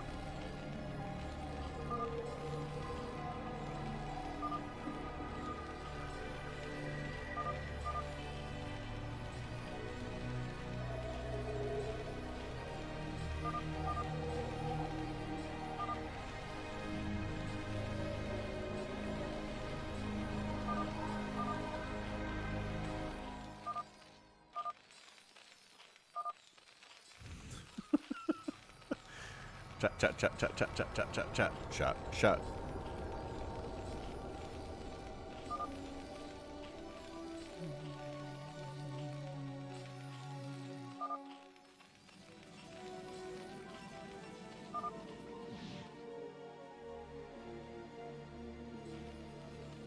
Yeah, I mean, we're mined out at this stage.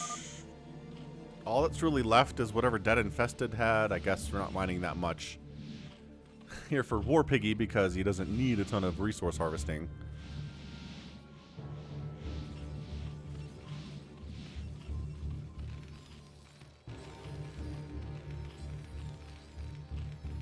Little long distance mining happening for Pyres the Wolf. Toma suspicious of said Pyres the Wolf. Are you a paladin? Yeah, says Pyres. What? You can't say yes at the 23-minute mark. Why wouldn't you say that at the beginning? No way I believe you now. War Piggy is playing it correctly.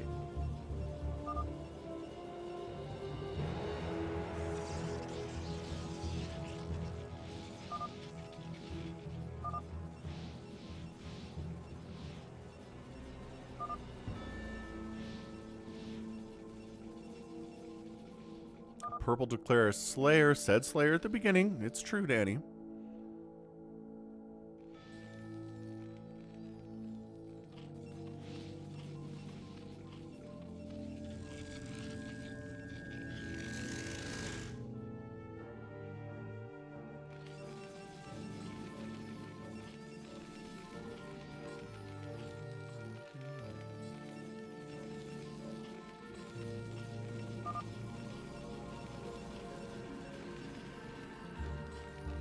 Danny declares exactly how many minerals and gas he has, which is kind of a smart move. Because it feels believable if you have a number of resources you've got, right? After maxing out and mining all of 2 bases. Pyra says he has 15,000, 10,000.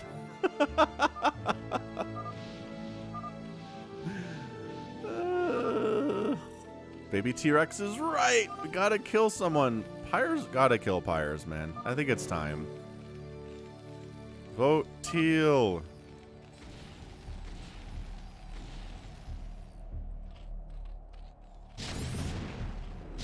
Yep, killing his own SCVs, that doesn't count.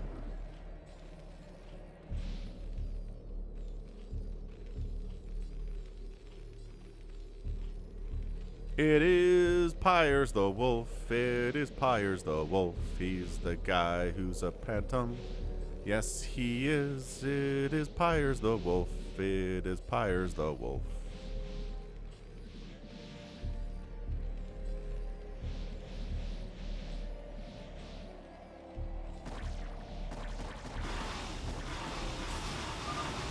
All right, it's time for Pyres the Wolf to get attacked. Can he hold on against a paladin? No. Kill me if you want, says War Piggy. Ooh. Ooh.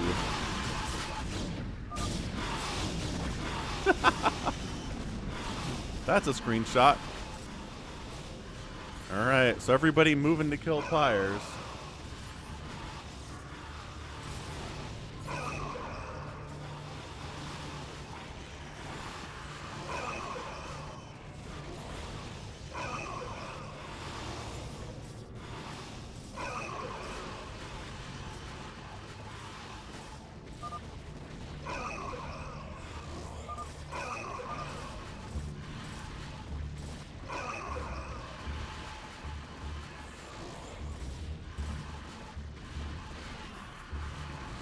Fare thee well, Pyres.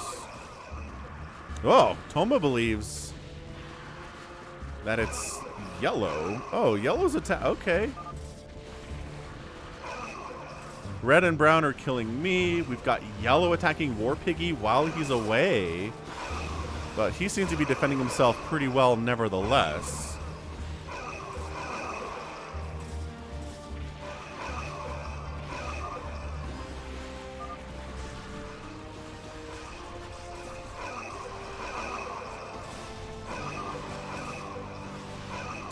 Save Brown. Brown's saving himself pretty well. All of his structures are dead, but also the Zealots are dying too. It's yellow. It's baby T-Rex. Baby T-Rex is going after the Phantom, which is incredibly suspicious behavior.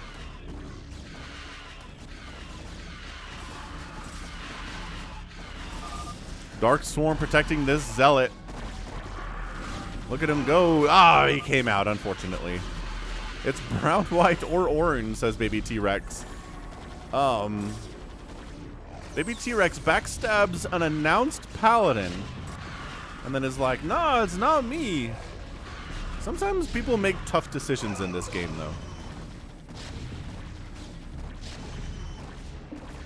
Mako Bear knows it's not dead infested. Thank you for the pro tip there, Mako Bear. Pyres the Wolf is building elsewhere to try to stay alive against those who would have him dead.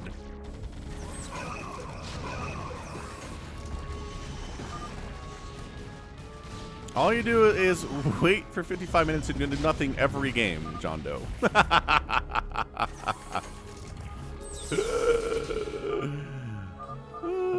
Oh no, he was a Slayer. Finish off Pyres the Wolf. Slayer, okay, see, that's what I'm talking about. Sometimes innocent people will attack paladins just because. Of course, could be a Phantom. He just declared early, which gives him less... There's less fear, right? So are we going to finish off Pyres the Wolf now? I think that's probably your best bet. Ah, Toma's throwing it all over the place. Now he thinks it's Danny Daniel.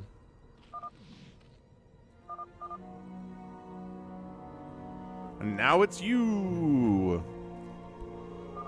See, now Toma's slinging out accusations all over the place.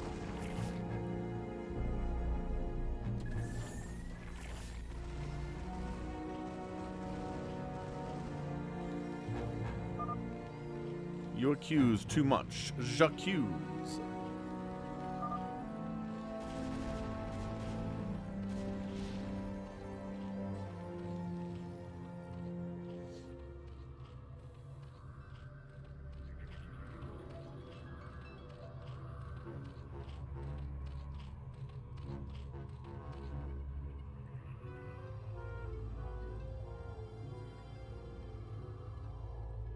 Man, I can't believe they're letting Pyres rebuild.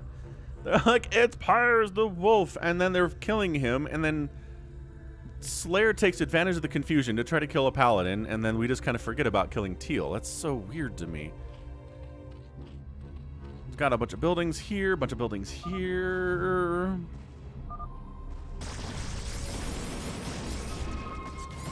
Oh shoot, is Toma doing it? Toma's unallying something.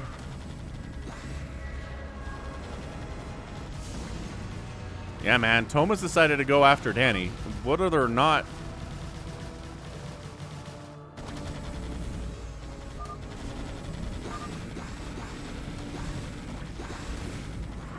Okay, so it unallies white. So Toma...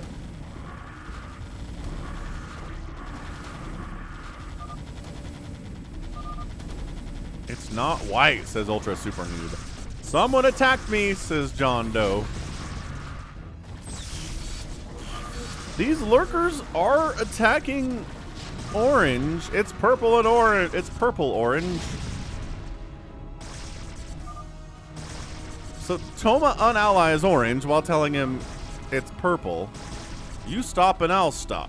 Hey, Lex is in the house. What's up, Lex? This is crazy. Teal's attacking a paladin. Just want everyone to know. Oh, snap. John, see? He's another sneak attack on the Paladin. Come on. War Piggy, I believe in you. This might be misplaced belief, but I believe in you. Little Spawn Broodling on the High Templar. Little Mutalisk attack on these Zealots, which do have 3/3 upgrades. And the Mutals are only 2/2.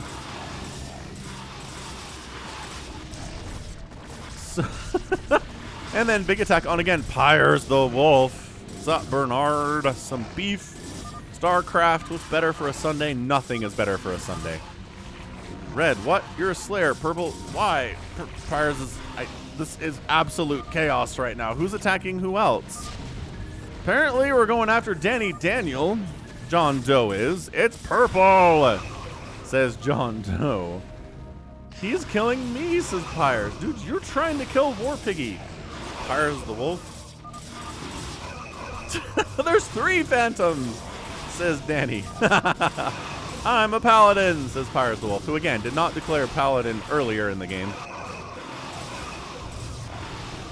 And look at Toma. Toma, I don't know what Toma sees in Danny that he wants to kill him. I'm honestly very confused by this. Dude, did they just kill War Piggy?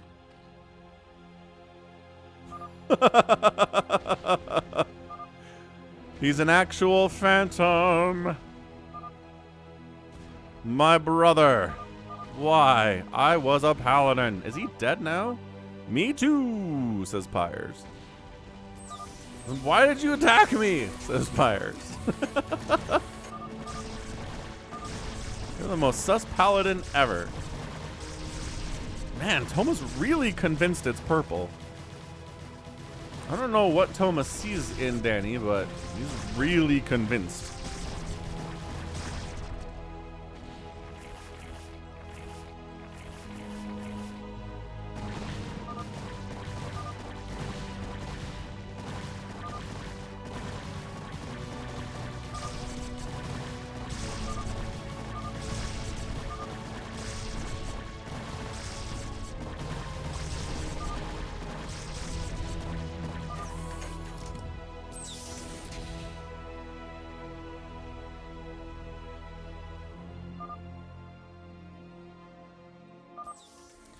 It's not Pyres, then it's John Doe. Okay, so we're taking down Pyres finally. He was the first person, well, after dead, to be suspected and attacked, and he's still alive. War Piggy trying to rebuild from the dead here.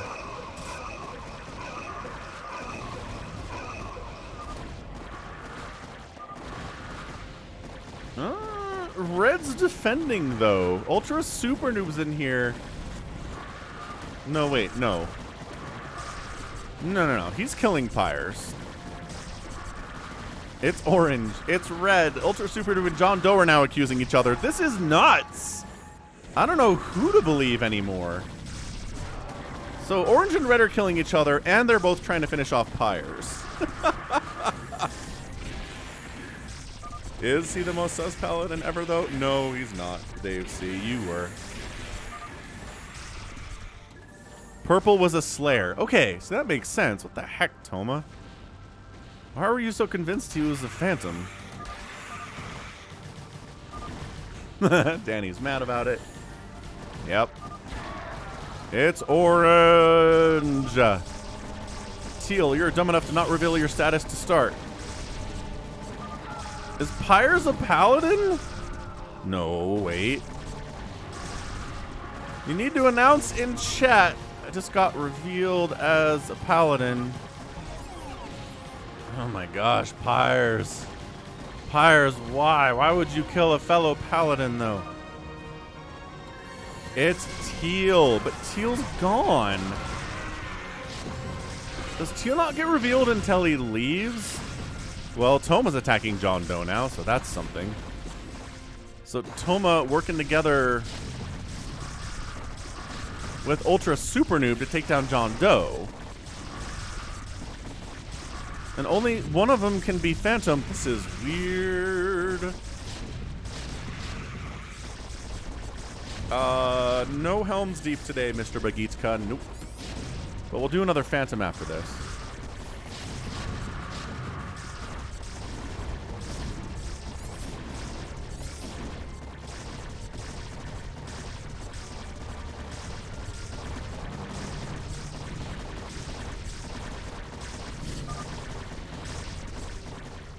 Alright, so John Doe rebuilding left side, but also getting discovered here by Alto Super Noob. So, John Doe getting crushed. Whether or not he's Phantom, I don't know. Pyres is like, what if it's not him? Legitimate question. Then the chaos continues. So John Doe taps out. Oh, it was John Doe. Nice.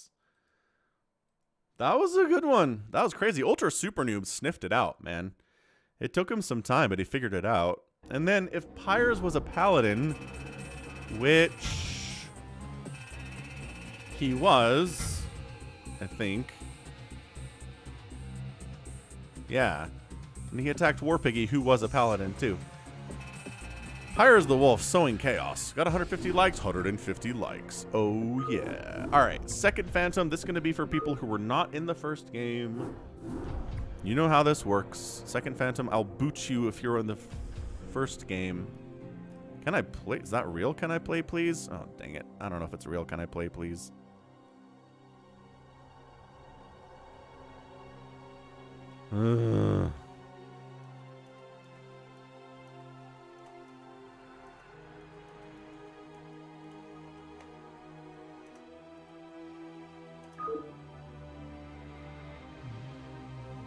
Okay, so Toma out. Oh, everyone's in. Versivo, SaviorSword, Tuna, Toma, Bagitka, Amendment, Creative, Toycop, Versivo. Hey, can I play, please? Thank you. Sounds good, man. Yeah, we're gonna boot War Piggy. RJB, good in here. Same with Danny. We need spots. And Toma's out too. Sorry, Toma. Slicky Fats makes it in.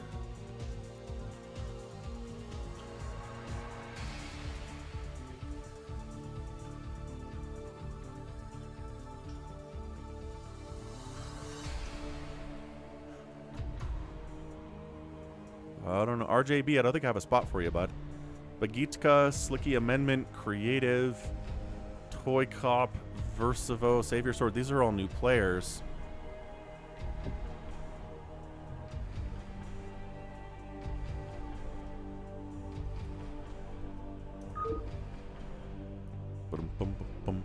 We're not doing an FFA today, no.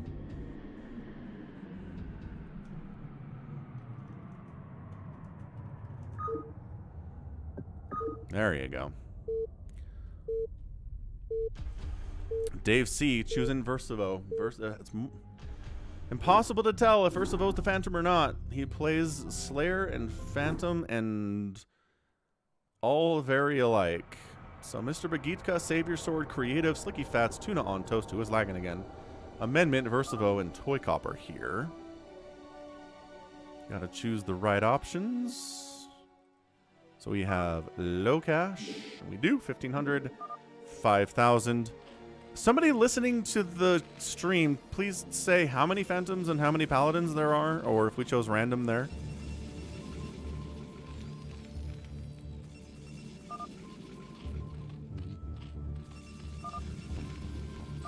Slayer, Savior comes out as Paladin, and Mr. Bagitka comes out as Paladin too. So two Paladins declare. They're both in the top left, which is interesting, right next to each other. Should make for some interesting concepts. 2 and 2. Thank you, Amendment. Appreciate it. And two Paladins have been claimed. No third Paladin claimed. Just these top two left. Red and white working together. Possibly. Versivo is brown, right? Nope, Creative is brown. Versivo's teal. So Versivo down here going to make BCs. Creative's top right, maybe going to make BCs as well. We do have a Zerg down here who is Tuna. So the only Zerg in the game... No. Yes, we do have the Bagitka Zerg up here too. Let's get to work. Bagitka. Stepping away for a minute. Yeah, we're going to do a... If this doesn't go too long, which it might. We'll see. We'll see if we have time for another one after this. Stepping away.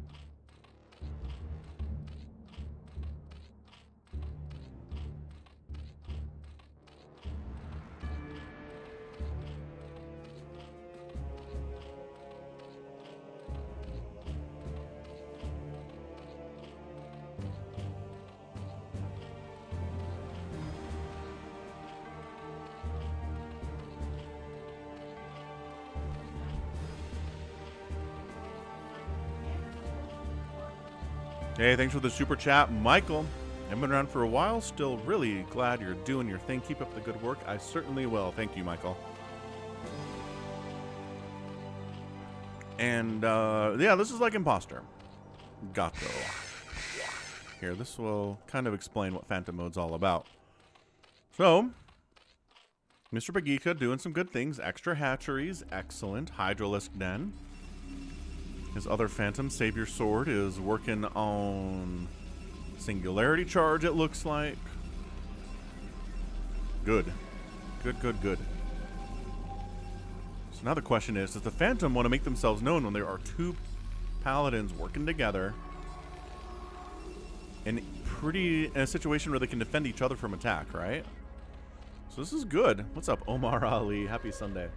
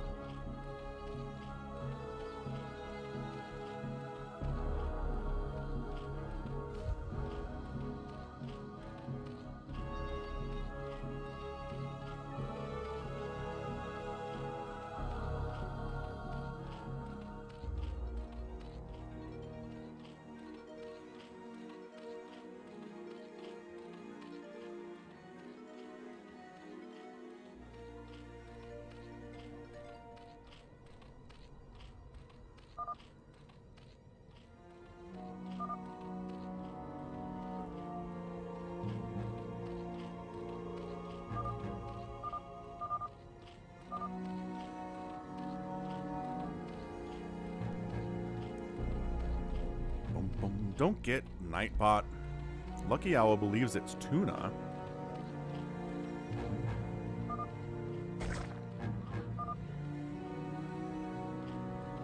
Tuna's purple, so we'll check him out real quick. Looks like he's going for a hive at 7 minutes. He's got another hatch. So Bagitska's believing in Brown, who is creative, who's pretty good at macro. Throwing up tons of factories, got a second base, got a second gas, got minerals down here too that he's taken.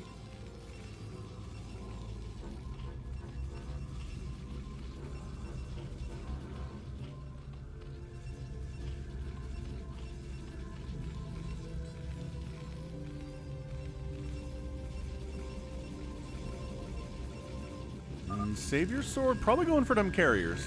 Pretty big fan of those carriers for sure. Lucky Owl just always thinks it's tuna.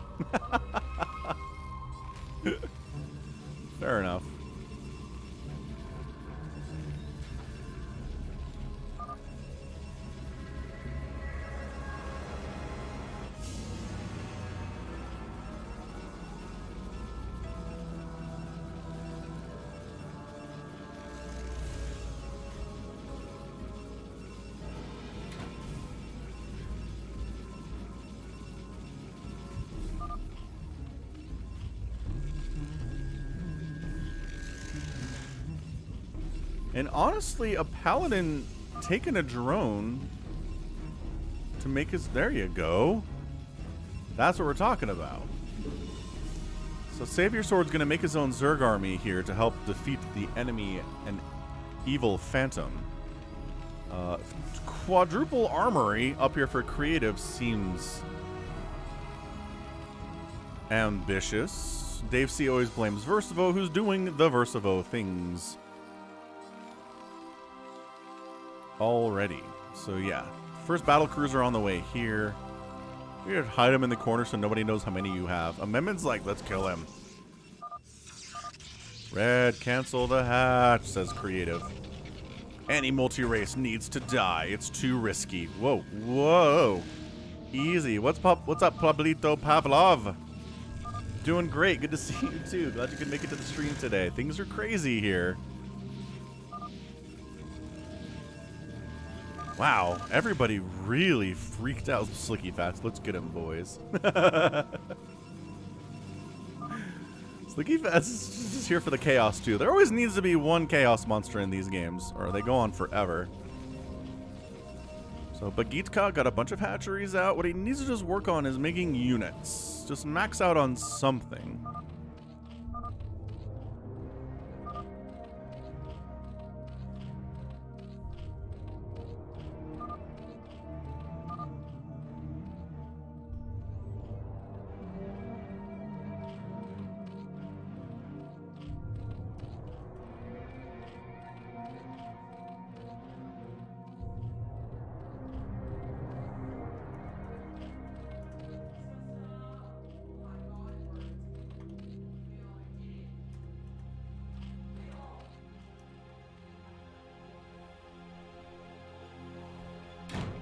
Kids yelling out there.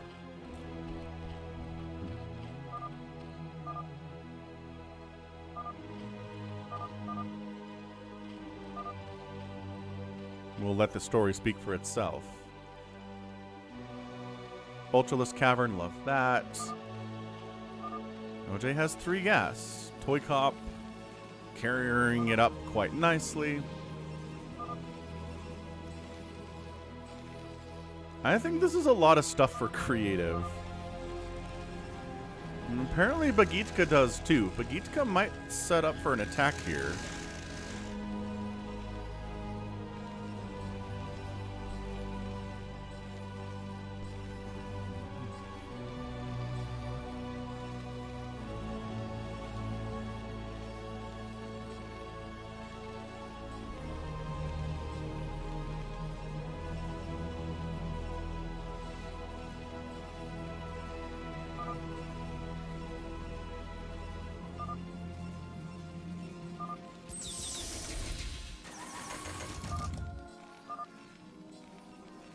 All right, so we're finally looking at creative here. Tuna, it's like, dude, creative is going through the roof with buildings.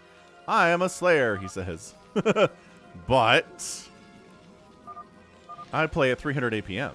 Oh, okay.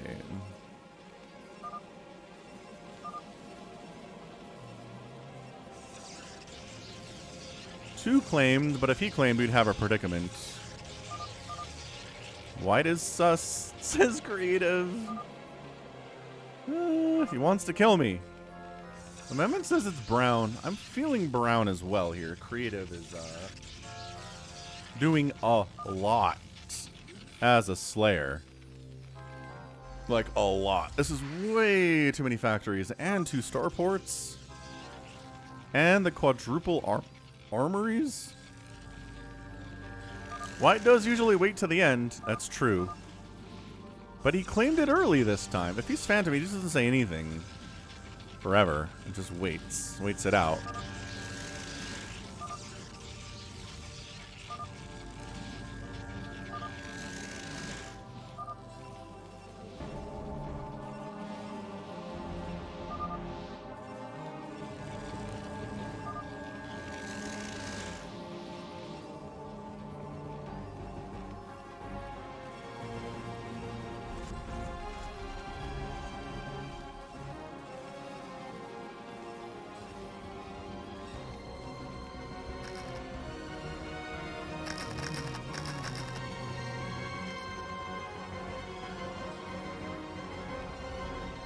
feels like it's a powder keg ready to explode here at any second.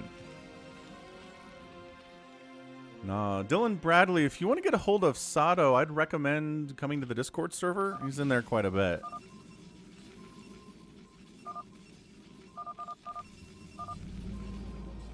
Creative declares he's gas starved. He is only working on 2 of his armories. The other 2 are quiet. Be overestimated. Ah! Toycop killing his own people.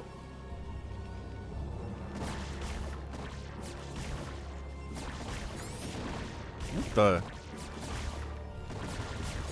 Mr. Bagitka has unallied Brown. Okay, he's going for it.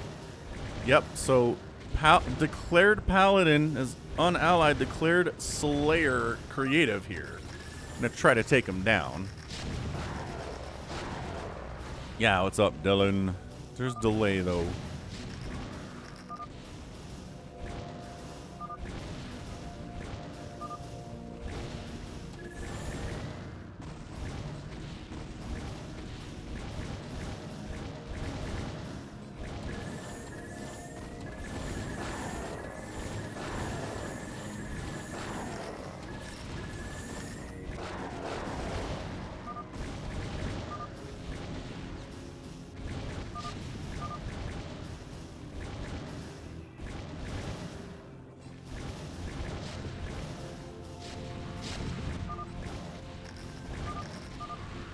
I didn't do anything. Yeah, amendments decided that's going to be it for creative. He just got too many buildings.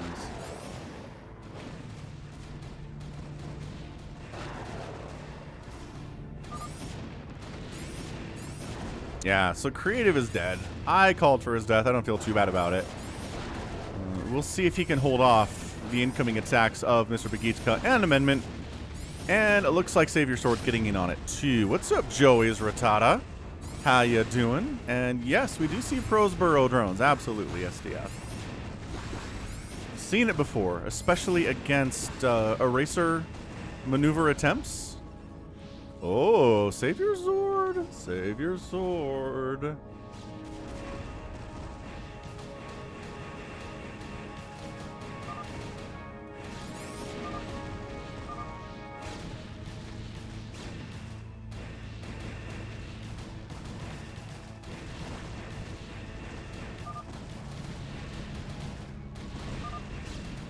If I die, you gotta kill white. Maybe.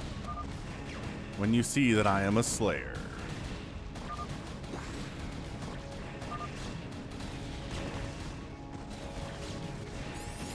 He was so offensive to attack me. I mean, yeah, but you were sus. Amendment agrees.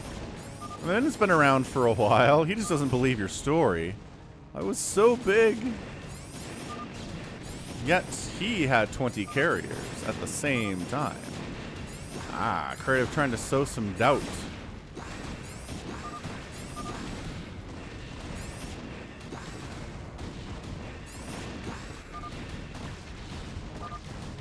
It's white and blue, says creative.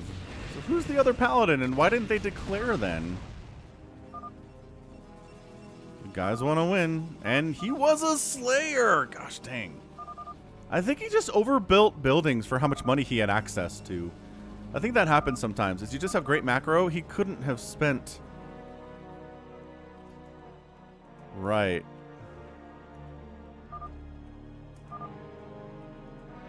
It's a big mistake to do that.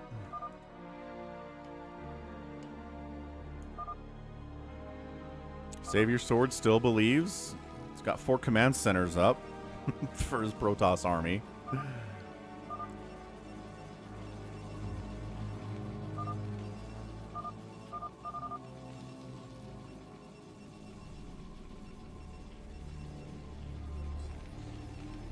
Creative taps out. He was a slayer. Creative got overbuilt. Overestimated how much money he had available to him. Yeah, if this was like high resource version of Phantom, then sure, he could probably pull that off. But on low resource, you have to be aware of how many minerals and gas you have access to, and then build accordingly. You can't do 10 factories off of this, unless you're a Paladin or a Phantom.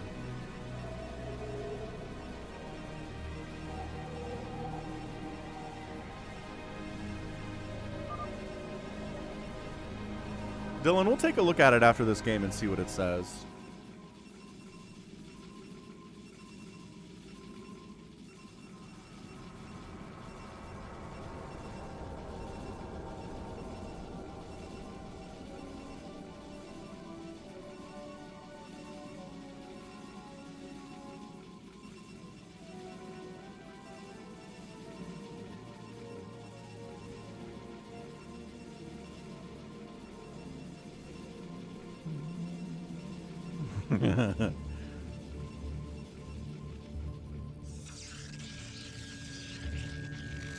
We're writing something up north.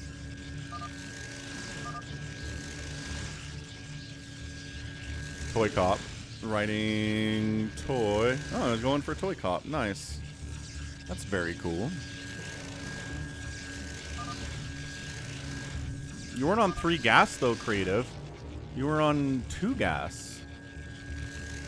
Versivo doing his Versivo's doing his thing. He's got 3-3 on his battle cruisers. He's building. He's got his 3 starports up. When he starts building extra starports, that indicates that he's a phantom. But until then, you don't know. You just don't know.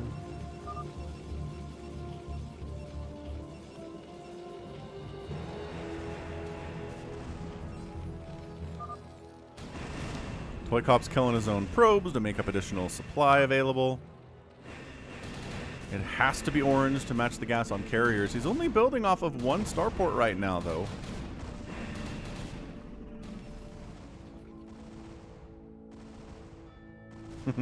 Toycop. I like it. I like it a lot.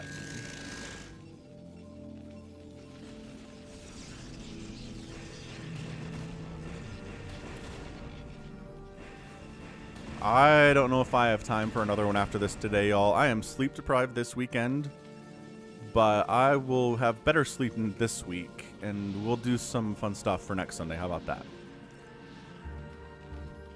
Maybe we'll go a little bit shorter on the replays and a little bit longer on the live games next week, just to make it a little fairer.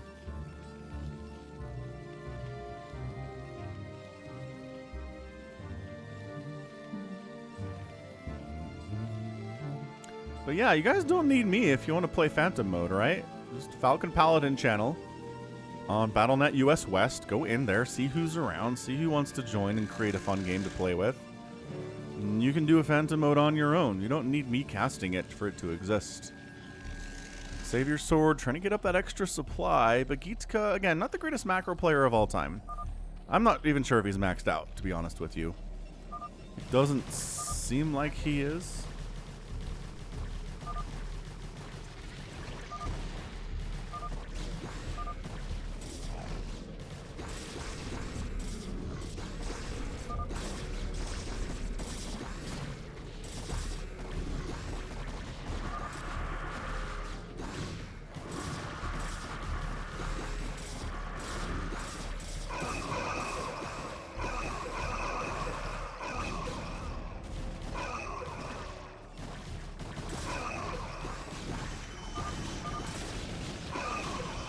Definitely some purple aggression here. Hey, you're welcome, Mako Bear.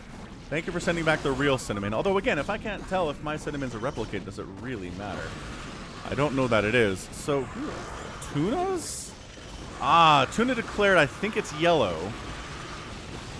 Slicky Fats. If it's not yellow, then kill me next. He's staking his professional reputation on it. This is not working all that well for Tuna. People are not agreeing that the yellow should die, although Orange Toycop thinks that yellow should die.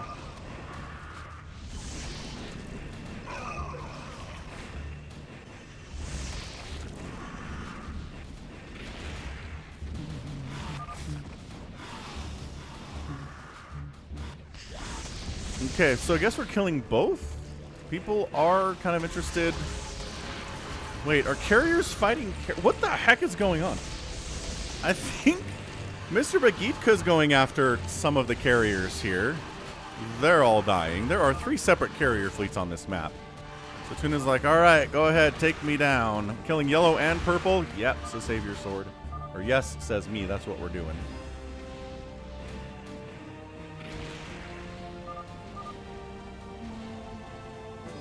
Hey.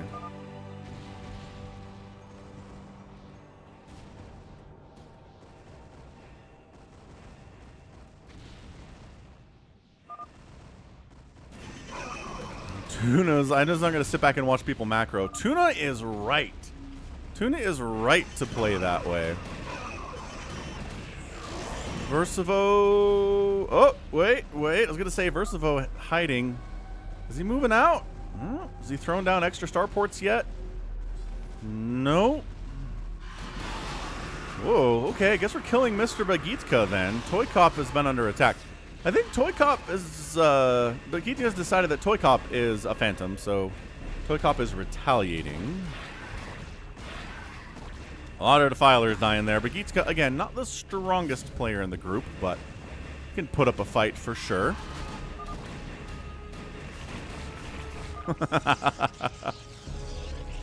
Man, Slicky Fats is rebuilding like crazy over here. Amendment's going to wreck that stuff. Tuna was right, Tuna says. Nobody finished him off, though. The whole point is eliminating people, y'all. Oh, big time stasis. SaviorSword defending his buddy. SaviorSword's like, you can't just kill Bagitka and I say nothing about it. So he's helping. Dead's upset that nobody is attacking Versivo. This is it today, Real Ultra. I am sleep deprived after a combination of staying up until 3 a.m. casting StarCraft 2 on Friday night, and then staying up late last night, and then it was daylight savings, so I've just been lagging all day. Little Nidus play here. Tuna shows up to make his preferences known that you need to kill the Bagitka. Did he bring detection with him? Because these lurkers are going to be really good. Oh, he did bring detection with him. Great. So lurkers down. Slicky Fats hee-heeing that he's a phantom. Dylan Bradley's like, yeah, just kill versus who? What? Are we carrier fighting here? I can't even tell, but it sure looks like Toycop's going after SaviorSword and vice versa. This is... yeah, they're definitely fighting. I don't think they're working together. It's been quiet, so no one's officially declared war here, but it sure seems like Toycop and SaviorSword are fighting. I think Toycop might be a phantom, everybody. I'm looking at him. Okay, a plague goes down on SaviorSword's carriers. What are the upgrades at? 3-2-3 versus a 3-1-3. So upgrades are favoring SaviorSword here. At least I saw carriers, or we saw carriers, said Toycop. It's true, we saw a lot of carriers in this game. First time today, honestly. Versivo has decided to make his move. Mr. Bagitka just popped out a ton of ultras, so again, he's something. But he's going to go for it, I guess. Yamato's on... okay, so he decided to go after SaviorSword. Wow! And he's not building any more starports. So that indicates that he's not a phantom. He's just thrown in with the anti-SaviorSword play. This is weird. This may be the only time that two people declared Paladin early and then everybody went against them. Of course, this might not be everybody. This might be phantoms that are killing them because they identified as Paladin. What's up, Omni Sai? Omni? Yeah, Omni Saiz. Welcome to the stream. Happy Sunday. Looks like SaviorSword is getting cleared out. Battlecruisers are great fighters against carriers, for sure. And if you're trying to run, Toycop will definitely chase you down and pick you off one by one here. A little mind control maybe on one of the... that would be good. Amendment, bros for life. Purple, blue, even if it's you, I ride or die. White can't help. Mr. Bagitka is not going to save SaviorSword. That's for sure. Oh, and then Toycop backs out. I guess he needs to deal with these Ultralisks that do have 2 6 upgrades. So that's pretty good. Slicky Fats, you get what you deserve, Red. Little storm action. Versivo, again, latecomer, has a healthy army. Battlecruisers are so hard to deal with in these numbers. White's rebuilding a whole bunch because, again, White declared Paladin, so he's got money for it. Are you really? Yeah, Amendment's backing up Tuna here. So Tuna and Amendment are allied. What they happen to be, I don't know, but... Tuna, how's me? Says SaviorSword. I don't know about that.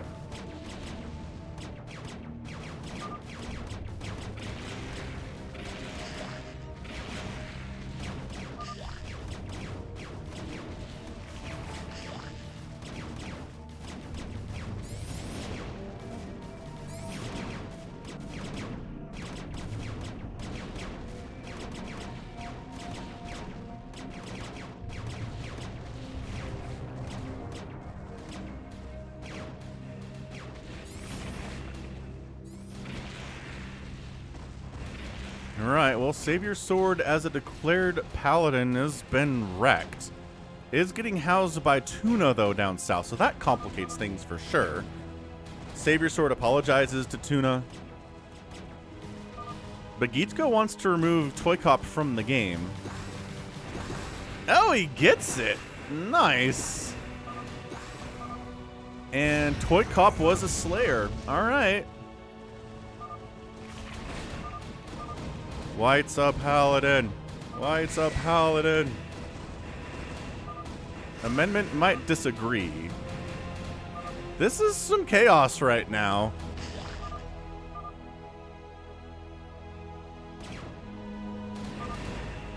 Amendment doesn't care if Bagitka is Paladin. Yeah, he doesn't believe it. Bagitka's just been killing Slayers. That's true. He just killed 2 Slayers this game. So he might have lost the sense of trust that you get from identifying as a Paladin. So SaviorSword really hard to rebuild back here. If it's Versivo, everyone's dead. But he's, again, if Versivo's a Phantom, he would have extra starports tossed up. That's what he does. Good effort, Toycop. That was fun. I liked your pylon art, especially. So if we can eliminate Bagitka, we can just get him off the board for what he is. Well, I killed someone, says Bagitka.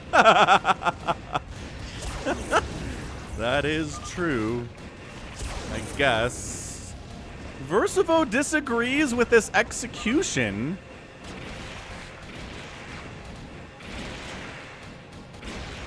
Kill the buildings! Amendment, you gotta kill the buildings! It's Teal. Ah, he's doing it! He's doing the thing! Oh, Versivo, you sneaky dog. Every time. Every time.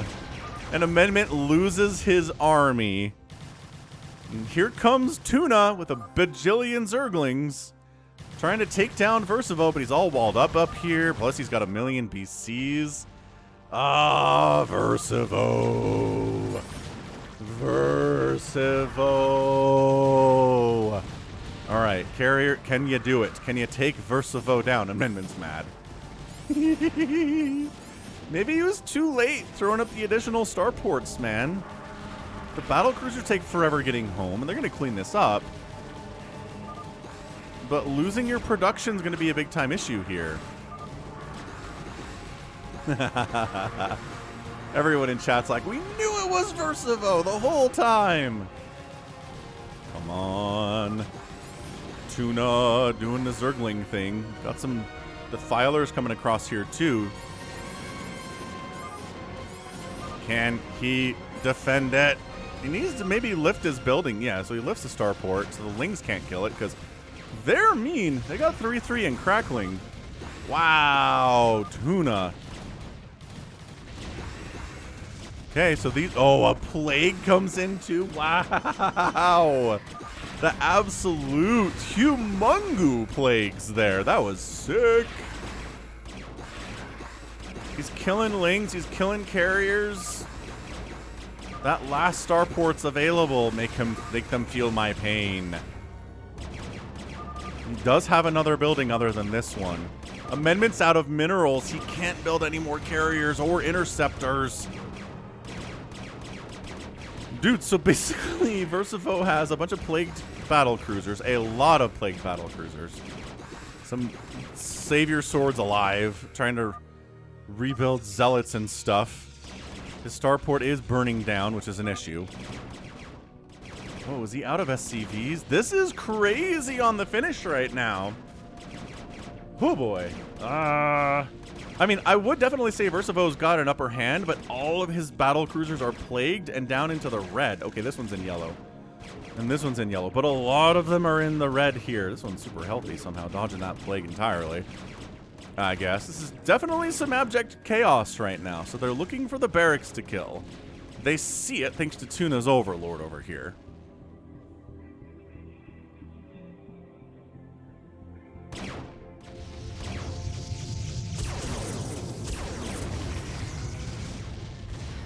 He's Yamatoing down enemy carriers, but again, if there's no minerals left... Oh, cannons are going to get kills on some of these these battle cruisers, if he's not careful with it, where does Teal have buildings left? That's it. Versivo out. Was it okay? Was it 2 phantoms though? Versivo obviously. Who was the other one? Unless Bagitka. RJB, this was it. I gotta go. I need some sleep. I am dragging here, but we can set up a phantom mode in the lobby because I think a lot of people want to play another one here. So definitely Versivo and SaviorSword Bagitka were resources. Slicky Fats actually did better than Bagitka in that game. That's weird. I mean, not too weird, but yeah, SaviorSword outspending here too. That was great. That was a lot of fun. All right, I gotta bail. But again, come in here to the Falcon Paladin channel on BattleNet US West. Somebody create a phantom mode. I can't create it. But okay, look. Let's look at if we have information about who created these phantom modes.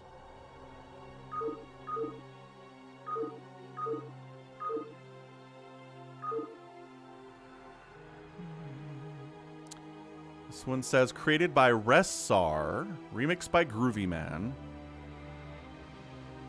This one doesn't have a created by. This one doesn't have a created by. This one doesn't have a created by. Ported to. Thanks for the super chat, Lucky Owl.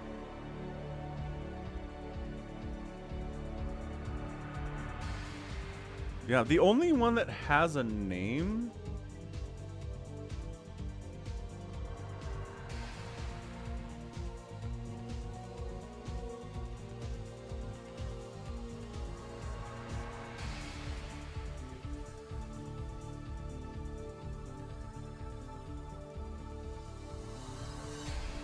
Okay, awesome. Very good. Okay, so we're in chat. We're talking about stuff. We're trying to figure out what we want to play. Come in here. Join the Falcon Paladin channel. And check out what we've got. So again, thanks everybody for hanging out today. Really fun stream. We got up to 5 hours. Woo, super chat from Michael. Again, that last super chat from Lucky Owl. We got new subscribers. Barbara with some super chat there. Also, Anthony Stabili, Adam Q with super chats. Everybody, appreciate the support and the love. Everybody keeping their memberships up. I'm in love with that too. So we will catch you next Sunday. Again, it's going to be an hour earlier for everybody outside of the US because of daylight savings changes. So if normal time, except 1 hour early. So mark that on your calendar. Also, you can just hit the notification bell on my channel. But yeah, come join the channel. Come say hello to everyone. And I'll be back next week.